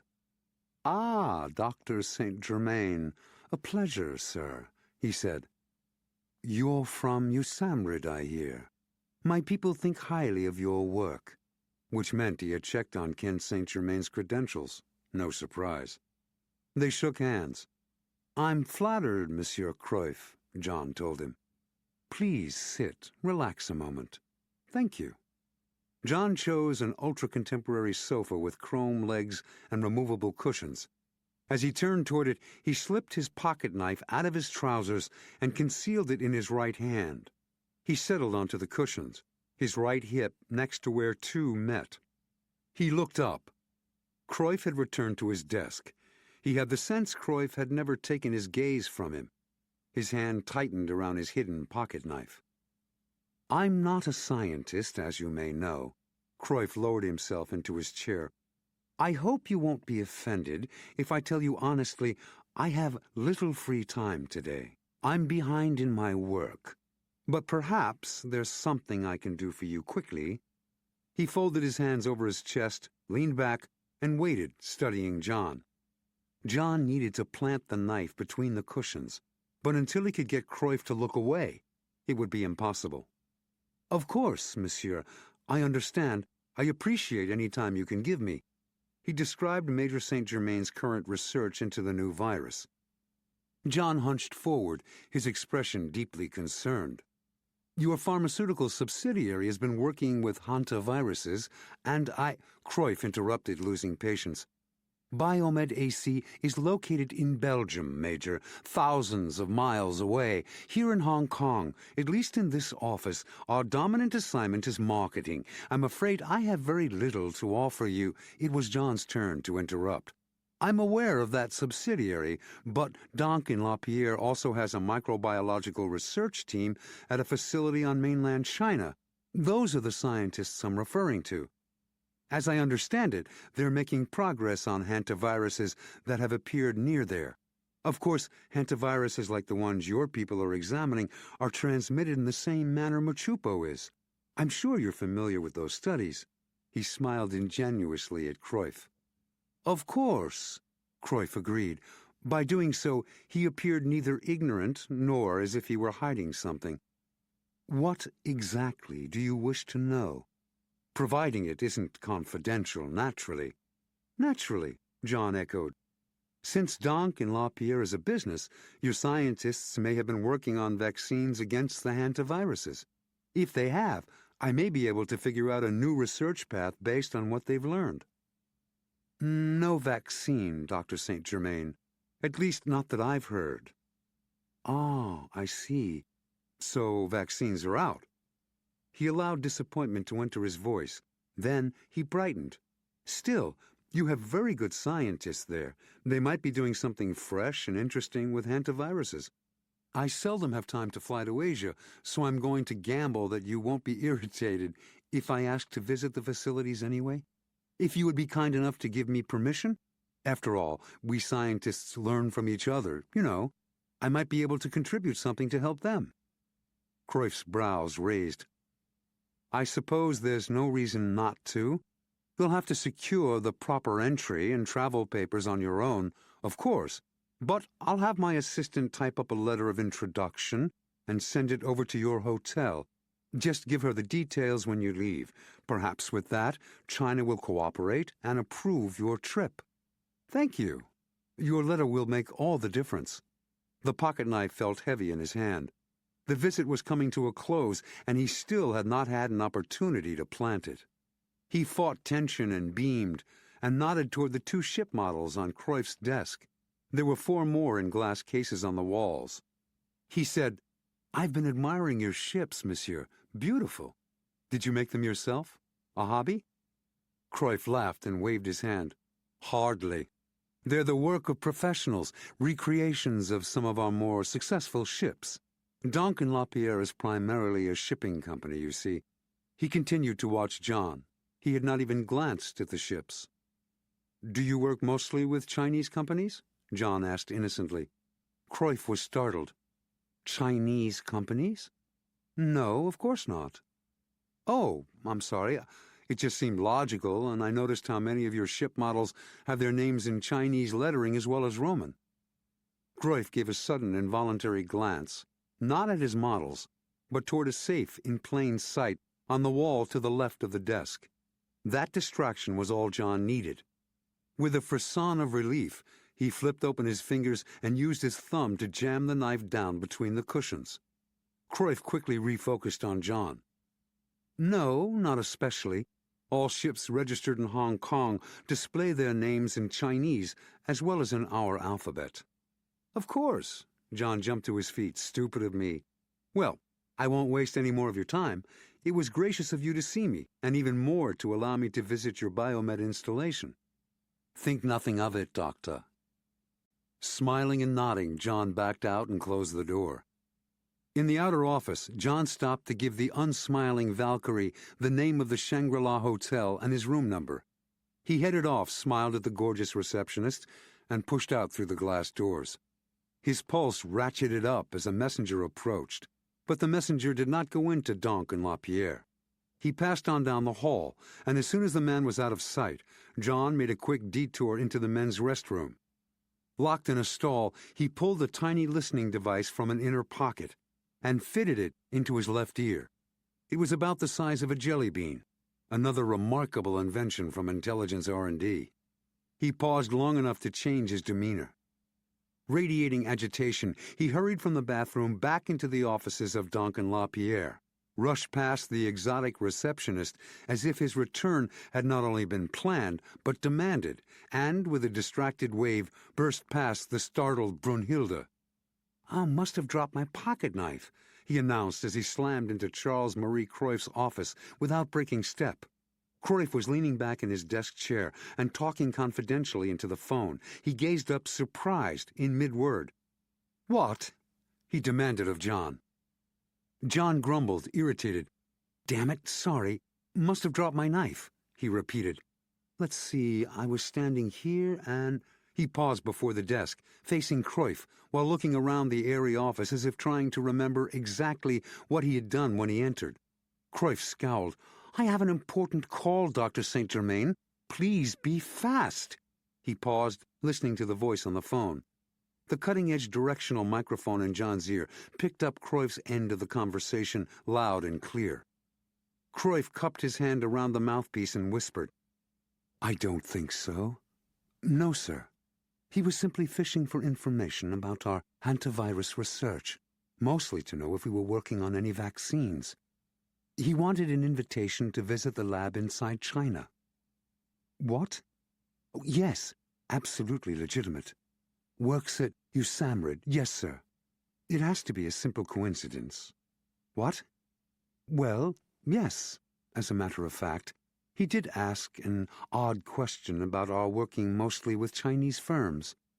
He saw my ship models and—" John let his glance fall on the couch. "Ah, that must be it." He sat down and rummaged between the cushions. "I'm sure you're mistaken, sir." Frowning, Cruyff continued to watch John as he searched. "Well, perhaps a shade over 6 feet, yes, and—" John had heard enough. He needed to get out before Cruyff grew too suspicious. Grinning with relief, he retrieved his knife from where he had hidden it and held it up. "Here it is. Must have fallen out of my pocket. Sorry for the intrusion, and thanks again, Monsieur Cruyff." He sped out the door, knocking aside the outraged Valkyrie, who had arrived to make certain all was well. Seconds later, John trotted along the corridor to the elevators. The door of the only open one was closing. He sprinted, slid through just in time, and punched the button. Outside Donk and Lapierre's building, John dodged through crowds and traffic and crossed Stanley Street to a dairy farm ice cream parlor. Blaring horns and Chinese curses punctuated the air. He ordered a cup of coffee and watched the entrance to the showcase building. When no uniformed guards or civilians came rushing out, as if looking for someone, he finished his coffee and hailed a taxi to take him to his hotel. Still vigilant, he watched all around as the cab wove through the congestion, turned into the tunnel that dove under the harbor at Kowloon, and at last pulled up to the Shangri-La. Once in his room, he dropped onto his bed and used his scrambled cell phone to report to Fred Klein. As usual, Klein was at his desk in the Anacostia Marina. "Do you ever go home, Fred?" John pictured the dim office, the shutters and drapes closed, turning day into perpetual night. Klein ignored the question. "You got there safely, I take it?" "So far, yes. Trouble on your end?" "The Chinese have spotted our surveilling frigate. Their ambassador is making waves, if you'll pardon the nautical metaphor." "Has it hit the fan?" "The president thinks not yet. They appear interested only in dancing so far. We both know that won't last." Give me some good news before you depress me even more with the next problem. Did you get anything from your appointment with Duncan LaPierre? 3 things. Managing Director Cruyff has something in his safe he's worried about, and he's antsy about being questioned over connections to Chinese companies. That's 2. 3 is the big one. Someone a lot higher is involved, someone Cruyff reports to, who knows I was in Shanghai and what I look like. He described the meeting and his trip back into the office to eavesdrop. Should be simple enough to identify Cruyff's boss in Antwerp. Since Cruyff spoke English to him, not French or Flemish, I don't think he was reporting to Antwerp. No. Whoever the boss is, he's here in Hong Kong. All right, I'll get right on it. What will you do now? Food. Something decent for a change. And sleep. A whole night's sleep would be a novelty. I'm not sleeping, and neither is the president. It's morning there? A mere technicality.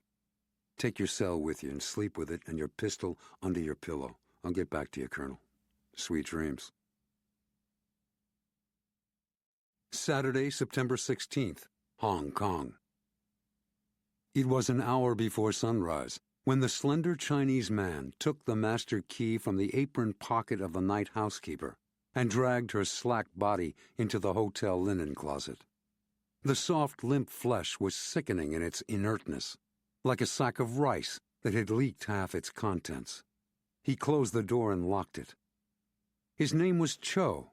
He was in his early 20s, looked far younger, and his heart was pounding. Cho ran along the hallway until he found the room number. He inserted the key into the lock and pressed open the door until it caught on the night chain. He listened.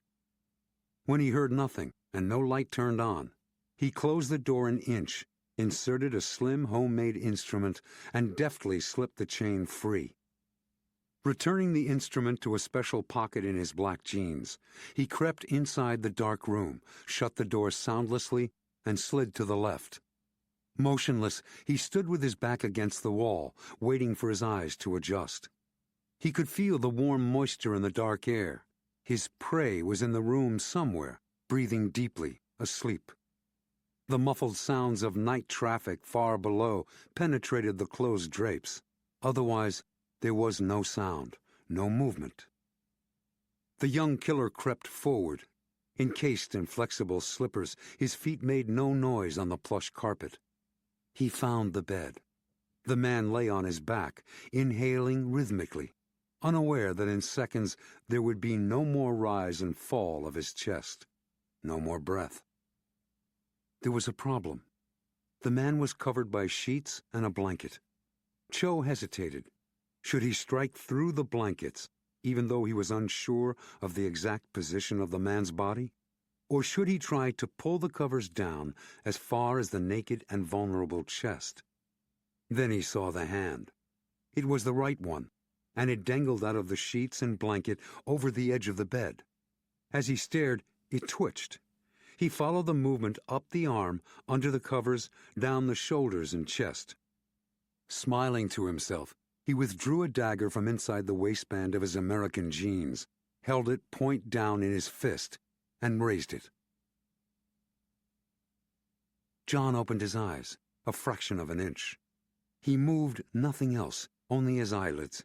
He had been dreaming of Cruyff, but the shadow hovering over his bed was not Cruyff. This was no dream. The faint glow of light that seeped under the corridor door showed the shadow as a lean shape, now not 2 feet away.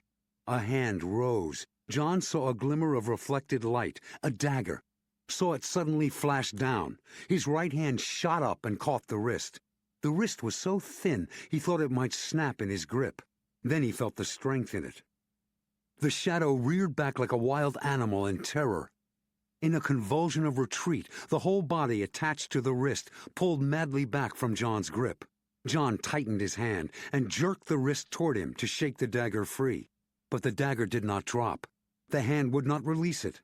John hurled himself up, and the rearing shadow fell to the rear, dragging John with him, twisting to be free. His momentum fully backward, the man toppled to the floor. John landed on top with his full weight. He'd kept his grip on the killer's wrist, but reached over with his other hand to take the knife. There was no knife. Quickly he felt the carpet around the wrist. No knife there either.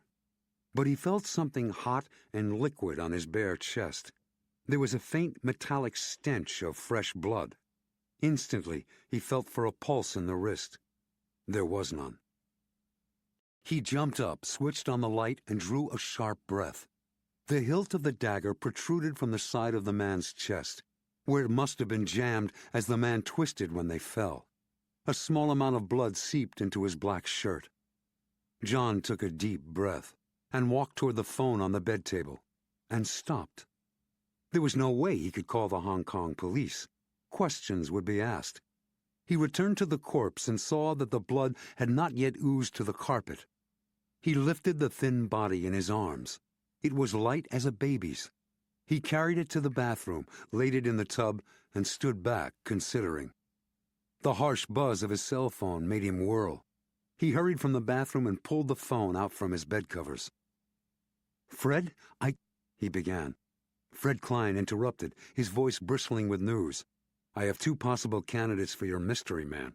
The one who appears to be more important to Duncan LaPierre than Charles-Marie Cruyff. One is a routine guess, the other quite a different pot of fish." John barely heard. "I just killed a man.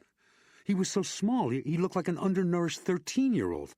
If I hadn't turned on the light, I never would have guessed he was an adult. The shock was a split second.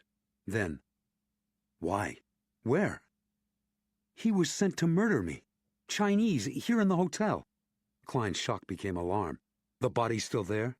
"In the bathtub. No blood on the carpet. We got lucky, didn't we?" "I got lucky. He nearly had me. Some hungry guy needed their money, whoever the bastards behind all this are, and I got lucky and he didn't." "Calm down, Colonel," Klein snapped. Then almost gently, "I'm sorry, John." John took a deep breath and steadied himself. For a moment he felt disgust for being so eager for an adventure to break up the monotony of the Biomed conference in Taiwan. "Okay, I'll move the body somewhere. They won't find a trace here." He asked briskly, "Tell me about the routine candidate for Cruyff's big boss." "That'd be Louis Lapierre," Fred Klein said. "He's the chairman and managing director of Duncan LaPierre Worldwide. He's in Antwerp, speaks English, but at the same time is a thoroughgoing Belgian Walloon. His first language would certainly be French, and his second Flemish. It's highly unlikely he and Cruyff would converse in English. Of course, in Hong Kong, almost everyone speaks English. It might have been because Cruyff and LaPierre didn't want lesser mortals in Antwerp to overhear." The possibility occurred to me, too. "Who's the second candidate?" John asked. "Well, that's where it gets interesting. As it turns out, my financial and corporate experts found a maze of fronts, subsidiaries, and offshore companies masking who ultimately owned Duncan LaPierre itself. Finally, they were able to discover that, big as it is, Duncan LaPierre is a wholly owned subsidiary of a far larger entity, which turns out to be the source of my second candidate, the Altman Group." "Never heard of it." "You probably have," Klein assured him. "But you had no reason to pay attention.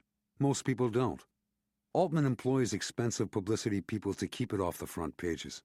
However, Altman's famous, almost mythical, in global business circles." "I'm listening." "It's a multi-product, multinational conglomerate, but it's also the planet's largest private equity firm. We're talking about making and breaking enormous fortunes daily.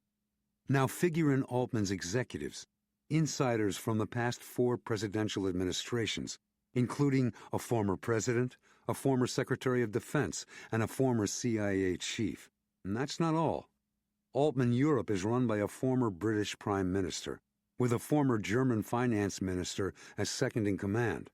Altman Asia is led by a former Philippine president." John whistled.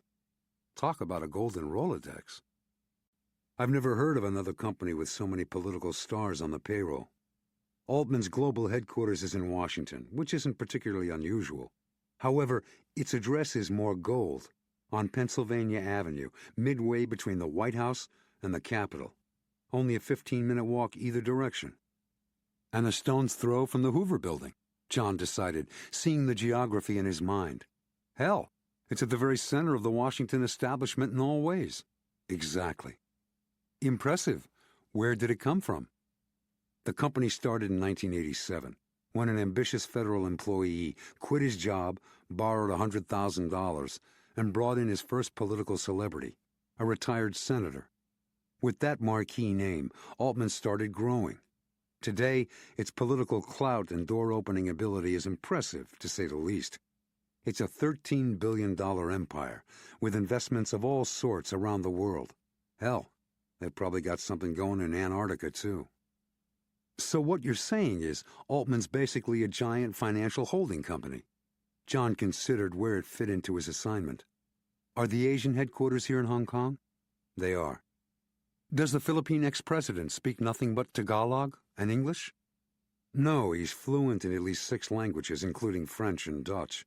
But he's not in residence there now. Hasn't been for months. He's at a health spa in Sweden. We checked, and he hasn't had any calls from Hong Kong in weeks. Then who is the second candidate for Cruyff's boss? Ralph McDermott, the investment guru who founded the company. McDermott? Then where did Altman come from? It was his father's first name, Klein explained. Altman McDermott.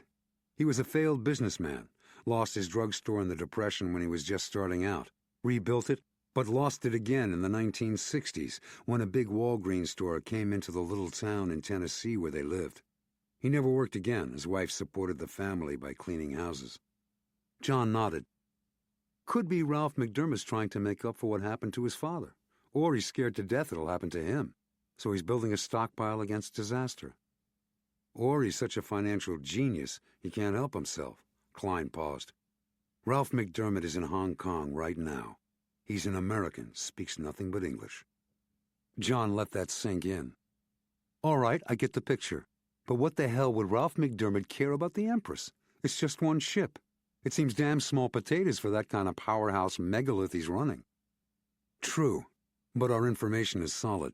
The Altman Group owns Duncan LaPierre, and Duncan LaPierre are equal owners with Flying Dragon of the Empress and its cargo. What I need from you, instantly if not sooner, is that third copy of the manifest.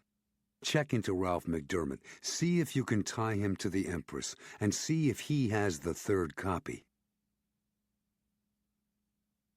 Friday, September 15th, Washington, D.C.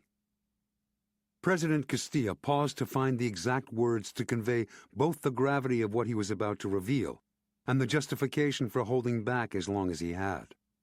He gazed around the highly secure Situation Room in the basement of the White House, at the 5 men who sat on either side of him at the conference table. 3 looked mildly puzzled. Obviously, since we're meeting here, he told them, you know there must be some kind of serious situation. We're at your disposal, Mr. President, Vice President Brandon Erickson said. He added sincerely, as always. Wiry and muscular, Erickson had sable black hair, regular features, and a casual, Kennedy-esque air that voters found disarming. A youthful 40 years old, he was renowned for his dynamic personality and energy. But his true strength was his brisk intelligence, which hid political acumen far beyond his years of experience. Secretary of State Abner Paget asked, Do I gather Admiral Brose and Mr. Urey already know what you intend to tell us? Admiral Brose had to know. The president snapped and glared at them. He leaned across the table, his hands clasped. We have a possible repeat of the Yin He debacle with China. As they stared, riveted, their alarm growing, he described what had happened so far, leaving out any specific reference to Covert-One and to the man who claimed to be his father. As he talked, he could see they were already considering how the situation might impact their departments and responsibilities. Charles Urey said, We've got to keep this information confined to those of us here. Is that understood? If the Empress problem leaks, we'll know it's one of us. State needs to get ready to go into high diplomatic gear. Defense needs to figure out what we've got that we can use to scare the shit out of China. The Navy needs to come up with alternate plans to board and inspect the Empress. He slammed his hands on the table and stood up. That's all, gentlemen. Thanks for coming. Saturday, September 16th, Kowloon. In his hotel room, John put on gloves, searched the young man's pockets, and found a master key, a few coins, and a pack of gum. He put everything back, including the key, and checked the corridor. Deserted. He carried the corpse to the fire stairs landing. The steps reached far up and far down in silence. He climbed 2 flights and propped the body against the wall of the stairwell. The dagger still protruded from the emaciated chest. He pulled it out. With the wound open, blood flowed like the Yangtze. Sighing, he left the knife beside the killer and returned downstairs.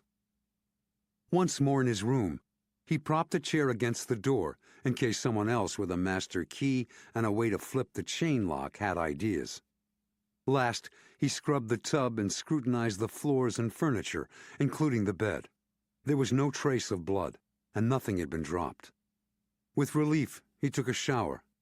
In the steaming water, he scrubbed until his skin glowed, forcing his mind away from the dead man and into the future. As he toweled off, he made plans.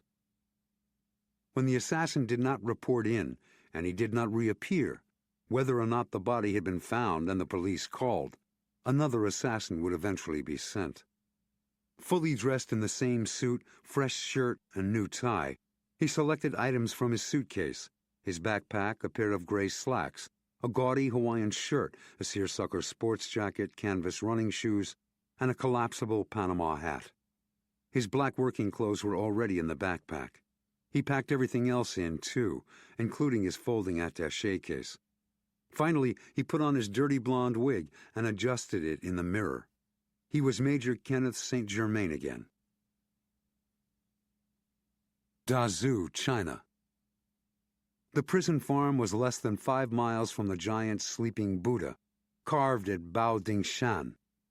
Secluded and isolated, the prison was a sprawl of frame buildings and walkways, locked behind a tall chain-link fence that had raised platforms at each corner for the armed sentries. The dirt road that led to it was never traveled by tourists or city people. The old man was one of the few inmates excused from the fields and morning march.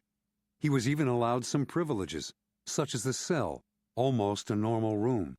He shared in the barrack with only one other prisoner. His offense was so long ago that neither the guards nor the farm's governor remembered what it was. This made it more disconcerting to the prisoner when very early in the morning, even before breakfast, his Chinese cellmate vanished to be replaced by a younger, non-Chinese man. He had been brought in at dawn, and since then he had been lying on his sleeping pallet. His eyes were usually closed. Occasionally he stared up at the unpainted barrack ceiling. He said nothing. The new prisoner, who was perhaps 50, had apparently not moved from his pallet. His eyes were closed. Still, there was nothing restful about him. He had a tough-looking, muscular body that never seemed completely at rest. Suddenly, he jumped lightly to his feet and seemed to flow to the door. His face had a gray stubble that matched his iron-gray hair. He opened the door and scanned the barrack, which was empty, because most of the inmates ate beside the fields.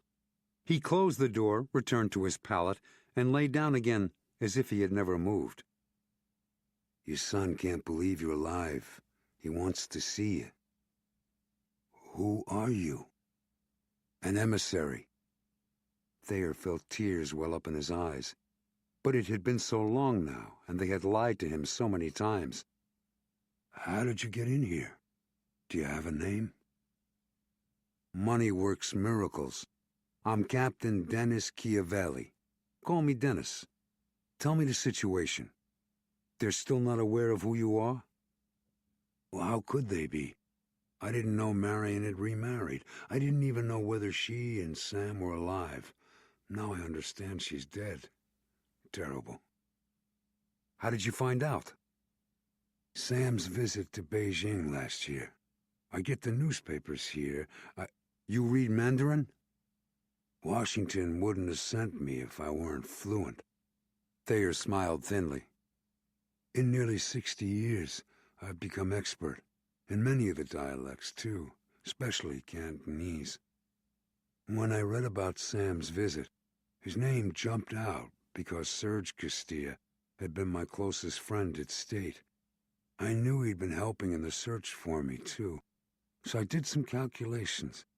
President Castillo was exactly the right age, and the paper said his father was Serge and his mother Marion. He had to be my son. The undercover agent sat up and leaned back against the wall. Tell me what happened, Dr. Thayer. Why were you arrested in the first place? I was working as a liaison with Chiang Kai-shek's organization. My job supposedly was to bring about some kind of détente between his nationalists and Mao's communists, so I thought it'd help the process along if I personally went to Mao and reasoned with him. He gave a smile that was half grimace. How ludicrous. How naive. Of course, what I didn't see was that my real mission was to keep Chiang in power. I was supposed to make deals, hold talks, and stall until Chiang could destroy Mao and the communists. Going to Mao was the quixotic notion of an inexperienced intellectual who believed people could talk rationally together, even when power, values, cultures, ideas, classes, haves, have-nots, and geopolitical spheres of influence were in conflict. Chiavelli studied him. The Covert-One agent was a former Special Forces captain who had operated in Somalia and the Sudan. Now his new assignment was David Thayer. His first question was whether Thayer could be extracted. He had surveyed the immediate area and found it encouraging. It was sufficiently rural and remote, if not sparsely populated. The camp guards were well armed, but they lacked sharp discipline. Their resistance to a swift, heavily armed, and well-planned raid would likely be minimal, with some help from inside, which he planned to provide, and a certain amount of good luck. Experienced raiders could be in and out within 10 minutes, back in the air within 20, and more than halfway to the border and safety before significant military force could be assembled. Hong Kong. It was nearly dark when Ralph McDermott finally left the building through a side door, although Feng Dun and his hunters had emerged hours before, one at a time, and scattered as if on assignments. Because the Hong Kong crowds had swollen with the evening rush to go home, John did not hang back. During the afternoon, the humidity had broken and the struggle through the mass of pedestrians was easier. Frustrated and worried, he hurried to keep the CEO in sight. McDermott walked only so far as the central station of the MTR, the subway. John waited 20 seconds, bought a ticket, and followed. When the train came, McDermott entered a car, and John slipped on behind, through a second door.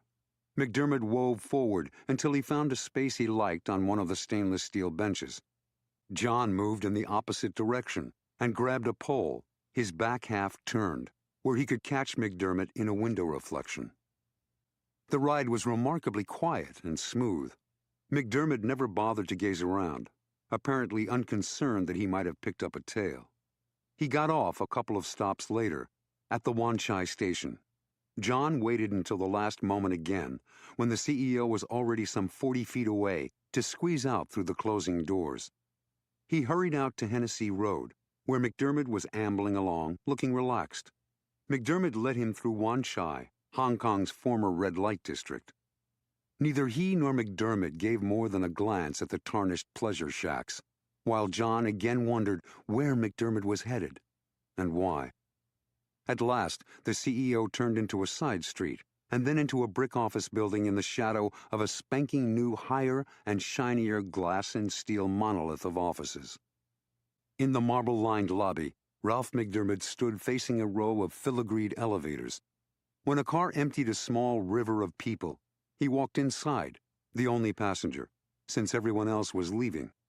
Again, John watched the numbers of the floor light up on the indicator above the door. McDermott's car stopped on the 10th, then returned down. John stepped into another car and pressed the button. At the 11th floor, he rushed off and ran down the fire stairs 2 at a time. Finally, on the 10th, he peered out into a twin of the empty, marble-lined corridor above. Where had McDermott gone? John jerked back when 3 women left one of the offices and headed toward the elevators, chattering in Chinese. More doors opened and closed, and the unseen corridor was silent again, except for a rustling that passed directly outside his door. John cracked it open and peered out. Dressed in the black pajamas and conical straw hat of a rural peasant, a Chinese woman disappeared through the door at the very end of the hall. But where was McDermott? As he was about to go looking, he heard what he thought was the CEO's voice from somewhere to the right, beyond the elevators. He gave a grim smile, pulled out his Beretta, and padded into the corridor. He listened at each door. Muted voices sounded from behind several, and a radio station from one. He was beginning to worry that he had somehow lost McDermott when he heard him again. He slowed. The muffled tones were coming from the other side of a door that proclaimed in Chinese and English, Dr. James Cho, acupuncture and shiatsu. It appeared that Ralph McDermott indulged in acupuncture or shiatsu massage, or both. But why did he go to the trouble of taking the subway here, and then the long walk? As John thought that, he dropped low and peered in through the mail slot. The reception area was sparsely furnished with cheap molded plastic chairs and tables. The couch was overstuffed and had bamboo arms and braces. Magazines in both Chinese and English lay on the tables and couch. The waiting room was deserted. So where was the voice coming from? Had he been wrong? Weapon in hand, he turned the knob and crept inside. That was when he saw the second door. McDermott said something from the room on the other side of it. John had begun to smile to himself when suddenly there was complete silence. The talk had stopped in the inner office. Two people, McDermott and the doctor or the masseur, should make some sound. John spun, dove to the floor, and skidded behind the couch, his Beretta ready. The door flew open, latch and hinges ripping, and crashed to the floor in a shower of splinters. Two of his earlier tales slammed through the opening, pistols preceding them. John squeezed off 2 rounds. One of the men fell onto his face and slid across the linoleum floor, leaving a slash of red blood. The other flung himself backward, out of harm's way, into the hall again. John's bullet had missed him. John snaked forward on his elbows. Ahead in the hallway, 2 men bent over a third, who sat against the wall. Blood pooled at his side, where John's shot had connected. They glanced angrily back at the office where John hid and watched. John scrambled up, ran to the couch, laid it on its cloth side, and pushed it to the doorway. He positioned it to cover his flank and dropped to the floor again. He could hear the sounds of feet outside in the corridor, trying to be quiet. His hunters were moving in. He made himself stay down. He counted off 10 seconds, raised up, and dropped one with a single shot as he burst in, low to the floor. As the cry of pain echoed against the marble walls, the office's other door blasted open, and shots slammed into the couch's bamboo and stuffing. John fell flat, waiting. His heart ticked into his ears. Finally, a man jumped through it and into the room, a tiny submachine gun in his hands.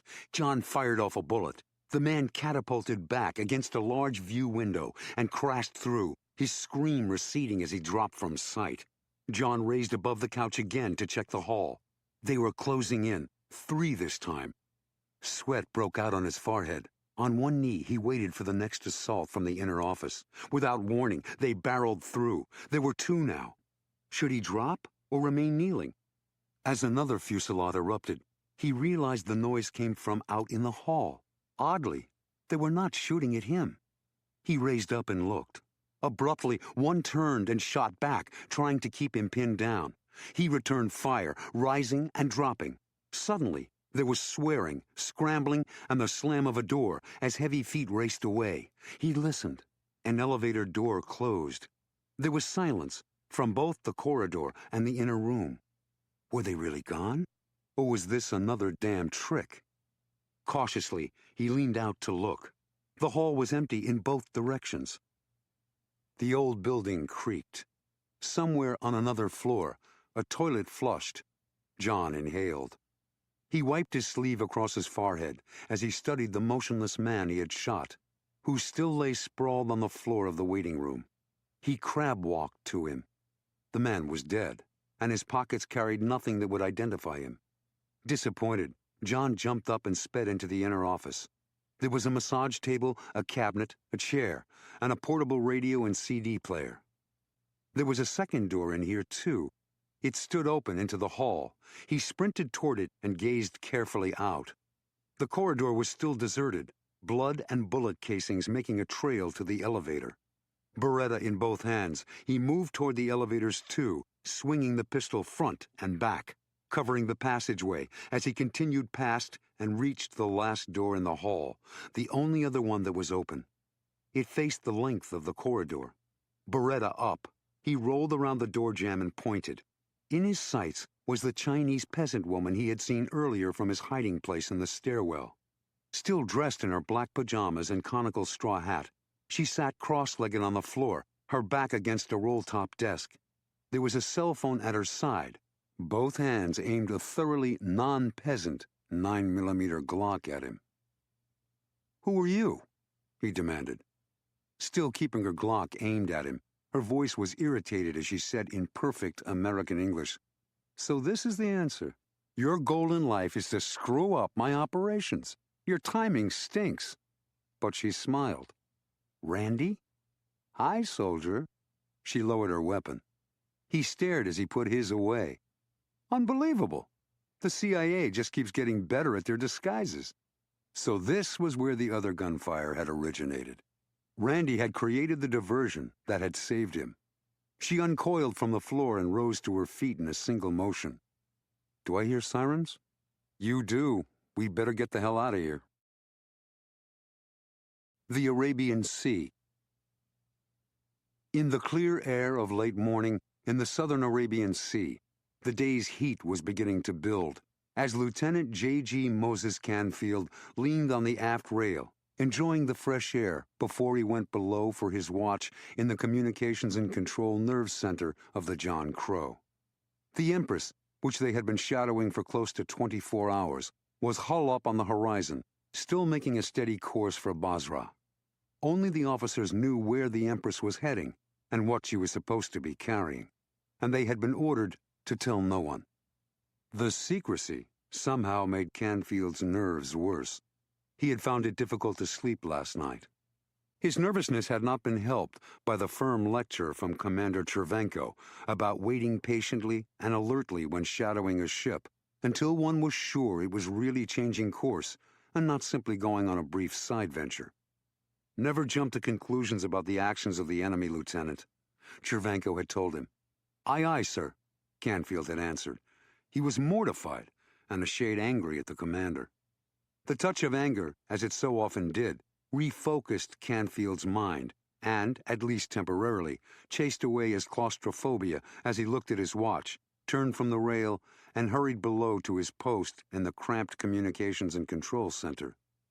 Radar man OS2 Fred Baum was leaning back in his chair, drinking a Diet Coke. "Hold it!"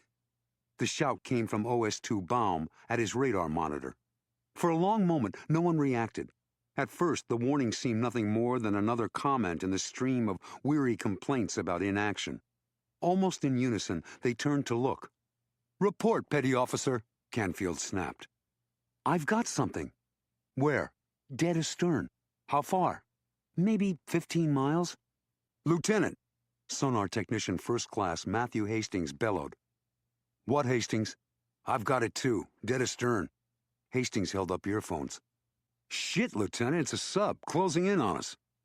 "How far?" 10 miles. Canfield nodded. His lungs felt squeezed. Still, he shouted, "Sparks, call the bridge, pronto!" Hong Kong. When John thought back over the past few years to how much his life had changed since the Hades virus had killed his fiancée and had been on the verge of a world pandemic, one of his few pleasant constants had been her sister, Randy Russell. Although he seldom saw Randy, since she was usually in the field, they sometimes found themselves in the Washington area at the same time. Covert-One was such a highly secret organization that he could not mention its name, much less that it existed. At the same time, she usually could say nothing about her Langley missions, which took her around the world. Instead of returning to the corridor where so much shooting had happened only moments before, Randy opened a side door in the office. They ran across a storage area to another door that opened into another corridor. Their first priority was to get out before the police arrived. The sirens in the distance were growing louder, closer. "Thanks for the diversion," he told her. "They were closing in on me." "Always glad to help a pal." Her American voice from the Chinese face was unnerving.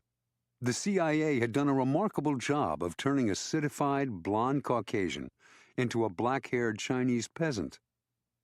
"Where are we?" They rushed into an elevator and headed down to the ground floor, and then down one more level toward the basement. As the elevator clattered, John said, "Impressive how well you know this building." She glanced at him. "Research." He nodded at cement stairs ahead. "Those for us? Clever of you." 5 minutes later, they were in a taxi heading back towards Central. "Where do I drop you?" Randy asked. She pulled off the hat, shook out her black wig, and sat back. "The Conrad International," John said. The taxi stopped at his hotel on Queensway. As he got out, he turned back to ask, "Where do I contact you?" "You don't. I know where you are. If anything changes, leave a message at your hotel's front desk addressed to Joyce Ray." "Fine," he said. "Keep in touch." She was still smiling as the taxi pulled away into traffic. Washington, D.C. In his bedroom, the president was still buttoning his shirt when Jeremy knocked and spoke through the door. "Director Debo, sir. She says it's urgent. Would you like to take the call?" One more emergency was not what he needed. "Of course," put her through. The Director of Central Intelligence, Arlene Debo, had been appointed to the position by the previous administration, and he had kept her on despite her affiliation with the opposition party because he trusted her. She was very good at the job. Her voice was just below strident, her natural tone. "Mr. President, my people ran the statistics on the leaks. The vast majority of them are related one way or another to defense and military matters. Did you know that?" "Yes, why?" "Because I instructed our agents to concentrate most heavily on the area on and around the Joint Chiefs, and it's paid off with our first hit." The president sat down on the edge of his bed. "Who?" "Secretary of the Army, Jasper Cott." "Cott? Cott himself? Are you sure?" He was shocked. "He went to Manila on somewhat questionable Army business, so we put an agent with him. He was meeting a man and reporting on your recent military budget session." The president frowned. "What man?" "Ralph McDermott, CEO of the Altman Group." "McDermott? My God, he was telling him about our budget discussion?" "Indeed, Mr. President." "Insider trading?" "We don't know yet, but we'll find out. Our agent and her team are shadowing McDermott now, too, as we speak." "Keep briefing me, Arlene. Thanks." "My job, sir." After hanging up, he finished dressing, his forthcoming breakfast with the vice president far from his mind, as he pondered the possible motives for Secretary Cott's deceit and McDermott's involvement. Was it simply extremely bold economic espionage to gain a business advantage? Or something else? The vice president forked a mouthful of scrambled eggs, New Mexico style, and nodded with appreciation. "What do you call them, sir?" "Huevos jalapenos, one of Celedonio's best recipes," President Castilla said. The president examined the vice president's handsome face, the perfectly barbered cheeks, the thick black hair that made him look a good 10 years younger than his 40. He had the kind of manly Hollywood good looks that attracted women and encouraged trust in men. A valuable political combination. The door of the dining room opened and Jeremy's head appeared around it. The president's personal assistant would never have interrupted a breakfast with the vice president unless the matter was urgent. "Admiral Brose, sir, he needs to see you immediately." The door opened all the way this time to admit the imposing bulk of Admiral Stevens Brose in full uniform. He saw the vice president and stopped. "It's all right, Stevens. The vice president's feet are already wet. I'm guessing the situation with the Empress must be what's brought you here so early." "It is, Mr. President. I'm afraid the crow's got a Chinese sub on its tail." "We expected something, Stevens." "Yes, sir, we did. But this is bolder than I figured from what I heard of your meeting with the ambassador." I agree, Castilla said. A submarine threatening a frigate that's threatening a cargo ship doesn't leave a great deal of wiggle room for anyone. Erickson looked worried as the president asked the admiral, "You have some ideas about why the Chinese's reaction is so big?" "Beyond muscle flexing for internal consumption, no, sir. They could be trying to show us they're stronger now than at the time of the Yin-He, and eager to challenge us in the international arena. Of course, it could be that someone there overreacted." "A mistake?" Erickson considered. "That's really frightening, Sam."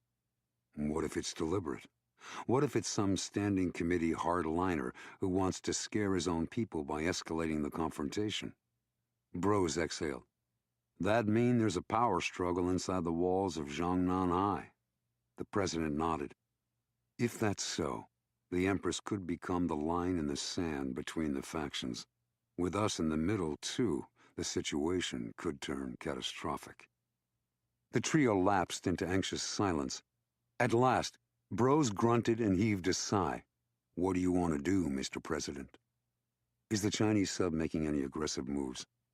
"Chervanko says not." "Then we continue exactly what we're doing." "But there's not a lot of time left, sir." "I know." Hong Kong. From the corridor outside Donk and Lapierre, bright light fell across the dark, empty desk in the company's lobby, where the exotic Chinese receptionist had sat. John relocked the door behind him and stepped lightly past the shadowy desk to the inner doors. After he had slipped out of his hotel through the back way, he had hailed another taxi that had brought him back here.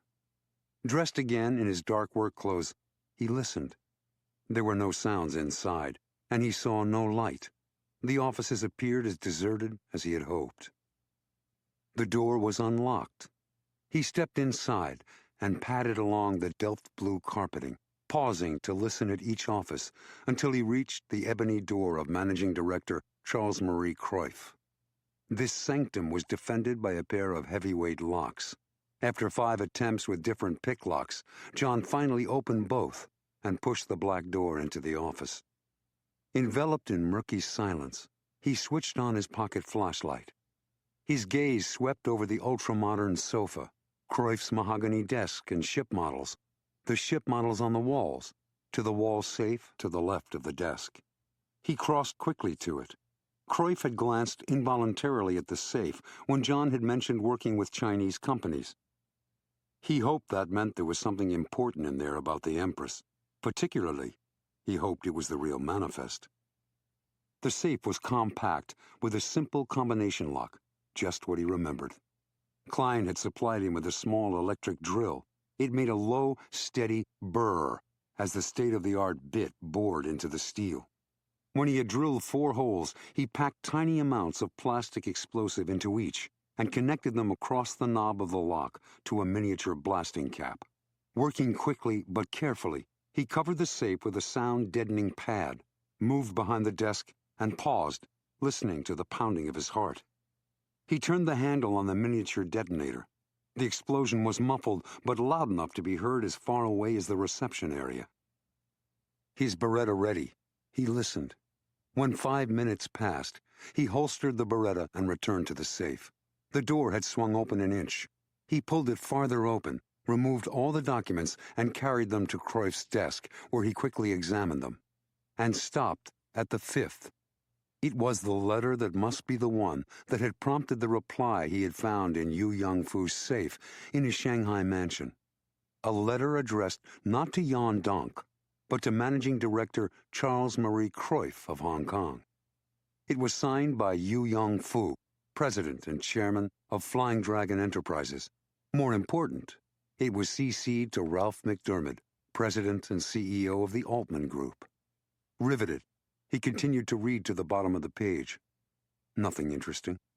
Although an envelope had been stapled to the corner, he checked it, a Donk and Lapierre business envelope with a handwritten notation. Basra invoice, the Dowager Empress. After all this time, all the deaths, this was it. Fingers trembling with eagerness, he pulled open the envelope, yanked out a single sheet of stationery, and unfolded it. On it was writing that matched the writing on the envelope, but there was no manifest. As a hot bolt of rage shot through him, he stared at the note. "You've wasted your time, Smith. You didn't really believe I'd leave anything so important somewhere you could find it so easily. I've destroyed the manifest. You are next." It was signed with the initials R.M., Ralph McDermott. Arrogant bastard. He had known. How? As he thought that, John froze and looked up. "You're next." "Good evening, Colonel Smith." The whispering voice came from the open office door. As they stared at one another, Fung gestured behind him. 4 armed men ran past and spread out across the office. His eyes snapped open to a pitch-black room. The air stank of droppings and dirt. Somewhere, a rat scurried away. John involuntarily shuddered as he listened for the high-pitched chatter and the sharp-clawed click of the horde of rats he imagined circling in the dark. But there was no noise. No rats, voices, traffic, cries of night birds. A pinpoint of light appeared ahead. He had to look up to see the tiny beam. It felt warm, even hot, on his face, but he knew that was an illusion built on hope. An illusion and a spatial delusion caused by the absolute darkness, with no point of reference, no sense of dimension, everything flat, black. Except the tiny beam that was real. And by concentrating on it hard enough, moving his head and opening and closing his eyes, he finally brought it and the room into focus. He was in a chair, his legs bound at the ankles. Someone was tying his hands behind him, roughly. Nylon rope burned through his skin. The point of light was not a crack in the walls or ceiling, but a reflection from a corner off a small metallic silver box attached high on the wall. A reflection of light from around the corner in front of John and to his left. This room was L-shaped, and John was tied to the chair at the rear of the L's long arm. John hardly heard the door open around the corner of the L. A light flared on overhead, momentarily blinding him. Someone left, and someone else arrived. When his eyes adjusted, Fung Dun stood alone in front of him, scowling. "You've caused us a lot of trouble, Colonel Smith. I don't like people who cause me trouble." His whispery voice was measured, his manner unhurried. As he stepped closer, his movement was fluid. "That's strange hair," John said, "especially for a Han. The white makes it even odder." The blow smashed into his face, spinning him and the chair over backward. His head slammed against the floor. In the split second between the impact and the pain, he realized Fung had been so fast he had not seen his hand move. Then violent pain overtook him, and he felt blood run hot and sticky down the side of his face. For a few disorienting seconds, it seemed as if he had floated out of the room. When his vision cleared and the pain receded, 2 men he had not seen were lifting his chair back onto its legs. Fung Dun's face was inches away, staring at him. His eyes were such a pale brown they appeared to be empty sockets. Fung said, "That gentle tap was to focus your attention, Colonel. You've been skilled and intelligent. Don't be stupid now. We won't waste time discussing who and what you are. The question that interests me now is, who do you work for?" John swallowed. "Lieutenant Colonel John Smith, M.D., United States Army Medical Research Institute." The blow was little more than a slap this time, snapping his head sideways, but drawing blood again and leaving his ears ringing. "You appear on no American intelligence roster we've found. Why is that? Some secret section of the CIA, NSA, maybe the NRO? "You're not a conventional agent," Feng told him. "Who do you report to?" He could not feel his lips move and did not recognize his voice. "Who are you? You're not Public Security Bureau. Who thinks I'm not CIA, NSA? McDermott? Someone inside?" The two fists struck seconds apart, a perfect combination, and his searing, crushing, swelling pain overwhelmed him, and merciful blackness washed toward him. His brain told him the man had been a prize fighter, a professional, and he hit much too hard. Hit too hard. Hit too hard. Two Chinese men dragged a struggling peasant woman into the L-shaped room and flung her to the floor, near where the man slumped in a chair, his hands tied behind, his face bloodied, his feet naked. The room was airless. Dressed in loose pajama trousers and shirt, the peasant woman cowered on the floor and blinked in the way of someone who has not understood a word. The man shook his head, beginning to worry. He looked at his partner, and they left. Randy heard the door lock behind them. Her black eyes flashed angrily, and her gaze swept over the room, analyzing it. The two wide windows, one front and one back, were covered by drapes. The morning light penetrated only in thin lines around them. She did not move, concerned she was being observed from somewhere. She studied John and the knots that tied him to the chair. She had stumbled into more than she or Langley had expected. She crumpled back against the floor as if overcome by fear. What she had to figure out was some way to escape so she could contact them. At the same time, she could not let them realize she and John knew each other or that she was a Langley spy, no matter what they did to John or to her. As if hearing her thoughts, the door to the L-shaped room opened, and Ralph McDermott entered. The Altman CEO was followed by Feng Dun, but it was McDermott who stood over her. He asked harshly in English, "Why are you following me? Spying on me? You'd better talk if you don't want to rot in one of your government prisons." Feng Dun kicked her in the ribs. She howled in protesting Mandarin and twisted to look up at the two men, an innocent peon cringing with fear. Feng Dun's foot kicked so fast she did not see it move until it exploded in pain against her ribs. She shrieked like a pig being dragged to slaughter. As she writhed on the floor, she managed to gasp, "My family must have money. I don't earn enough in the factories to send to the village. I have to have more." Feng cursed in Mandarin, grabbed her by her pajama top, and dragged her away from McDermott. "Peasants. They pretend they're being skinned alive if you bump into them. I'll give her something real to howl about." He spun around. In his soft voice, he spoke rapidly to the other two men. "Get the electrodes and the blowtorch." His words were in Shanghainese, but Randy understood the dialect. Her mind reeled. She could stand torture as well as most, but resistance would almost certainly end up incapacitating her, even if she were rescued or managed to escape. Still, there was one story they might believe completely. She would give them John. He was already hurt. She could do nothing for either of them if she, too, were badly injured. And she could do nothing for the company, and certainly nothing for America. She would let them get their blowtorch, their electric devices, or whatever other horrors Feng Dun had in his torture arsenal. The longer she held out, the more they would believe what she told them. If they started with the blowtorch, she would have to gamble and give him up sooner. Blowtorches frightened her.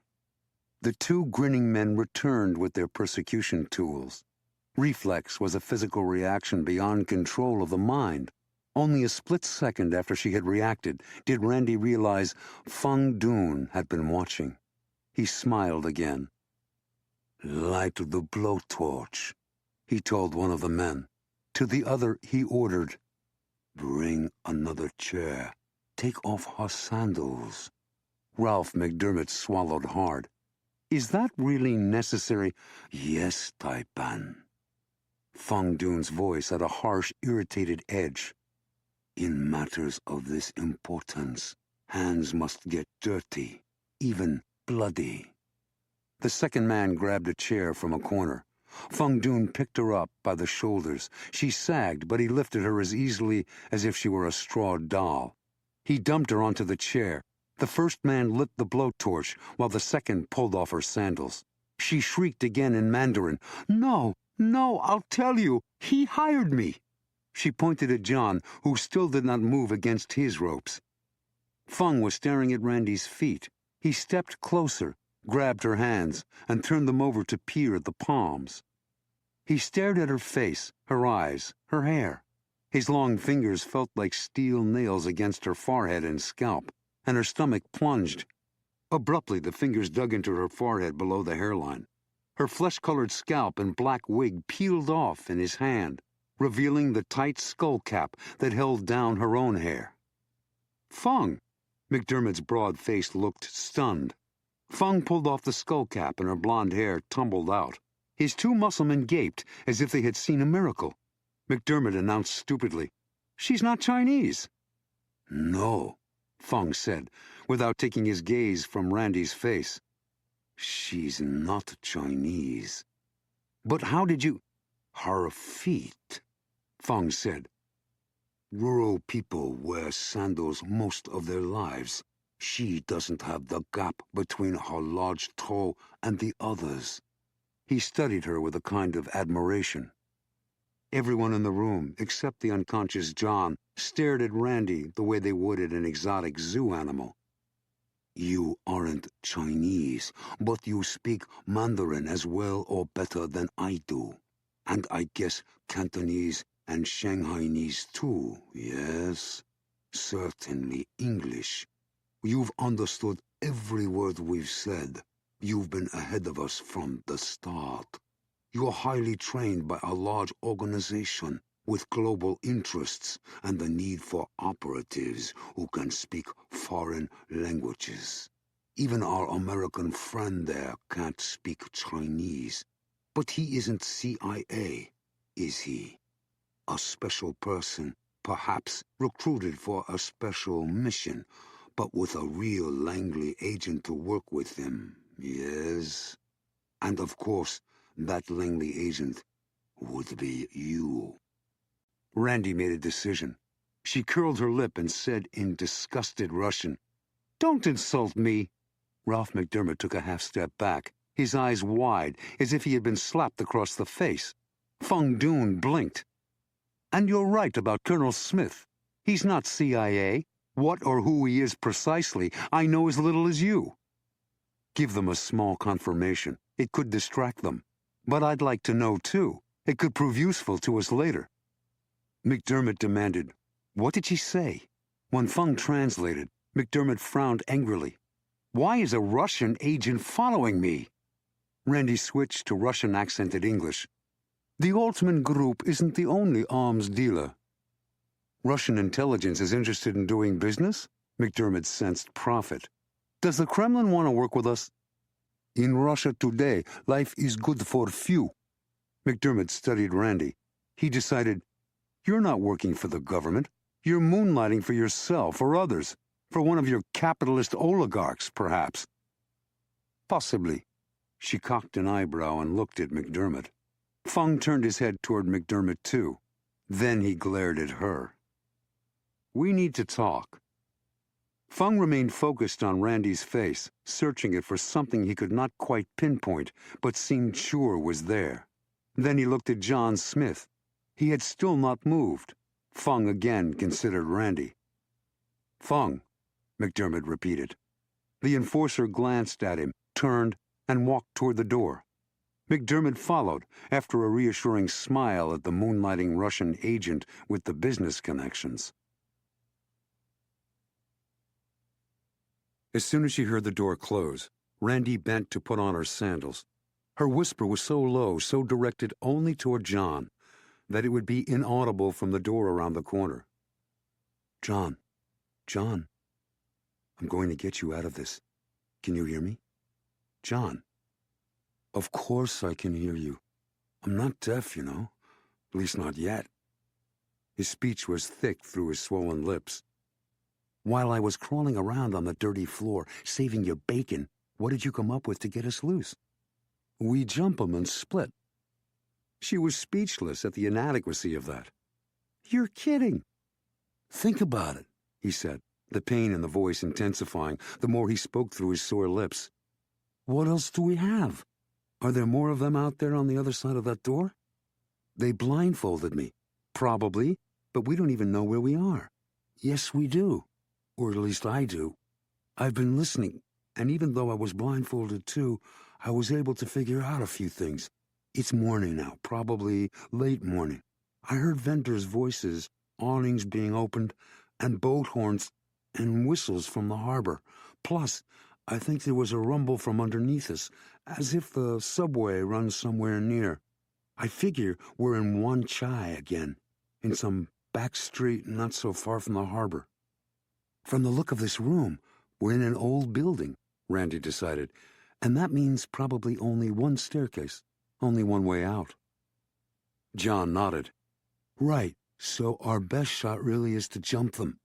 You can handle McDermott, right?" "With one hand." "Use two, just to be sure, not to mention fast." "Consider it done. We'll need to be out of here in a hurry before the others know what's happening. But can you do it? You look seriously banged up." "I've felt better. The good thing is nothing's broken, and I'll rise to the occasion. The threat of death is a fine motivator to get a fellow off his duff." She studied him and nodded. He had that determined look she had seen in him before. "You're the doctor." "Get me loose, but leave the ropes on so it looks as if I'm still tied." She undid the knots, her fingers fumbling as she hurried. They heard the key turn in the lock. John instantly slumped in the chair, careful not to move the nylon ropes. Randy resumed her nonchalant posture in the other chair, ready to do business with McDermott if the price were right. McDermott appeared first. Feng Dun walked behind, not hurrying, his expression a mixture of suspicion and disapproval. McDermott walked directly to Randy. "All right, let's talk about your people. We're gonna—" "Hold it," Feng announced. "First, I'll check the American." He pulled John's head up by his hair. John groaned, and he drooled saliva from his slack mouth. Without warning, Feng slapped him across the face. John gave a feeble flinch and collapsed so heavily, Feng had to support his head with one hand while he used the other to tug on the nylon cords across John's chest. Randy felt her muscles tense with fear as she tried to maintain her casual slouch on the chair. John's cords held. She had looped them several places, and John had expanded his chest to make them tight.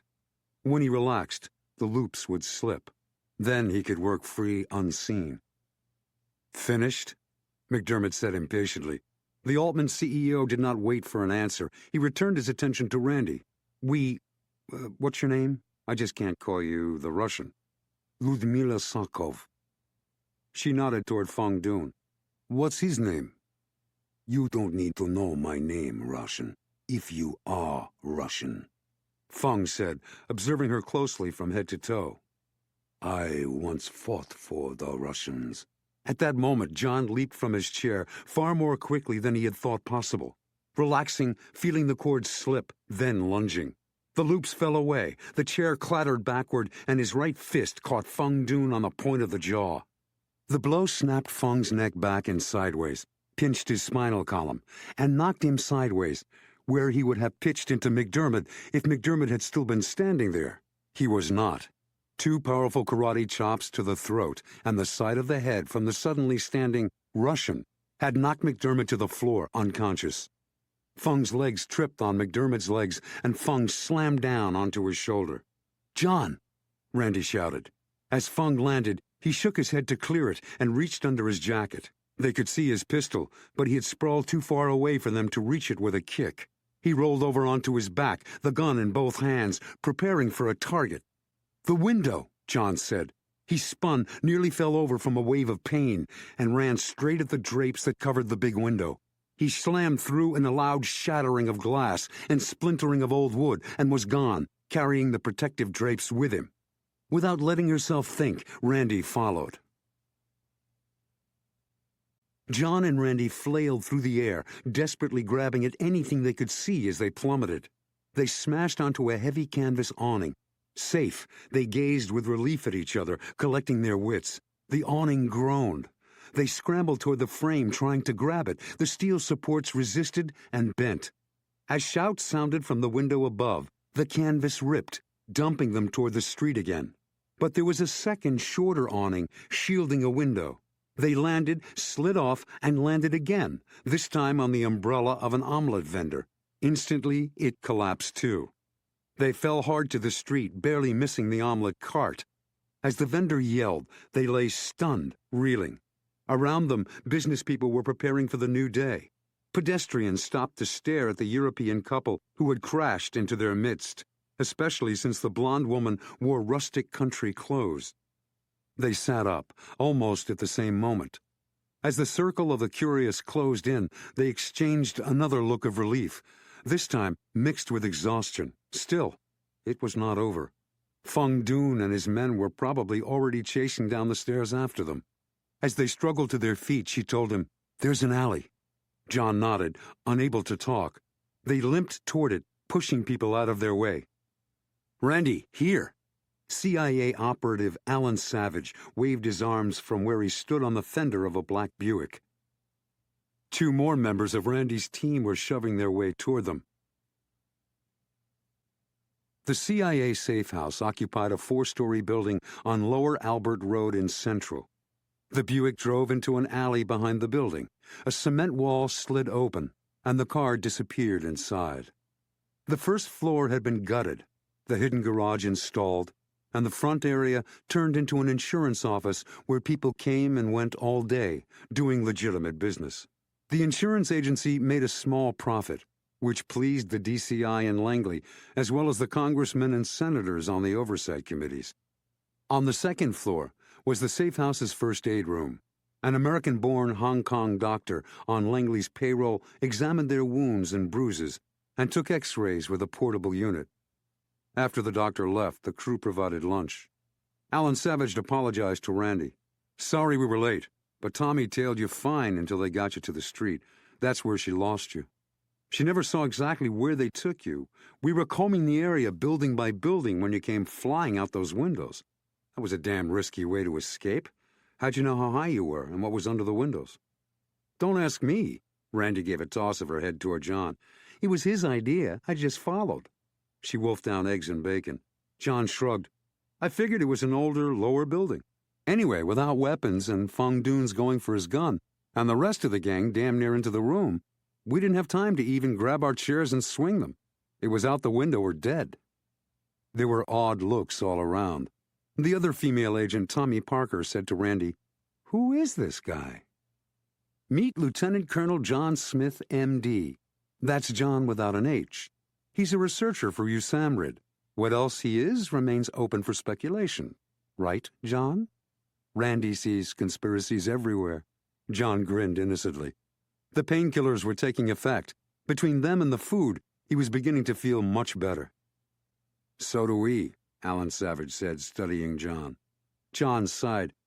"I'm a doctor, a microbiological scientist, and I work at Fort Detrick for USAMRIID. Sometimes they send me on special assignments, especially in cases of emerging viruses. Why don't we leave it at that?"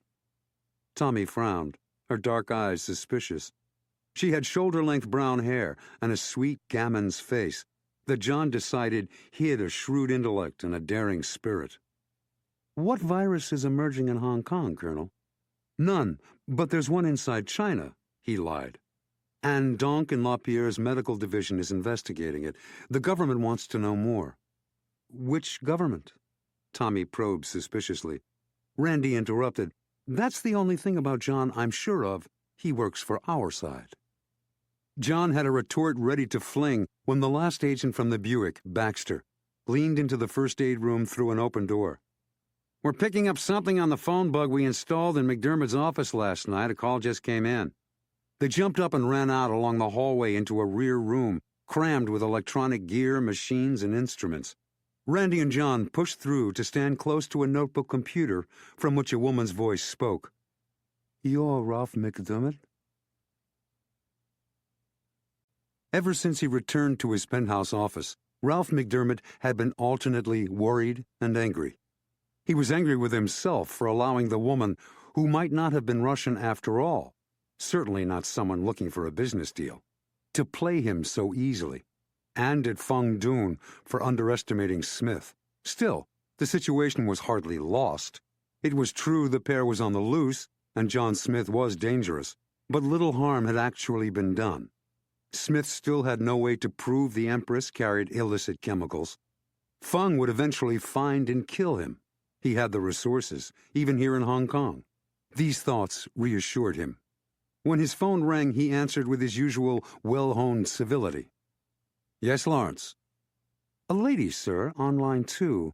She sounds rather young and, attractive." "A lady? And possibly attractive? Well, well."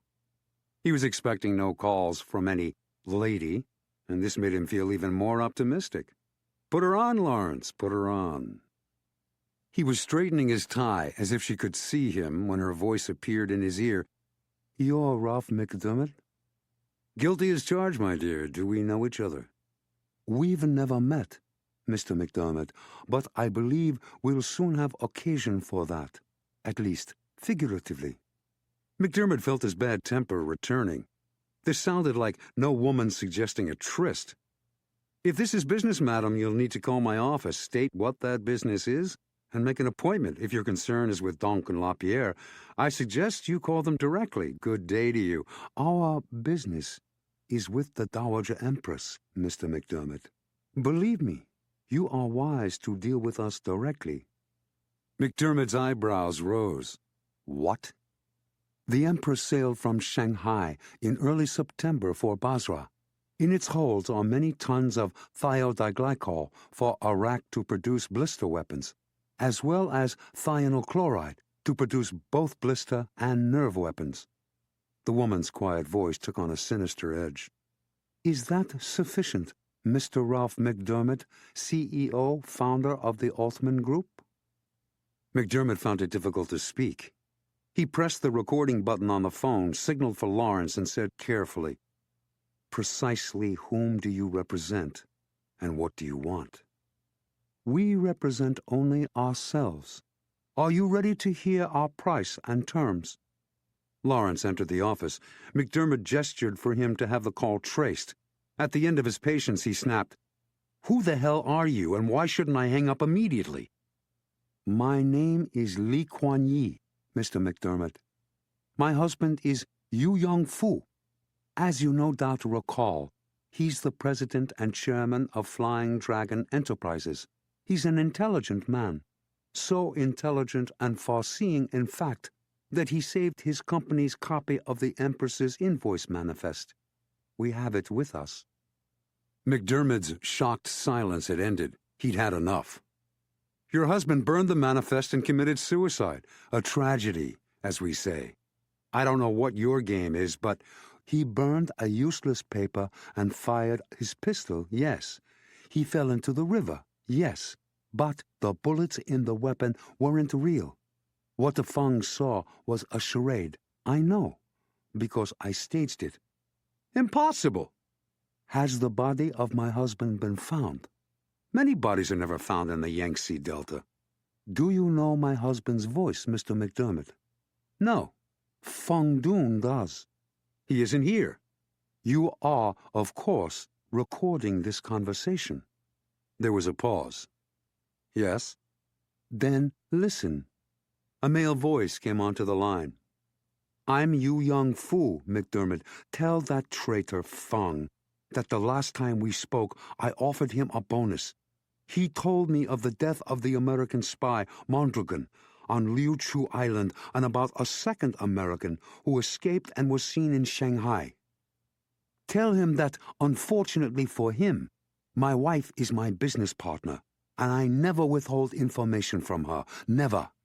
It was she who advised me to keep the manifest safe, and she's the one who orchestrated my suicide. Everyone believes she's the smarter of us in all ways, but that's not true. I'm rather intelligent myself. After all, I convinced her to marry me." Then the man was gone, and the woman returned. "Play that for Feng. Now you and I need to talk business." Why doesn't your husband do the talking, madam? Because he knows that in this area I am smarter and stronger. McDermott appeared to think about that. Or he's dead, and you played a recording. You know better than that. Still, in the end, does it matter? I have the manifest, and you want it. And what do you want, Madam Lee? Money for a new life far from China for my children, my husband, and myself. But not such an enormous amount that it would sting you more than a mosquito bite. I'm reasonable. 2 million American dollars should be good for all of us. That's it? He let sarcasm fill his voice. She ignored it. We'll need travel and identity papers, as well as an exit visa. The best papers. He paused, rethinking his objections. For that, I get the manifest? That's what I said. And if you don't get what you want? The Americans and Chinese will receive the manifest instead. I'll arrange for it to be put into their hands myself, just as I arranged Young Fu's suicide. The original will go to Washington, and a copy will be sent to Beijing. And how do you propose we consummate this negotiation? You or your representative will bring the money and the identity papers to us. We'll give the manifest to you in return, once we have our payment. Where would this exchange take place? At the site of the Sleeping Buddha, near Dazhou. That's in Sichuan province. When? Tomorrow at dawn. You'll come yourself? To China? She asked. He did not plan any such thing. Madam, you can't know Feng Dun very well if you think I'd trust him with $2 million in cash. A momentary silence. Very well.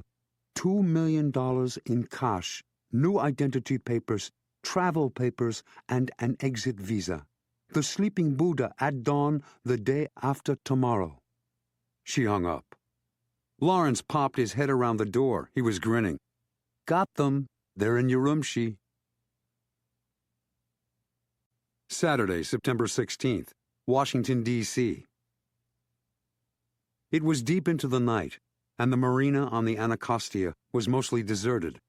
In his cloistered office, Fred Klein looked up at his ship's clock for the 10th time in the last hour. He made a quick calculation. Midnight here would be noon tomorrow in Hong Kong. Where the devil was John? He rocked in his desk chair, restless despite his exhaustion. His phone rang. The blue phone on the shelf behind his desk. Klein grabbed it. John? I'm not John. I hope he's not missing, whoever he may be. Sorry, Victor. Klein tried to keep the disappointment from his voice. He refocused. Victor Agajamian was a former Soviet hydraulics engineer, now officially Armenian, but still living and working in Moscow. His firm was helping to build the mammoth Yangtze Gorges Dam project, and he had papers to travel anywhere in China. He was also one of Klein's first recruits to perform occasional tasks for Covert-One in Asia, particularly in China. You made contact? Klein asked. I did. Chiavelli says, and I quote, "Old prisoner appears authentic.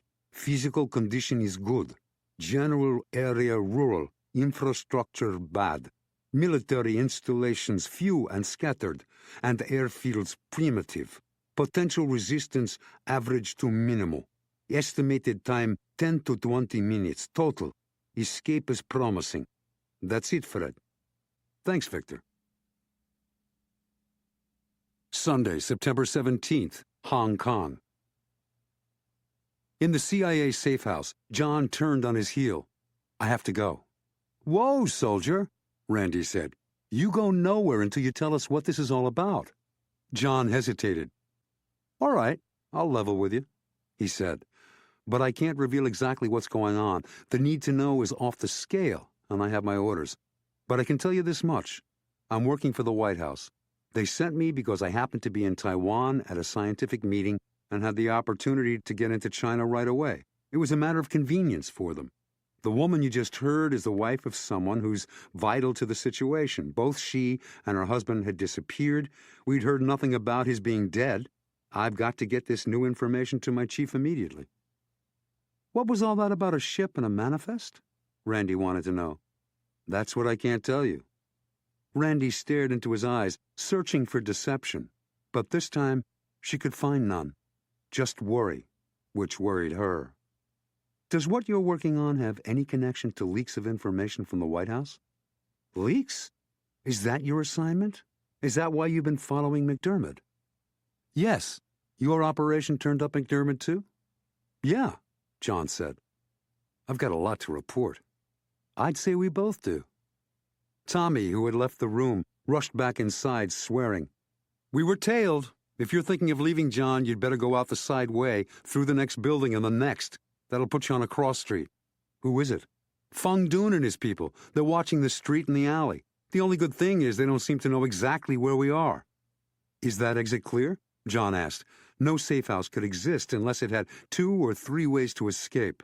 Not yet. You'd better wait. You have a back room I can borrow? I need to report in. Randy said witheringly, You sure you want to risk it? The room might be bugged. We might hear something. John did not like keeping her in the dark any more than she liked being in it. He looked around at the CIA agents and offered his most ingenuous smile. I trust all of you. Hell, you saved my butt. And I sure do appreciate the doctor and the food and the help getting out of here. With luck, I'll be able to return the favor. Randy glowered and shook her head. At last she heaved a dramatic sigh. She hated it when he was being charmingly right. You're such a pain, John.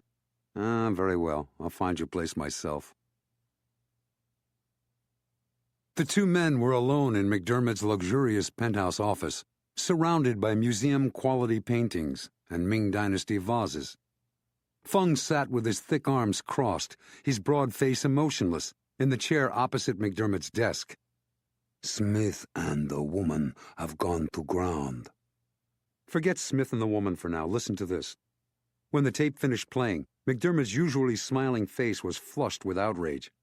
Is that Lee Kuan Yi and Yu Yongfu?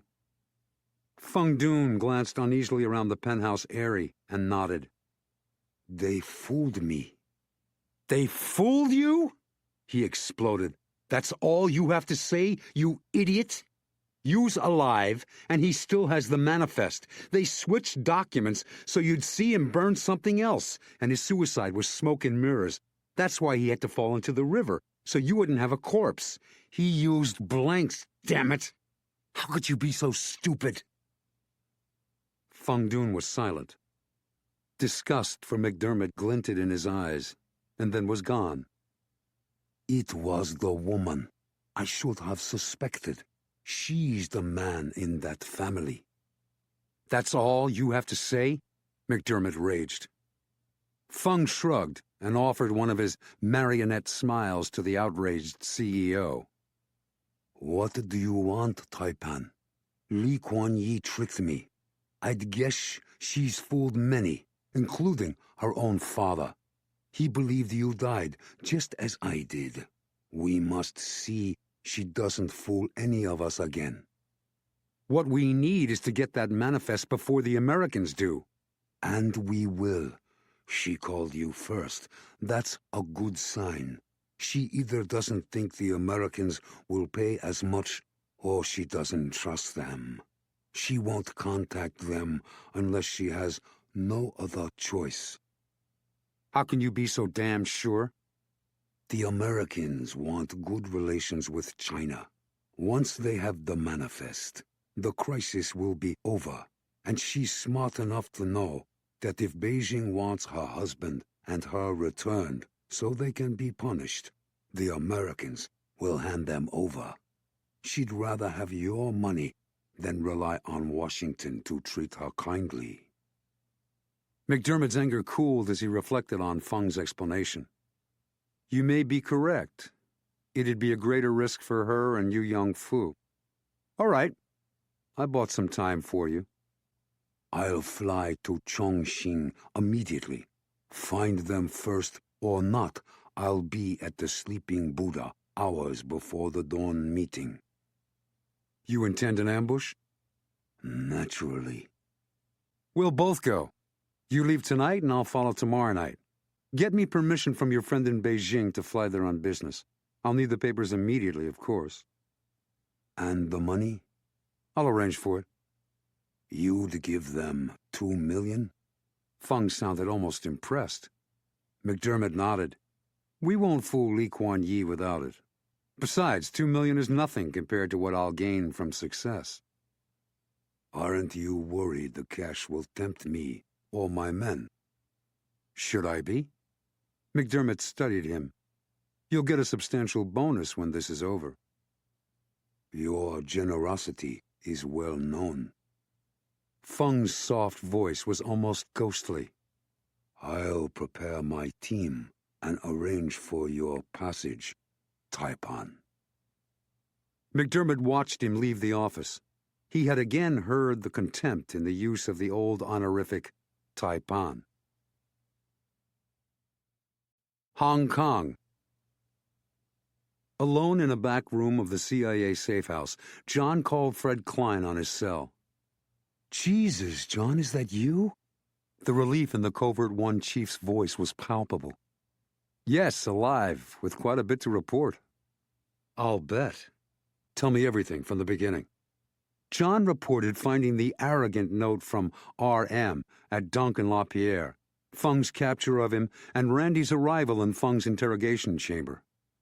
He described Randy's investigation of the White House leaks, which was why she had been following McDermott, and the conversation between McDermott and Lee Kuan Yew and Yu Young-Fu that all of them had heard over the CIA phone bug. Klein bellowed, "They're alive?" And with Flying Dragon's original invoice manifest. Excitement pulsed in the Covert-One chief's voice. Dawn, 2 days from now in Dazhu? Yes, McDermott pushed the meet back a day. I think he hopes Fung Dun can locate Lee and Yu Young-Fu before then and grab the manifest. Remind me to thank McDermott when we lock him up in Leavenworth. His time's coming, believe me. Klein vowed in his lowest growl. Can you get me to Dazhu by then? I'll get you there. When was the last time you made a parachute jump? John was not sure he liked that question. 4 or 5 years. What about a high-altitude jump? It depends on how high. As high as I can get you. You gonna whistle up a nice big plane for me? If I can land it somewhere and not draw attention. Meanwhile, since McDermott's there in Hong Kong, see whether you can turn up anything about him and the leaks and why he's involved in a smuggling deal like the Empress. On your own and from the CIA. Might as well use them if we can. You're all cooperation. That earned a hoarse chuckle. Glad to have you back, John. I missed our amusing repartee. Klein broke the connection. John went looking for Randy. Now that McDermott and Fung Dun were focused on retrieving the last invoice manifest, their interest in Randy and him would plummet. After all, what could he do without it? If he were careful, that meant he could return to his hotel, change his appearance, and pick up McDermott's trail again until he had to head off to a refresher course in jumping. He found Randy sitting in an office with Tommy Parker. I have to leave now, he told them. What about Fung Dun and his crew? My bet is they're gone. Gone? Tommy frowned. Randy said, he means to Dazhu. They won't care about us all that much now. Whatever the leaks were all about, whatever John is really working on, is in Dazhu. Right, soldier? John refused to dance. Close enough. I owe all of you, and Randy 3 times over. Randy smiled reluctantly. If there's anything we can do to help, give us a jingle, and to hell with the DCI. She looked him straight in the eyes. Take care of yourself. I know you think you feel fine, but you look like you're connected with a Mack truck. She sat there in an office chair lounging back, long legs crossed, blonde hair, a wild wreath around her sculpted face. He saw questions in her eyes, but worry for him, too. John had been right. He had observed the hotel long enough to know no one was watching him from outside, except, of course, the CIA agent Randy thought he had not seen at the safe house. You had to hand it to her. She was a bulldog when she was on assignment. Smiling conspiratorially about his all-night absence and battered appearance, the hotel staff welcomed him back. He left them to speculate and rode up to his room. Once alone, he went to the bathroom mirror, where he pulled off the Band-Aids from his face and studied his wounds. He winced when he touched them, but they were all relatively superficial. He yearned for a shower, but settled for using the jacuzzi in the bathtub. He was soaking peacefully when his cell phone buzzed. It was in the pocket of the hotel robe, hanging within arm's reach. He had left it behind when he had broken into Donkin Lapierre. "Yes? You leave tonight," Fred Klein told him. "What do I do in Dazoo for a day and a half? Pretend I'm a tourist? I thought we decided I'd be better off here digging into what McDermott's up to." "That was 3 hours ago. There's been a serious development." He told John about Victor Agajimian's call. "Can you get the extraction team ready that soon?" "That's where you come in, Colonel. You're going to have to help Chiavelli get David Thayer out of prison." "Only 2 of us? How do we do that? Have you forgotten I don't even speak Chinese?" "Chiavelli does. There's not time for me to explain it all. You'll find out the details when you land. Can you leave now?" "I'm in the bathtub. Give me 20 minutes. Don't bother to pack. I'll send someone in to do that and check you out after you're gone. A car will be waiting downstairs to take you to the airport. There'll be gear and clothes inside. A Navy jet will fly you to the carrier. Good luck."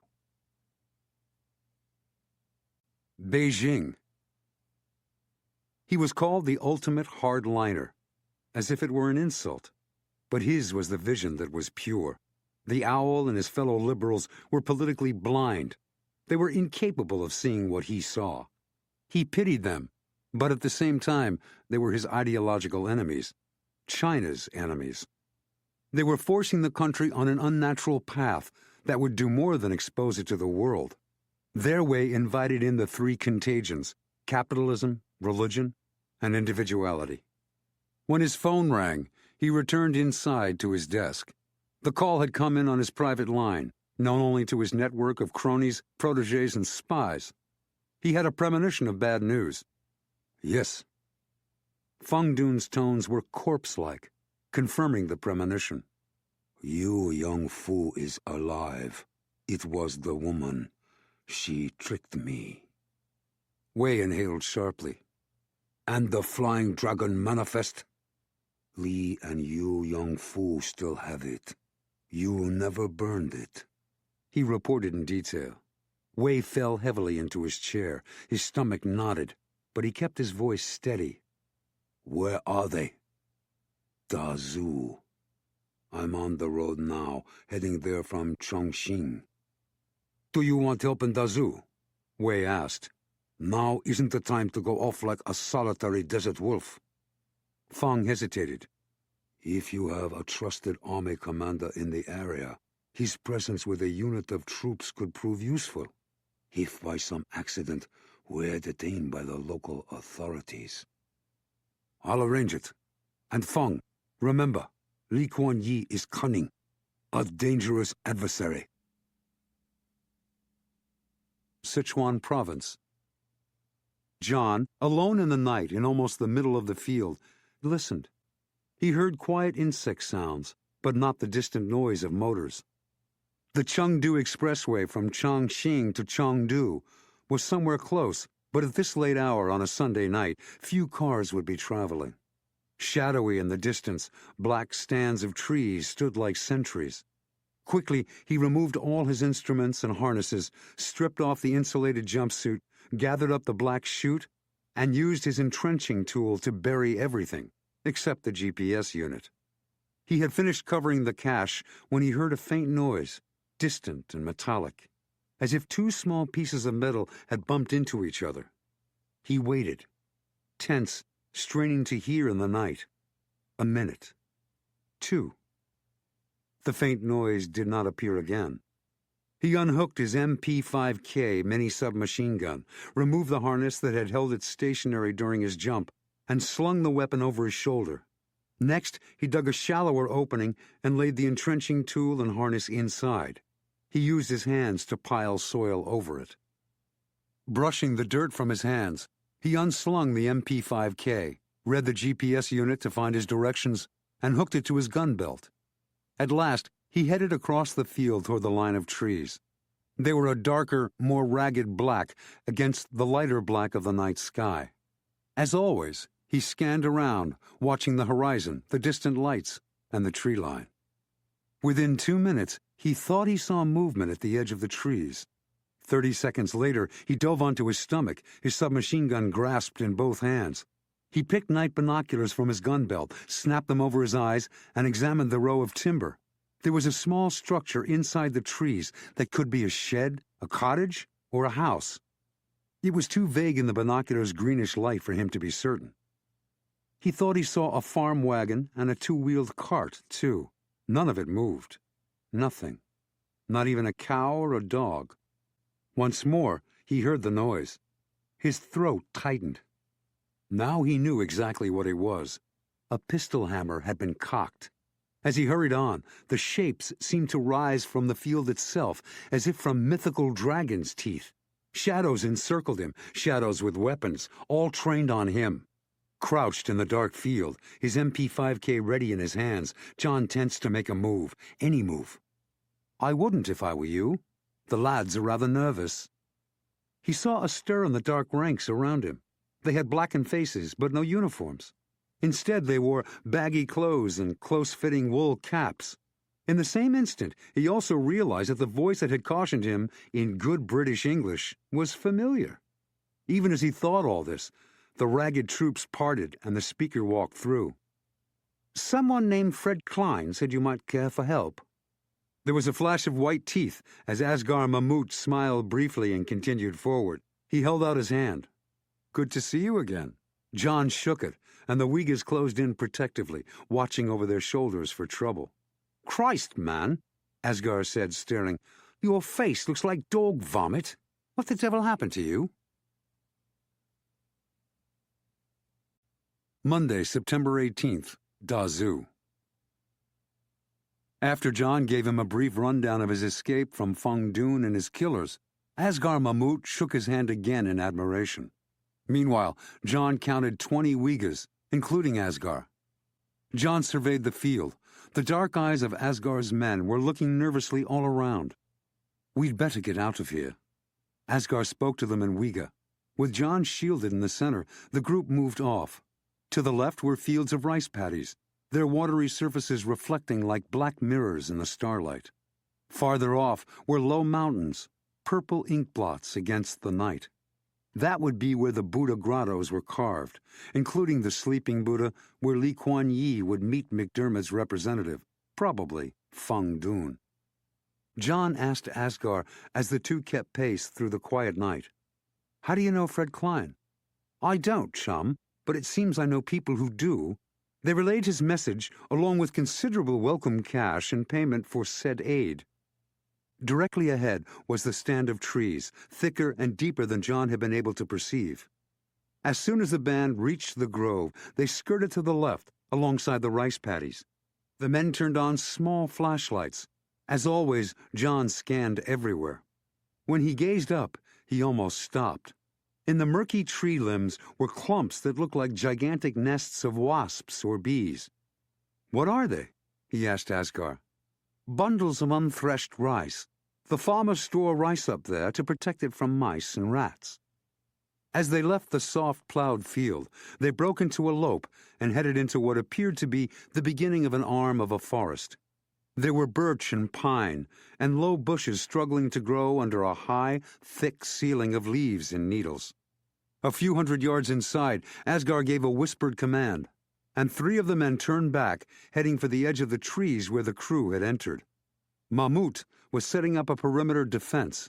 The rest rounded a rock cropping into a protected dell, where they settled into resting spots as if they had used this as a stopping place before. As 3 more split off to vanish among the dark trees, the rest leaned back, cradling their weapons, and closed their eyes. Asghar motioned John to join him.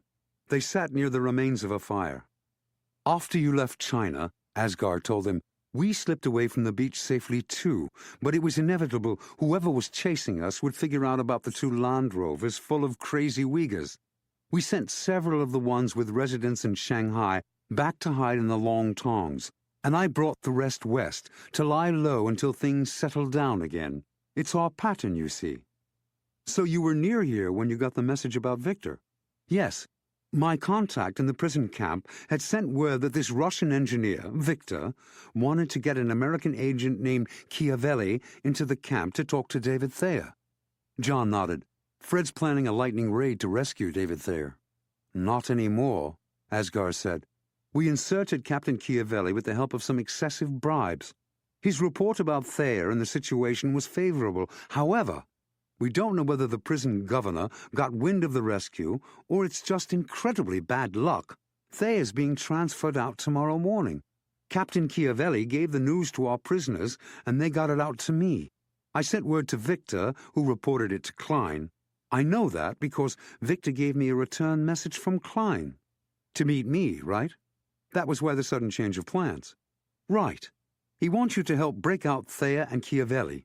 A great deal can go wrong, and he seems to feel your skills could be immensely helpful inside the farm. Inside? Exactly. If it's necessary, we'll have to sneak in. Then you, Chiavelli, and I will bring Thayer out. Of course, he added cheerfully, if it goes bad, you may have to shoot your way out, which is probably the main reason Klein wants you there. You're the backup gun. Swell, John said. What could go wrong? For one thing, a guard or two could decide to become unbribed. John sighed. Even better. Cheer up. This will be a cupcake compared to the assignment of some of my fighters. You see, once you're out of the prison, without, one hopes, their knowing Chiavelli and Thayer are gone until morning roll call, the real trouble begins. Getting Thayer and Chiavelli out of China? That's our job, and a doozy it is.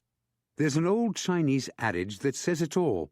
Close your eyes, spin in a circle, and no matter where you are or what time it is, when you look again, you'll see a Han. The population is so enormous that Westerners stand out like fish in the Taklamakan Desert. Then there'd better be no gunfire. It could play hell with my primary assignment. Klein's aware of that. He said you should skip the diversion if you thought it would damage your chances for the main mission.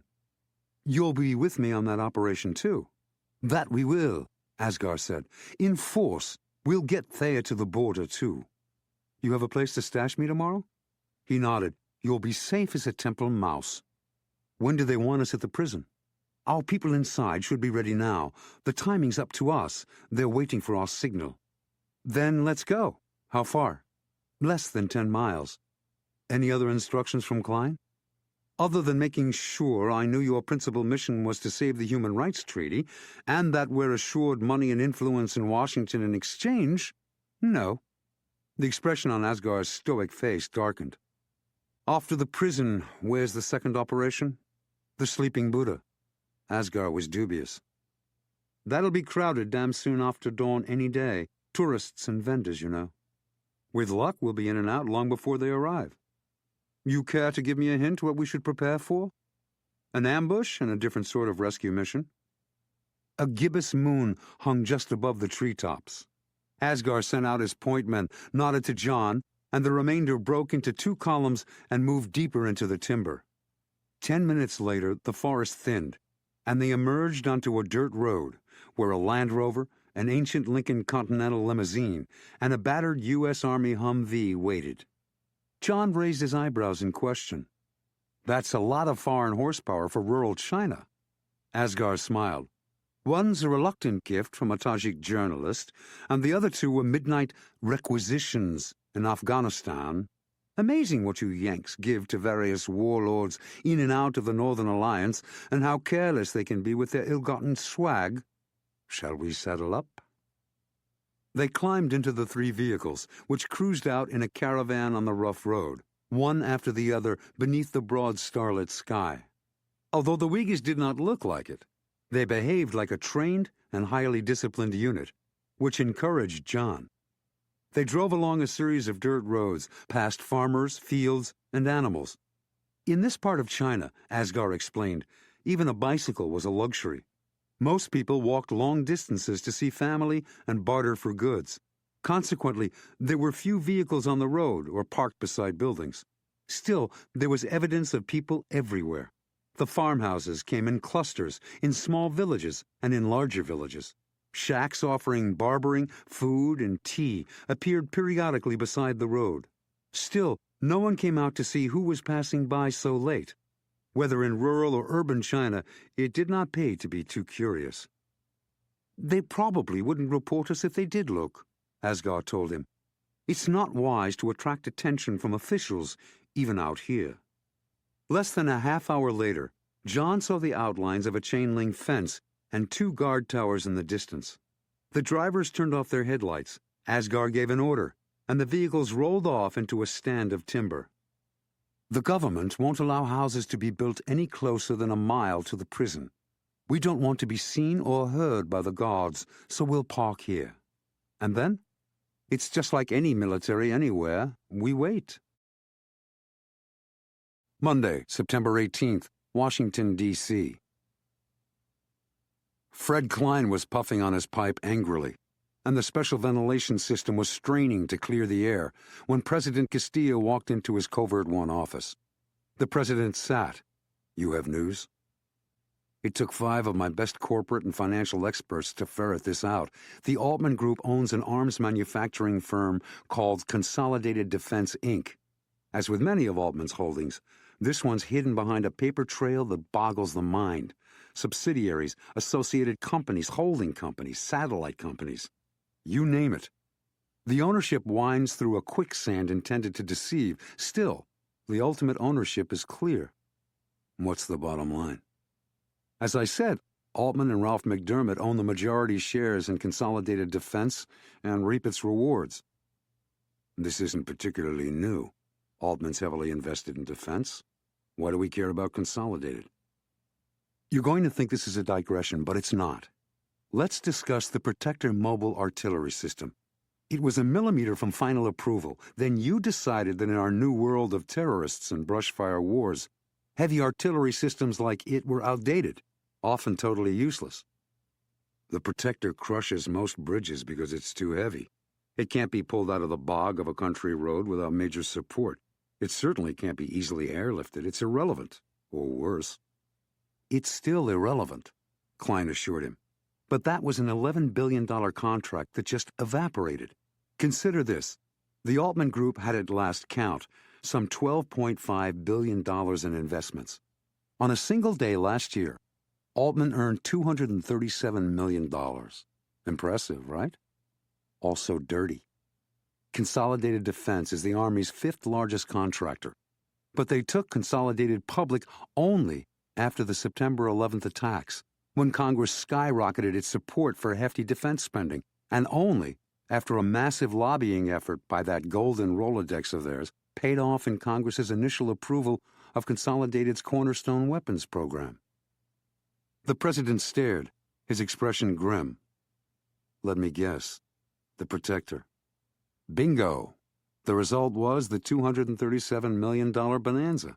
And now, Altman's assets will skyrocket billions and billions of dollars if you and Congress approve the Protector and put it into production. The president sat back, his mouth a thin line of disgust. That bastard. Yes, sir. That's what Ralph McDermott's been up to. It's got nothing to do with the Empress directly. The whole thing was a setup to lead to nose-to-nose hostility between 2 continental giants with nuclear capabilities. If necessary, he'll wheel and deal us into war to prove the United States needs the Protector. Either way, once we board the Empress and all hell breaks out, he'll have proved his point.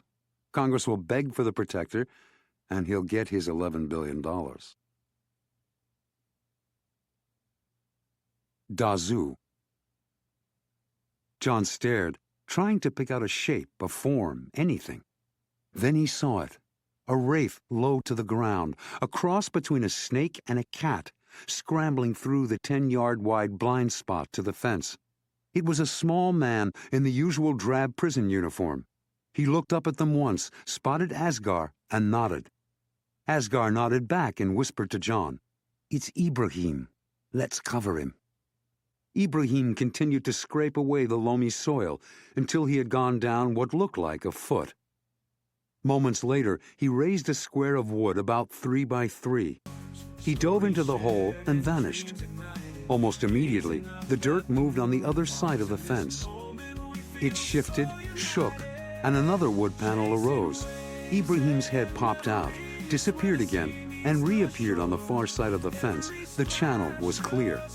Asghar whispered, "Our turn. Go." Asghar said in a low voice, "I've got your back." Head first, John scrambled down, emerged on the prison side, and ran after Ibrahim to the mess hall, dirt flying from his clothes. He slid inside and turned to aim out his Beretta. The Uyghurs had replaced the wood on both sides of the fence and were pushing dirt back over. As Asghar ran to join John and Ibrahim, the remaining pair outside produced brushes and meticulously smoothed the dirt, making the night's disturbance unnoticeable. When the last Uyghur bolted into the mess hall, Ibrahim led them at a trot through the shadowy kitchen and deserted mess hall. 2 armed guards patrolled this area, rifles over their shoulders, yawning sleepily. Ibrahim consulted in a low voice with Asghar, who nodded, and told John, "Be ready. When I say go, we run out to the right and slide under the barrack there." Ibrahim waited until the guards were at the ends of their routes and their backs were turned. He and Asghar clapped each other on both shoulders in farewell, and Ibrahim raced out of the mess hall, but to the left. He made no attempt to be silent. In fact, his footfalls were thumps on the hardpan. Both guards revived from their walking doze and spun, rifles aimed. Each barked the same Chinese word, which John figured must mean halt. Ibrahim froze. His head dropped in fake guilt. The men approached warily. They relaxed when they saw his face. Their lips curled as they spoke mockingly in Chinese. Asghar looked both ways. Now. As Ibrahim disappeared inside, John and Asghar slipped out the front door, ran full speed to the right, and dove under the barrack. The barrack door cracked open without a sound, and a figure motioned them into the dark interior. John and Asghar followed the prisoner to a door at the rear. He pointed at it and returned to his pallet. This was David Thayer's cell. 2 men looked up from where they sat side by side on wood chairs.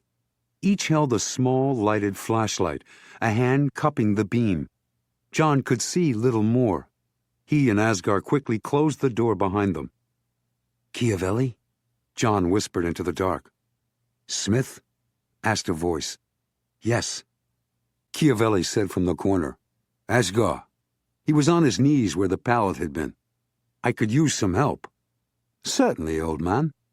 Asghar crouched beside Chiavelli as Chiavelli explained what needed to be done. With their fingers, they worked loose and removed 4 penny nails from the floor where Thayer's pallet had been. Meanwhile, a warm smile wreathed David Thayer's wrinkled face. He extended his hand. "Colonel Smith, I've waited a long time for this.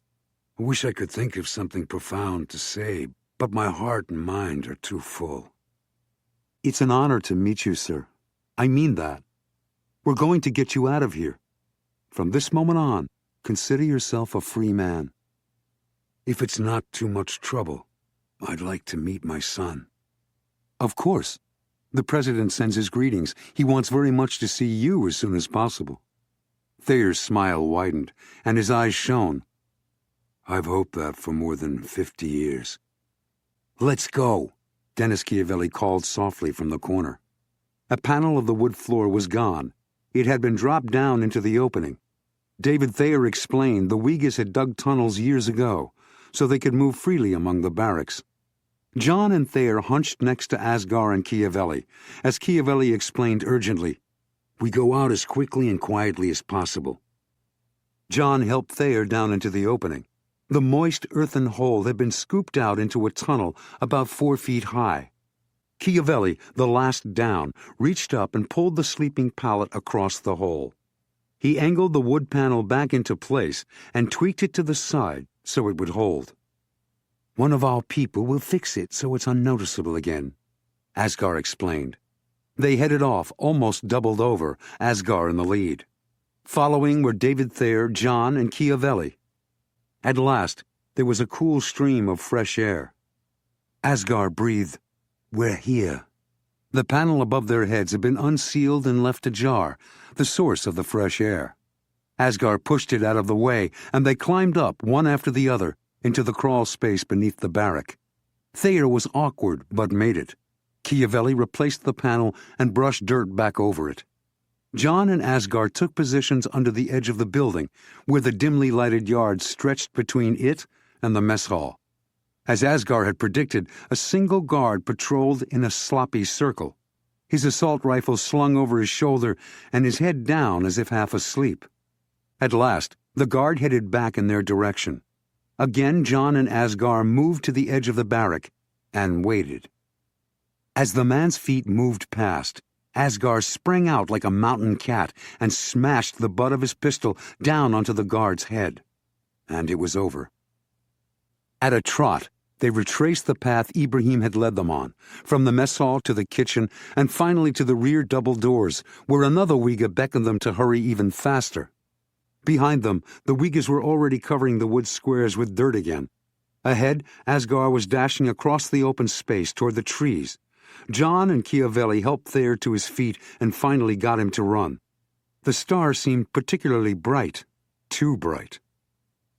At last, when they entered the safety of the forest, John felt as if he had just won the gold ring on the biggest carousel. They had gotten the old man out of prison. Now the trick would be to keep him out, keep him safe, and get him to America. After a harrowing run through the forest, constantly looking over their shoulders, John, Asghar, the two Uyghur fighters, and the two former prisoners reached the Uyghur unit. A minute later, the entire group slipped out across the fields toward their hidden vehicles. They climbed aboard. With Asghar driving, John, Chiavelli, and Thayer took the limo, so Thayer would be more comfortable. 3 other Uyghurs piled in back, their assault rifles bristling like porcupine quills. The rest of the Uyghurs divided themselves between the Humvee and Land Rover. With the limo in the lead, the team drove off at a sedate rate in an effort to attract as little attention as possible. At the same time, they watched all around for pursuit, aware of every light, every boulder, every possible threat. John studied the luminous green dial of his watch. "Where's Alani and her group? Aren't they still supposed to escort Chiavelli and Dr. Thayer to the border?" "They're at the hideout," Asghar told him, his voice clipped, as if waiting for more trouble. "Meaning you want to give Chiavelli and Dr. Thayer a vehicle and some of your men to get them out of China?" "That's the plan." "No way. We don't know how many men Feng or Li Kuan Yi will bring. We need everyone. Besides, your people won't get back in time. We'll have to keep Chiavelli and Dr. Thayer with us until we actually walk into the mountains. Then we'll stash them somewhere safe and pick them up again when we leave."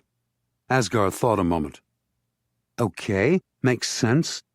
Besides, we'll be able to use Chiavelli and perhaps Dr. Thayer. Can you shoot, sir?" "A long time ago," Thayer admitted from the back seat. "Exactly what's this new mission?" "We can't risk you, sir," John said flatly. "Absolutely not." Dennis Chiavelli agreed. "All right," Thayer sighed. "But at least tell me what it is." John related the highlights of the meeting at the Sleeping Buddha, the goal, the stakes, and the danger. "This is for the Human Rights Agreement?" Thayer asked. His wrinkles rearranged in a frown. "Then it's vital. It's one of the most important pieces of legislation of my son's administration." "Agreed," John said. "These are global stakes." Time ticked slowly, too slowly, increasing the tension. John resumed his watch on the dark countryside. Thayer gazed out the window too. At last the trio of vehicles parked off in the trees.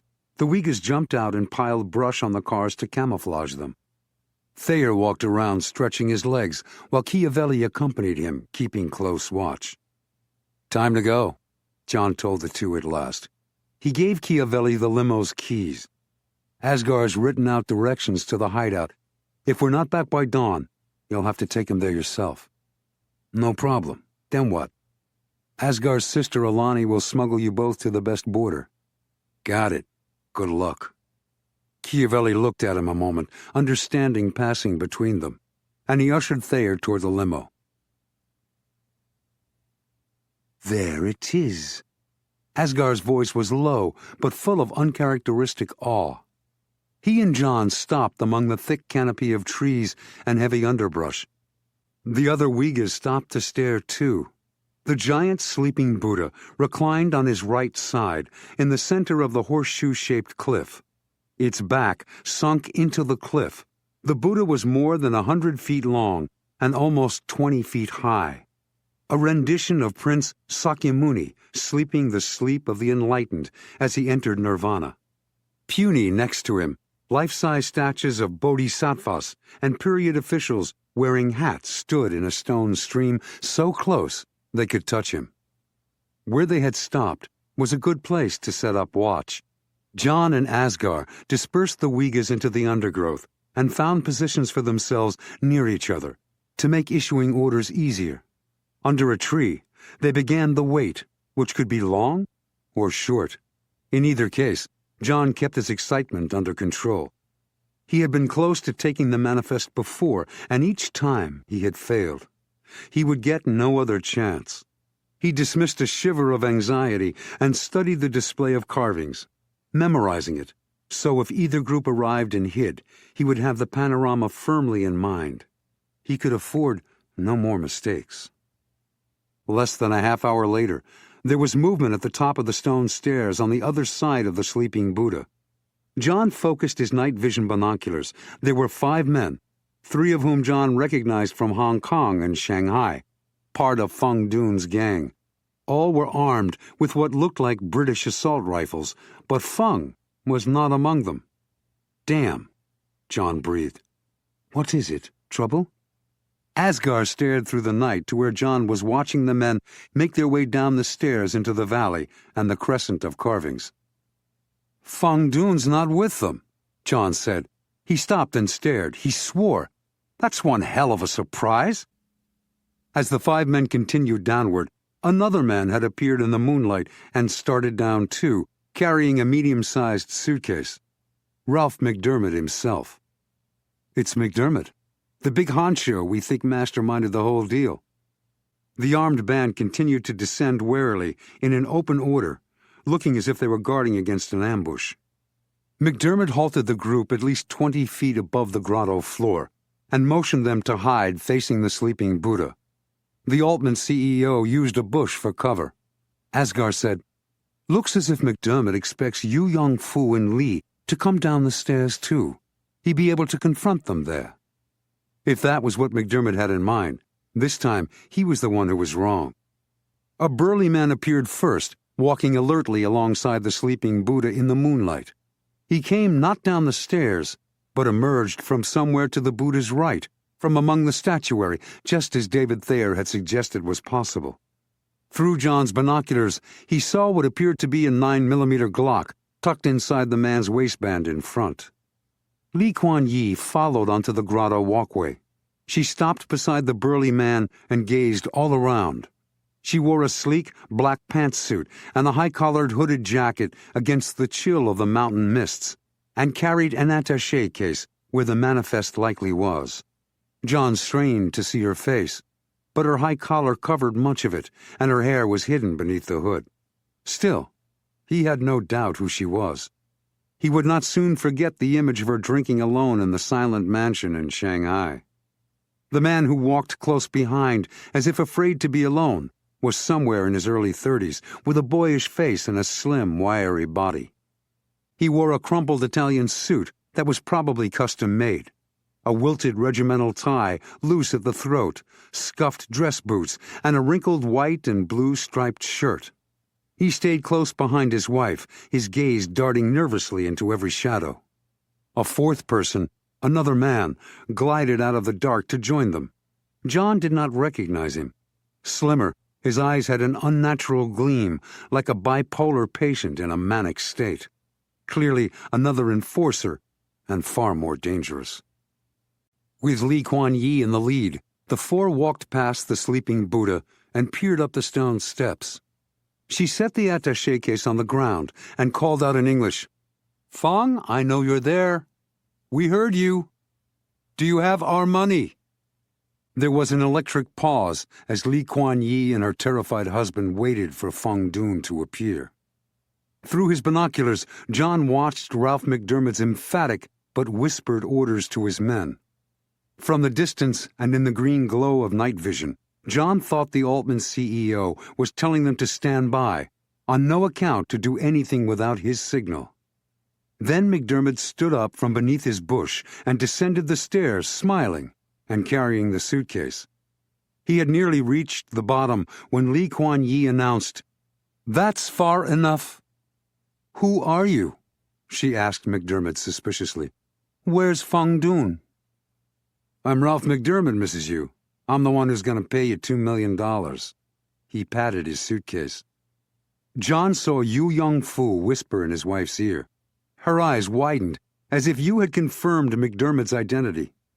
"Is that the cash?" "Indeed it is," McDermott said. "Is the document in your attaché case?" With the toe of her shoe, Lee touched the case. "Yes, but before you have any ideas about taking it from us by force, with the men you've hidden up there, you should know the case is booby-trapped. I'll trigger it the moment you make one wrong move. Is that clear?" "Perfectly," he told her in his genial voice. "You'll want to count the money, of course." "Of course? Bring it down here and return to where you are now." McDermott descended the final few feet, laid his suitcase flat on the ground, and climbed backward, never taking his gaze from Lee and the three men, while above him his hidden gunmen waited with their assault weapons aimed. A sense of excited expectancy radiated from the couple, even from where John, Asghar, and the Uyghur fighters watched from the hillside. The husband and wife glanced at one another, their eyes alight. Lee Kuan Yew told Yu, "Examine it, my husband."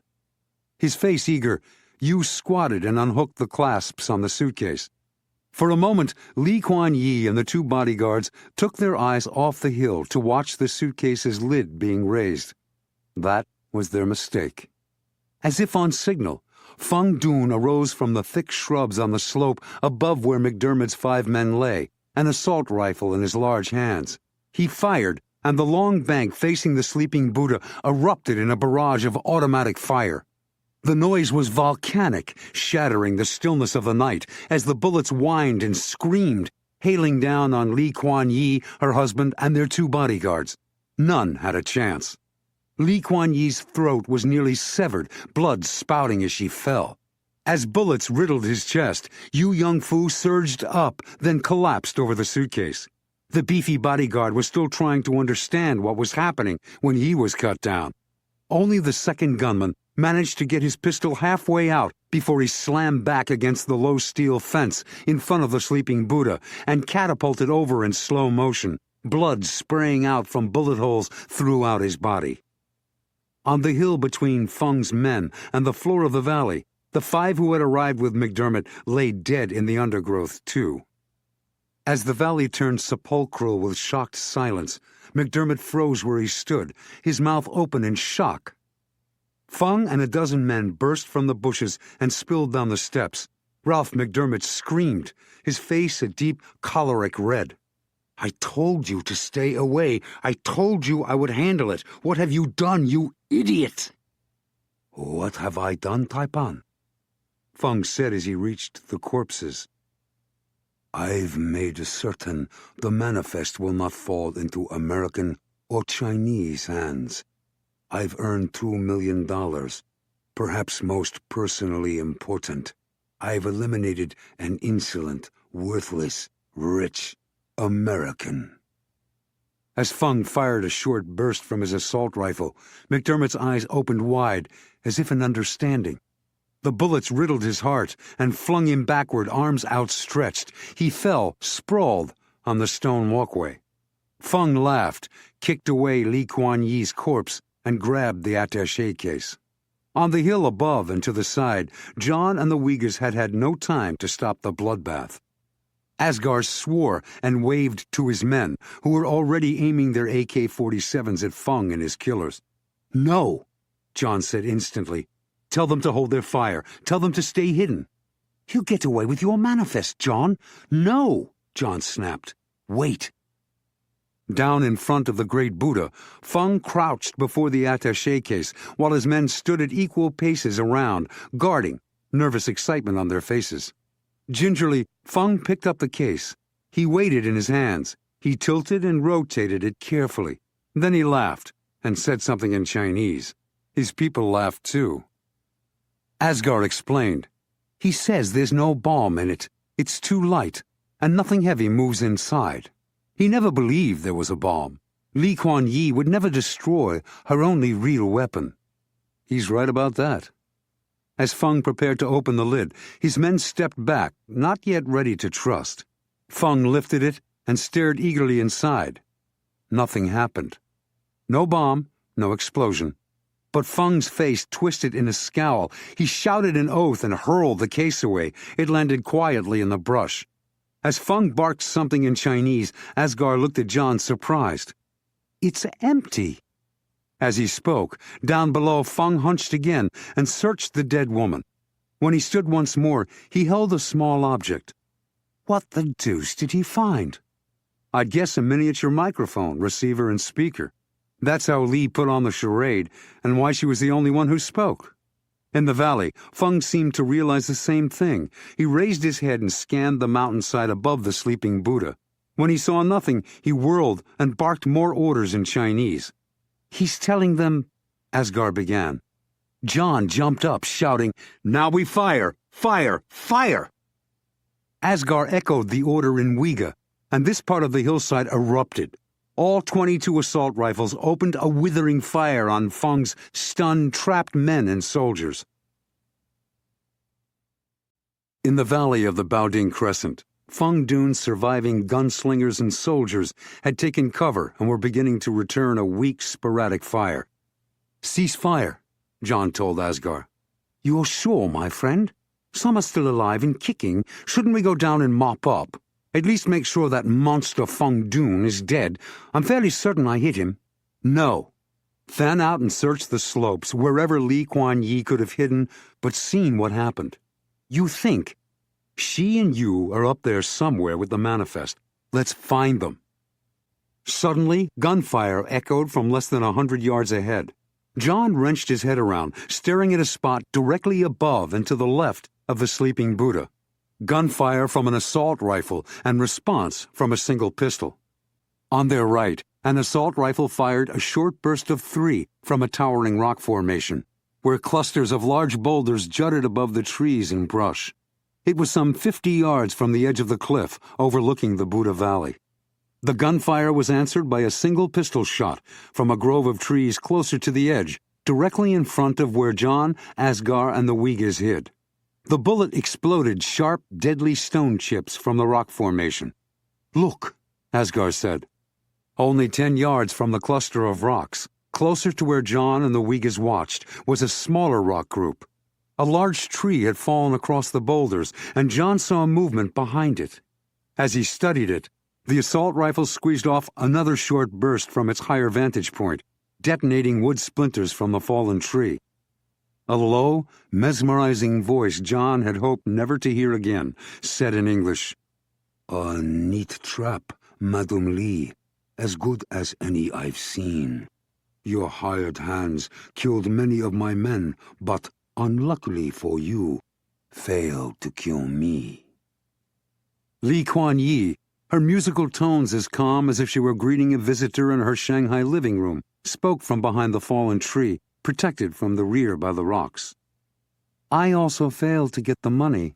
I expect you have that, which makes me surprised that you returned. Feng said, I still need the invoice manifest, and I suspect, dear lady, you've run out of ammunition. You should be dead, and I'd have it except for your friend over there in the trees. I wonder who he could be. Li Kuan Yi was mocking. There are many things you don't know, Feng. A man's voice sounded nervously from next to her.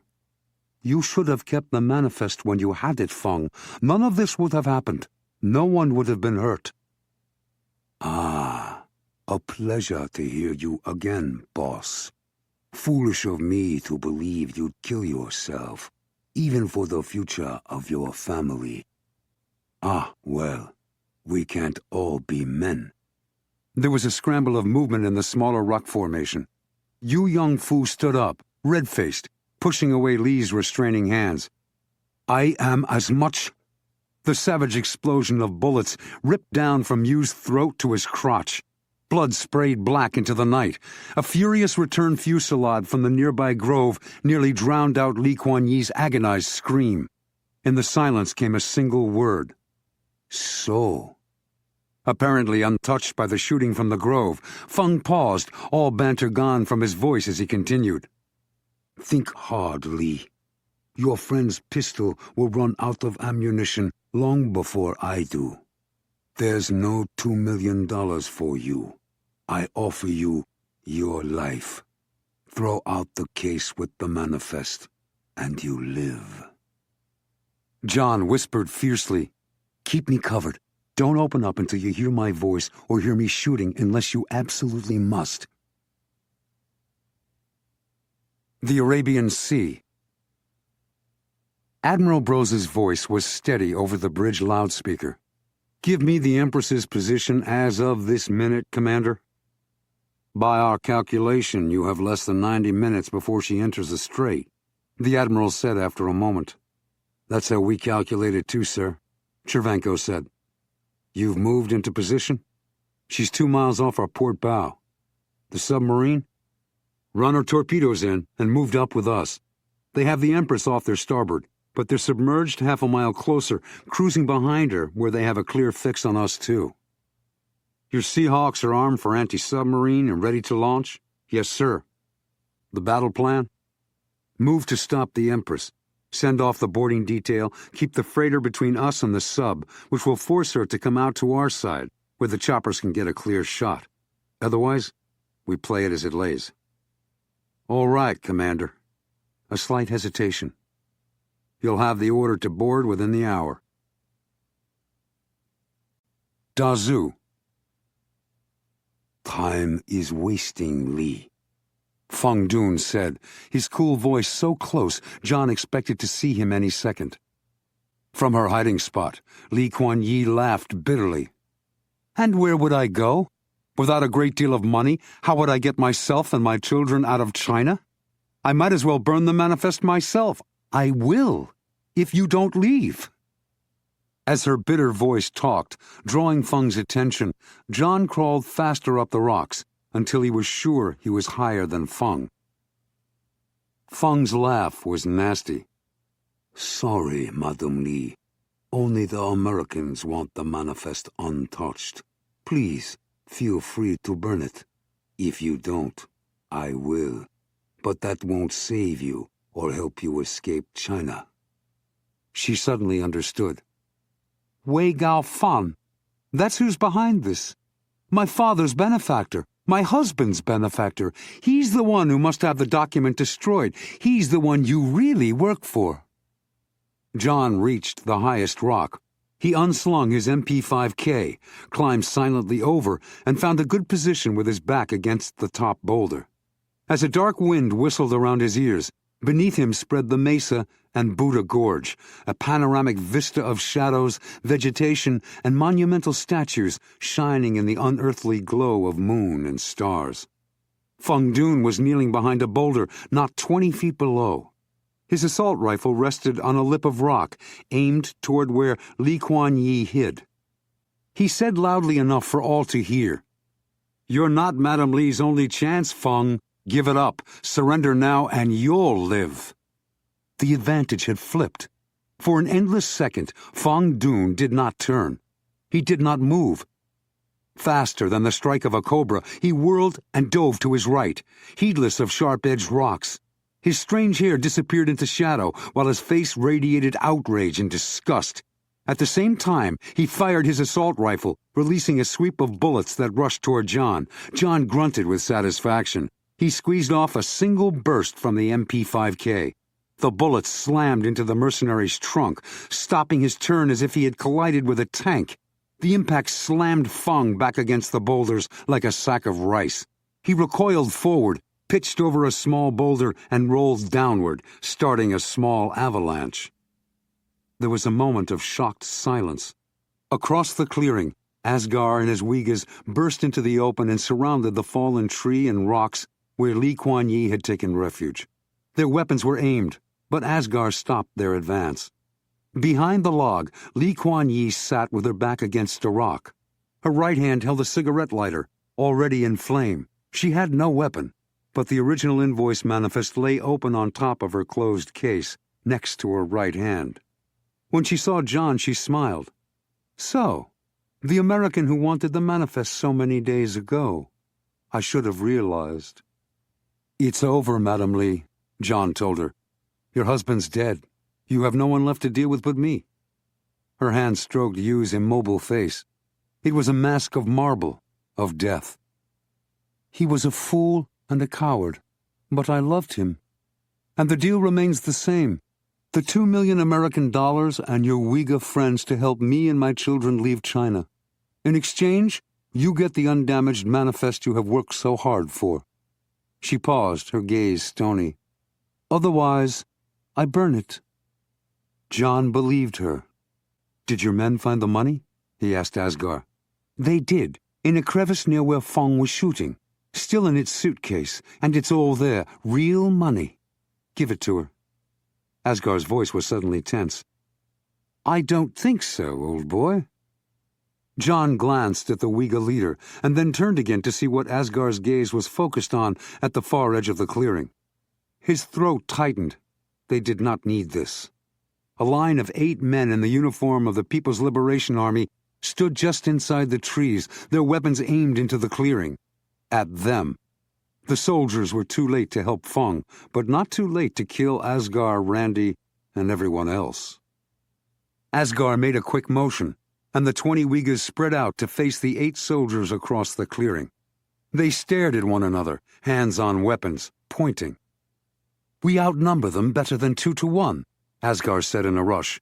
But I don't dare take them on. We don't know how many more there are nearby, and a firefight in which we kill a squad of PLA troops will guarantee draconian reprisals against my guerrillas and all of Xinjiang. The payoff's not worth the sacrifice, sorry, John. John answered quickly, if unhappily. I understand. If there are no more than we're looking at, we can at least protect you as far as our hideout. My people there will help you get David Thayer out of the country. Appreciate it, thanks. Why aren't they moving? They were statues, armed and ready. An impenetrable line, perhaps, but they could still be gotten around. They could still be shot. Why did they not fire first? Were they afraid? Because they were outnumbered? They're not worried, Asghar decided. As I said, they may have more troops coming up. At that moment, John sensed motion on his other side. He spun on his heel. Randy! Randy Russell appeared, her face grim. What can I do? Her blonde hair was dyed black, and she wore a crumpled business suit. She, too, stared across the clearing at the silent Chinese soldiers. Where the hell did you come from? John asked, but his heart was not in their usual banter. The troops would not wait much longer. I flew in with the late Ralph McDermott. May the bastard rest in hell. He needed an interpreter. Lucky for us and Lee Kuan Yew he did. You've been with us from the start? She nodded. Lurking up here. After the bloodbath below, I spotted Fong moving in on the other 2, so I opened fire to drive him into the rocks. I owe you again. Don't mention it. Trying to be light, but not succeeding. This cargo manifest the woman has, that's what you need. Yes. John gave her the highlights, concluding with the standoff in the Arabian Sea. McDermott set the whole thing up with Lee Kuan Yew's husband. Somehow, a Chinese politico got into the act, too. God knows what's going to happen, but it's not good. Not for peace, not for the future, not for the world. Sorry you got caught in this, Randy. Asghar's right. He can't risk the future of his people. There's no time left to change anything anyway.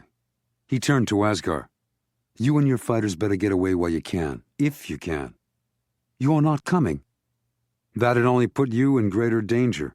Uyghurs don't have the world's only superpower to protect them. We do. He clapped them on the shoulders as he had seen Uyghurs do. Take the $2 million. You can make better use of it than Lee Kuan Yew, the Chinese government, or us. Asghar gave a signal, and before John and Randy could blink, he and his men had stepped into the trees and vanished. Now there was no protection at all from the Chinese soldiers. John, Randy said quietly, nodding at them. They did not pursue the Uyghurs. Instead, they parted, and an officer stepped through the line, walking across the clearing toward them. "That's what they were waiting for," John said. "A captain, infantry from the insignia." Randy agreed. John, Randy, and Lee Kuan Yi stepped away from the fallen trunk. Kuan Yi clutched the manifest in one hand, the cigarette lighter in the other. It was no longer alight. The captain's expression was stern, his step authoritative. He glanced to the right, toward where the dead Feng Dun lay in his own blood.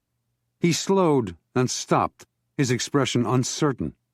A pudgy little man, also in the full uniform of the PLA, appeared from the rocks behind Feng. As the new man walked steadily toward the infantry officer, Randy whispered, "He's wearing the insignia of the Public Security Bureau, Internal Security, and Counterintelligence. Swell, the Chinese KGB." Major Pan I-2 had watched the first act of the drama at the Sleeping Buddha from behind the statue of a ferocious dragon that guarded the entrance to the cave of full enlightenment. As the action had progressed, he had circled around, following it. Night vision binoculars had enabled him to study the band of Uyghurs who had attacked Feng Dun and his gangsters, including a few PLA soldiers, which had told him much. The clothes, faces, and weapons of the 20-odd hillside guerrillas had made him smile his benign smile.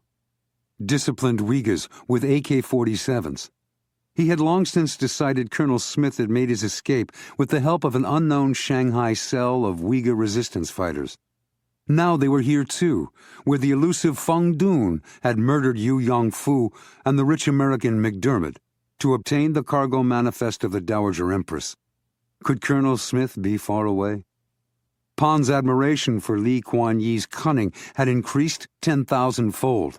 But if Wei Gao Fan was to be defeated, Pan would still need to intervene.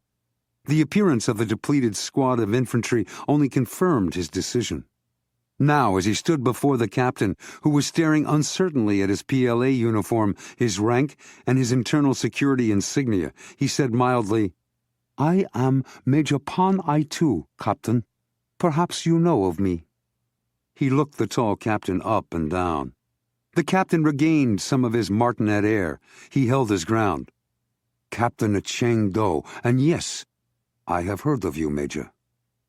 "Then we can dispense with the preliminaries. You are, I believe, under the personal orders of a commander who's a friend of Wei Gao Fan. You've been unofficially detailed to aid Feng Dun, whom you can see is now quite dead. Under his completely illegal orders, you have lost PLA soldiers both wounded and killed." The captain's face went ashen. "I cannot speak of my orders, Major." "Oh? There are many more soldiers hidden among the trees under my command. At the same time, I myself have written orders to investigate and, if needed, prevent the activities of the late Feng Dun." As John, Randy, and Lee Kuan Yi watched, the infantry captain returned Major Pan's papers, took one step back, and saluted smartly. "Looks as if the Major's won the argument." Lee Kuan Yi relit her lighter. "You can have the manifest before he gets here. I want passage to the United States for myself and my children and asylum. Otherwise, I burn it now." "No 2 million?" She shrugged. "That was for my husband. I'm an actress, a good one. I'm already becoming known in America. I'll earn my own millions." "Done." John grabbed the manifest and the lighter at the same time, before she changed her mind. When the Major reached them, he smiled at John and introduced himself in English. "I'm Major Pan I-2, Colonel Smith. It's my pleasure to meet you at last. You've been most interesting to investigate. Unfortunately, there's no time left. Give me the cargo manifest." John considered. The Major did not want the manifest destroyed. There was nothing more China could gain unless they did want the Dowager boarded. A decision had to be made, and only he could make it. America had nothing more to lose and everything to gain. He asked the critical question. "Do you have a way to stop the cargo ship before it's too late, Major Pan?" "Yes." He handed Pan the invoice manifest. The Major turned on his heel, motioned them to follow. and ran across the clearing and through the trees to another open space where a helicopter waited, its motors silent. Pons spoke into a walkie-talkie. As they closed in, the rotors roared to life. The Arabian Sea. The moon was at its brightest as the John Crow moved across the long, slow swells to close in on the Empress, still steaming ahead at full speed toward the Strait of Hormuz, which was faintly visible in the distance. The boarding party stood in the lee of the Crow's aft superstructure, armed, ready to lower the boats, ready to motor to the Chinese freighter. In the Communications and Control Center, Lieutenant Commander Frank Bienes paced, stopping every few minutes to lean over the shoulders of the radio, radar, and sonar specialists. He was peering at Operations Specialist Second Class Baum's radar screen when Hastings on sonar boomed. "Sub's moving," Bienes barked. "How fast?" "Looks like full speed, sir." "Heading toward the Empress?" "Sort of, sir, yes." "What the hell does sort of mean, technician?" "It means she's angling in toward the Empress, but her course will take her around the stern." "So they're heading for our side, armed and ready?" "Maybe, sir, I guess so." "Then say that, damn you!" The shocked silence was broken by Hastings' stiff words. "I can't tell you where the sub's headed, Commander, only her speed and course." Bienes flushed. "Sorry, Hastings, I guess I'm kind of strung out." "I guess we all are, sir," Hastings said. The executive officer activated the intercom to the bridge. "Jim, looks like she's coming to our side full speed." On the bridge, Jim Chervenko acknowledged the message, his gut tight. "Okay, Frank. The moment she comes round, let me know." "Aye, aye, sir." Chervenko switched off the intercom and stared astern. Then he bent to the intercom again. "Sparks, open a channel, hail them." He straightened, watching the hard-driving freighter no more than a half-mile away now. The intercom squawked. "They're not responding, sir." "Keep trying. Let me know when they do." He pressed another switch. "Ready, Canfield?" "Yes, sir." Chervenko nodded to himself, recognizing the young lieutenant's eagerness to go into battle. He remembered when he had been like that in what seemed now another world. "Put one across her bow. And Canfield?" "Yes, sir." "Don't hit her." A pause. "No, sir." Chervenko raised his night binoculars to focus on the fast-moving bow of the Empress. He listened to the 5-inch fire and watched the geyser erupt no more than 100 yards ahead of the bow. A rewardingly large splash. That should shake their shorts. He counted. 1, 2, 3, 4. The intercom squawked again. "He's responding," the radio man said. "He's demanding to know the meaning of our aggression. Tell him to cut the crap, stop dead in the water, and prepare to receive a boarding party. Tell him I better not see even a tin can go overboard, or I'll put the next round from the 5-inch down his gullet." Chervenko suddenly felt nervous. He studied the Empress again. When it slowed, he let out a breath. So far, so good. He was about to give the order to lower the boats when there was another signal. Frank Bienes' agitated voice burst out. "The sub's come around, Jim. Submerged. Torpedoes in the tubes." There it was. Sweat broke out on Chervenko's forehead. He bellowed, "Prepare for evasive maneuvers. Send off the Seahawks." Out of the corner of his eyes, he noted that the Empress was hardly moving. She was almost dead in the water, barely gliding ahead, as she rose and fell on the swell. But the main target of his gaze was astern, where the telltale trail of a torpedo could appear any second. He saw no torpedo. What he did see was a giant shape rising ghostly in the moonlight, a monster emerging from the depths. It was the Chinese submarine. As Chervenko watched, incredulous, it moved slowly toward the Crow, 500 yards astern and a few hundred yards closer to the stationary Dowager Empress. The intercom announced, "He's hailing us, sir." Chervenko's eyebrows shot up to his officer's cap. Now what?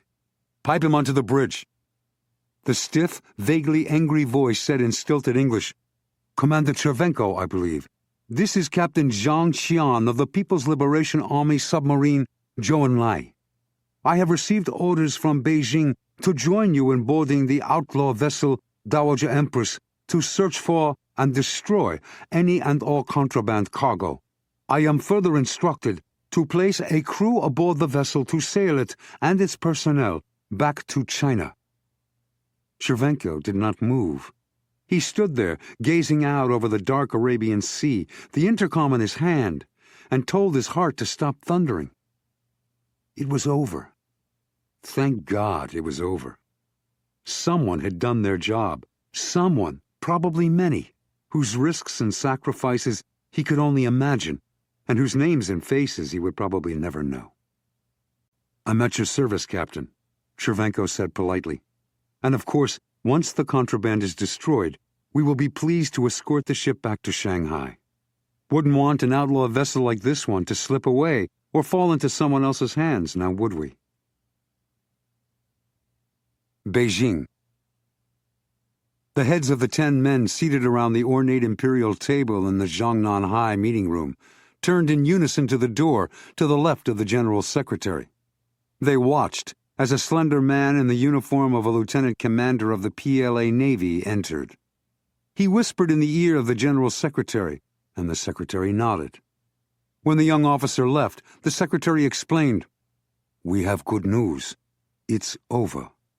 The captain of the Zhou Enlai reports the boarding of the Empress by parties from the Zhou Enlai and the American frigate John Crow. Many tons of contraband chemicals were found. The contraband is destroyed. The officers of the cargo vessel are in our custody, and the ship is returning to Shanghai, escorted by the American frigate." A murmur of both approval and relief traveled around the table. Wei Gaofan said, "A close thing, but must we allow an American frigate to escort our ship?" "I expect," the Secretary said mildly. "The frigate captain insisted. Under the circumstances, we can hardly protest." His eyes were tiny points of black stone behind his thick glasses as he fixed his gaze on General Chu Kuai-rong at the far end of the table. "How could this have happened, General Chu? An illegal enterprise of such unimaginable danger conducted by our citizens under our very noses." "I believe," Niu Jianxing said, "I must be the one to answer that, Secretary." Wei Gaofan interrupted angrily. "None of us can be expected to answer for all the failures of those who conduct actual operations." Niu did not look at Wei. He addressed the room in general. "Our colleague, Wei, appears to want to pass the culpability down to those least able to defend themselves." "I resent," Wei snapped. The Secretary cut him off. "If there's an explanation, Jianxing, tell us." Niu pushed himself away from the table and walked to the door. He opened it and beckoned. Still in his PLA uniform, Major Pan I-2 marched inside. Niu escorted the pudgy spy-catcher to the table and stood beside him. "Major, detail your investigation, if you please." In his gentle, completely expressionless voice, Pan laid out the conspiracy from Deng and Lapierre's approach to Yu Yongfu with the contraband deal, to Li Aorong's and Wei Gaofan's involvement, until John Smith had at last handed the only existing manifest to Pan, who had faxed it from Dazhu to the Standing Committee. Wei Gaofan's hard face paled. "Niu Jianxing and the General Secretary are destroying China," he announced to his colleagues. "What Yu Yongfu did is an example of the disease they bring home to the People's Republic. What I did was to awake you and the party to what's happening to the great revolution of our fathers, of Mao Zedong, Zhou Enlai, Chu Te, Deng Xiaoping. I will not resign. I will leave this room with all those who agree with me, and we shall see who the party supports." He raised his massive body onto his spindly legs and stalked to the door. For a moment, he stood there, the door half open, his back to his colleagues, waiting. No one followed. The Secretary sighed. "Tomorrow, I'll call for a vote of the Central Committee and the Politburo. You'll be stripped of all posts, all prerogatives, and all honors. You'll be expelled from the party, Wei Gaofan. Unless," Niu Jianxing suggested, "you choose to do as Li Aorong told his son-in-law, but you must act quickly." "You could think of your family," the Secretary suggested, although his voice did not sound hopeful. Wei continued to stand there silently. Finished, he nodded and walked out.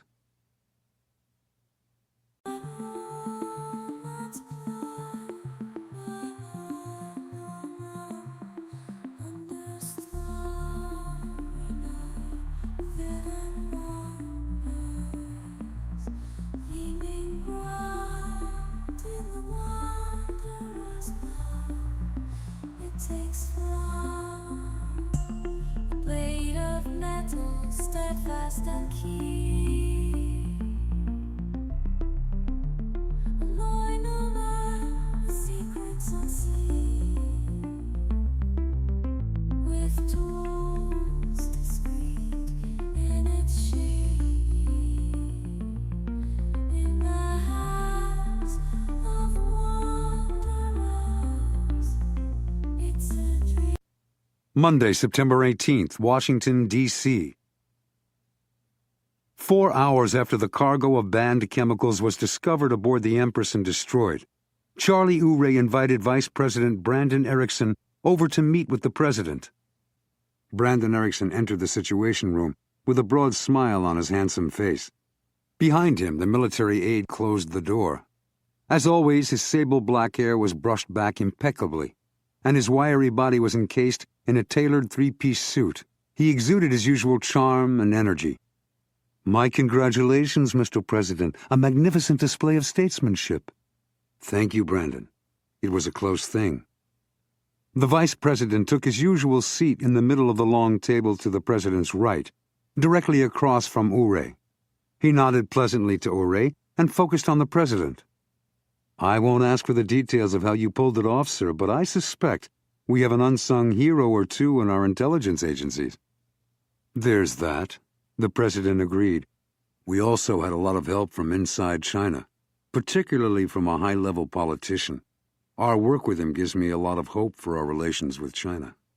Erickson grinned. "I suspect you're being modest, Mr. President." Sam Castilla said nothing. The vice president blinked and glanced around the silent room that was essentially sealed from the rest of the White House. Not only windowless and soundproof, it was constantly swept for bugs and illicit cameras. "Is everyone else late? I assumed we were having a post-crisis assessment session." The president studied Erickson's face, looking for what he had missed. "There won't be anyone else, Brandon. Tell me, would your friend Ralph McDermott be as enthusiastic about our success as you are?" Erickson looked from the president to the grim-faced Urey and back again to the president. "I have no idea how Mr. McDermott would feel. I barely know the man." "Really?" Charlie Urey said.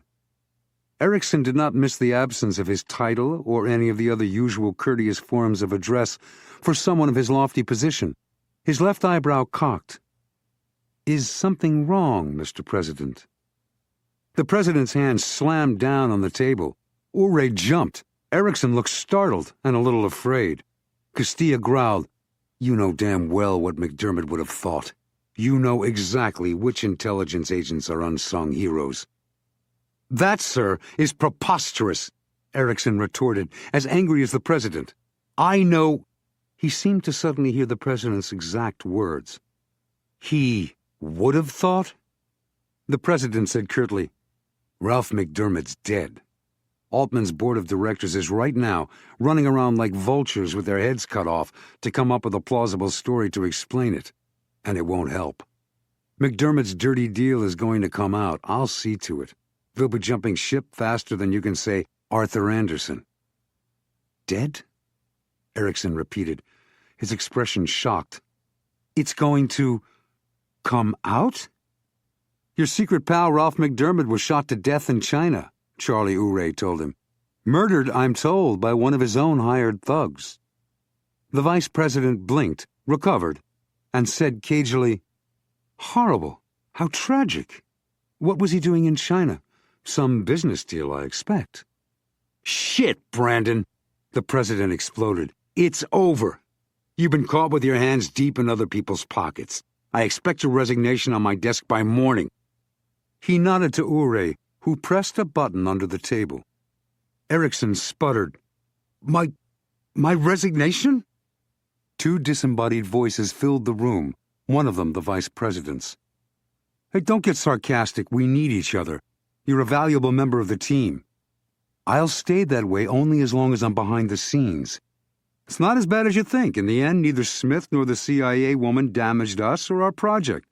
That the CIA may have you under surveillance doesn't concern you? Even if it's not related to our deal, they've traced at least some of the White House leaks to you. That should bother you one hell of a lot. I think that's enough. Urey stopped the tape. I'm sure Mr. Erickson recalls the rest. Erickson's hands were folded in his lap under the table. He blinked as if he did not know where he was. Then he drew a long breath. I suppose I could claim that wasn't me. The president hooted. Urey rolled his eyes. Erickson nodded slowly. All right. But doing favors for an important backer in a future presidential campaign, while possibly reprehensible, is hardly a crime, or all of us would be in prison. You may not like me now, Sam, and it's certain you can shut me out of everything until your term ends, but I doubt you can force me to resign. It's a lot more damning than that, the president said. If you recall the entire tape, made by the CIA, incidentally, you'll realize you implicated yourself in an attempt to cause an armed conflict with China, in which American military personnel would no doubt have been killed. You also helped to ship illegal contraband. I believe some, if not all of that, skirts treason. It may be treason. Of course, justice will have to make the ultimate decision about whether it's actionable. Preliminary reports tells me you're heading for criminal trial. Urey pursed his lips. I'd say it's treason. Erickson looked from one to the other. He stood. You'll have my resignation tomorrow. He turned to leave, then turned back. You know, I'm not quite as bad as you think. I never really agreed with your policy of weakening the military. I did only what I thought best for the country. Bullshit, Urey said. You did what was best for Brandon Erickson. The president nodded. And along the way, you lost your benefactor, too. If the Altman group survives, no one there will ever put you in their Rolodex again. You don't fit the profile. In your case, mixing business and politics almost caused a war. That can really hurt a bottom line. Tuesday, September 19th, Vandenberg Air Force Base, California. The morning was warm and hazy with sunshine as the Air Force jets swept in over the Pacific.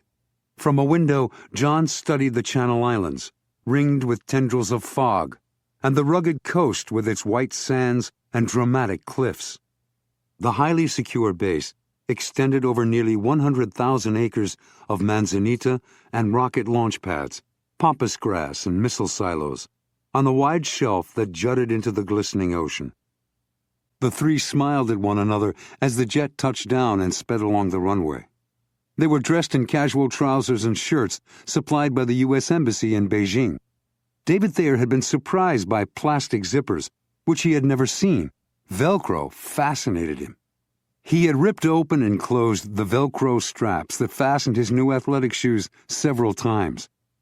The events of the past week remained very fresh, raw, in John's mind. That would not change for a long time. When he returned to Fort Detrick, he would write a full report for Fred. That often helped. John had noticed that Randy had been studying the president's father from the time she first met him. At last, as the jet rolled to a stop, she asked, "Aren't you bitter, Dr. Thayer? They stole your life. Doesn't that make you even a little bitter?" He gazed back from the window, where he was leaning forward so he could see Air Force One clearly. "Of course I'm bitter. But I've got other things on my mind, too. There he is." He pressed his face against the glass. "I see him. My son. There's my daughter-in-law. There are my grandchildren. I can't believe it. They all came. They all came to see me." His body trembled with excitement. The jet stopped, and David Thayer unsnapped his belt and headed for the door. John and Randy did not move. As he waited for the stairway to be rolled up and the co-pilot to unlock the door, he turned and came back. There were pink spots on his sunken cheeks. His eyes sparkled. He shook their hands, thanking them again. "I hope you can understand, Miss Russell." He patted the top of her hand as he continued to hold it. He glanced back occasionally, eager for the door to open. "I never would have survived if I'd allowed myself to be full of hate every second. There were a few good things among the bad. For instance, I learned the price for hubris was humility, and I learned I didn't have all the answers. Still, if I could go back and change what I did that got me into that mess, I would. But since I can't, I'm going to make the most of what time I've got left. The Chinese have a proverb that goes something like this: what a caterpillar calls the end of life, wise men call a butterfly." "That's beautiful," Randy said. He nodded. "I know." He squeezed her hand, punched John's shoulder, and hurried back to the door. He glared at the co-pilot. "Are you ever going to open this damn thing?" "Right now, sir." He spun the lock and the pneumatic door lifted and swung out. The stairwell was there. The old man moved onto it without another look back. John and Randy watched him descend and brush away an aide who obviously had planned to escort him over to Air Force One. The president, his wife, son, and daughter were waiting in its shade. Thayer moved straight toward them about 10 steps and suddenly stopped. "Look at his face," Randy said. "He's afraid," John agreed. "It's hit him all at once. He doesn't know whether they'll like him, or whether he'll like them, whether he can live such a different life." The president and his family looked at one another, some sort of message passing among them. Without a word, they hurried across the tarmac to Thayer. He slowly opened his arms. The president reached him first, stepped into his embrace, and wrapped his own arms around him in return. They held each other a long time. The president kissed his father's cheek. Soon everyone was there too, talking, laughing, introducing themselves, hugging. As their jet backed up, John and Randy turned away from the windows. "Back to Washington," she said with a sigh. "Yes, it'll be good to go home for a while." We hope you have enjoyed Robert Ludlum's The Altman Code, an audio renaissance audiobook from St. Martin's Press. This program was produced and directed by Laura Wilson. Text copyright 2003 by Minpin LLC. Production copyright 2003, Audio Renaissance, a division of Holtzbrink Publishers LLC. All rights reserved.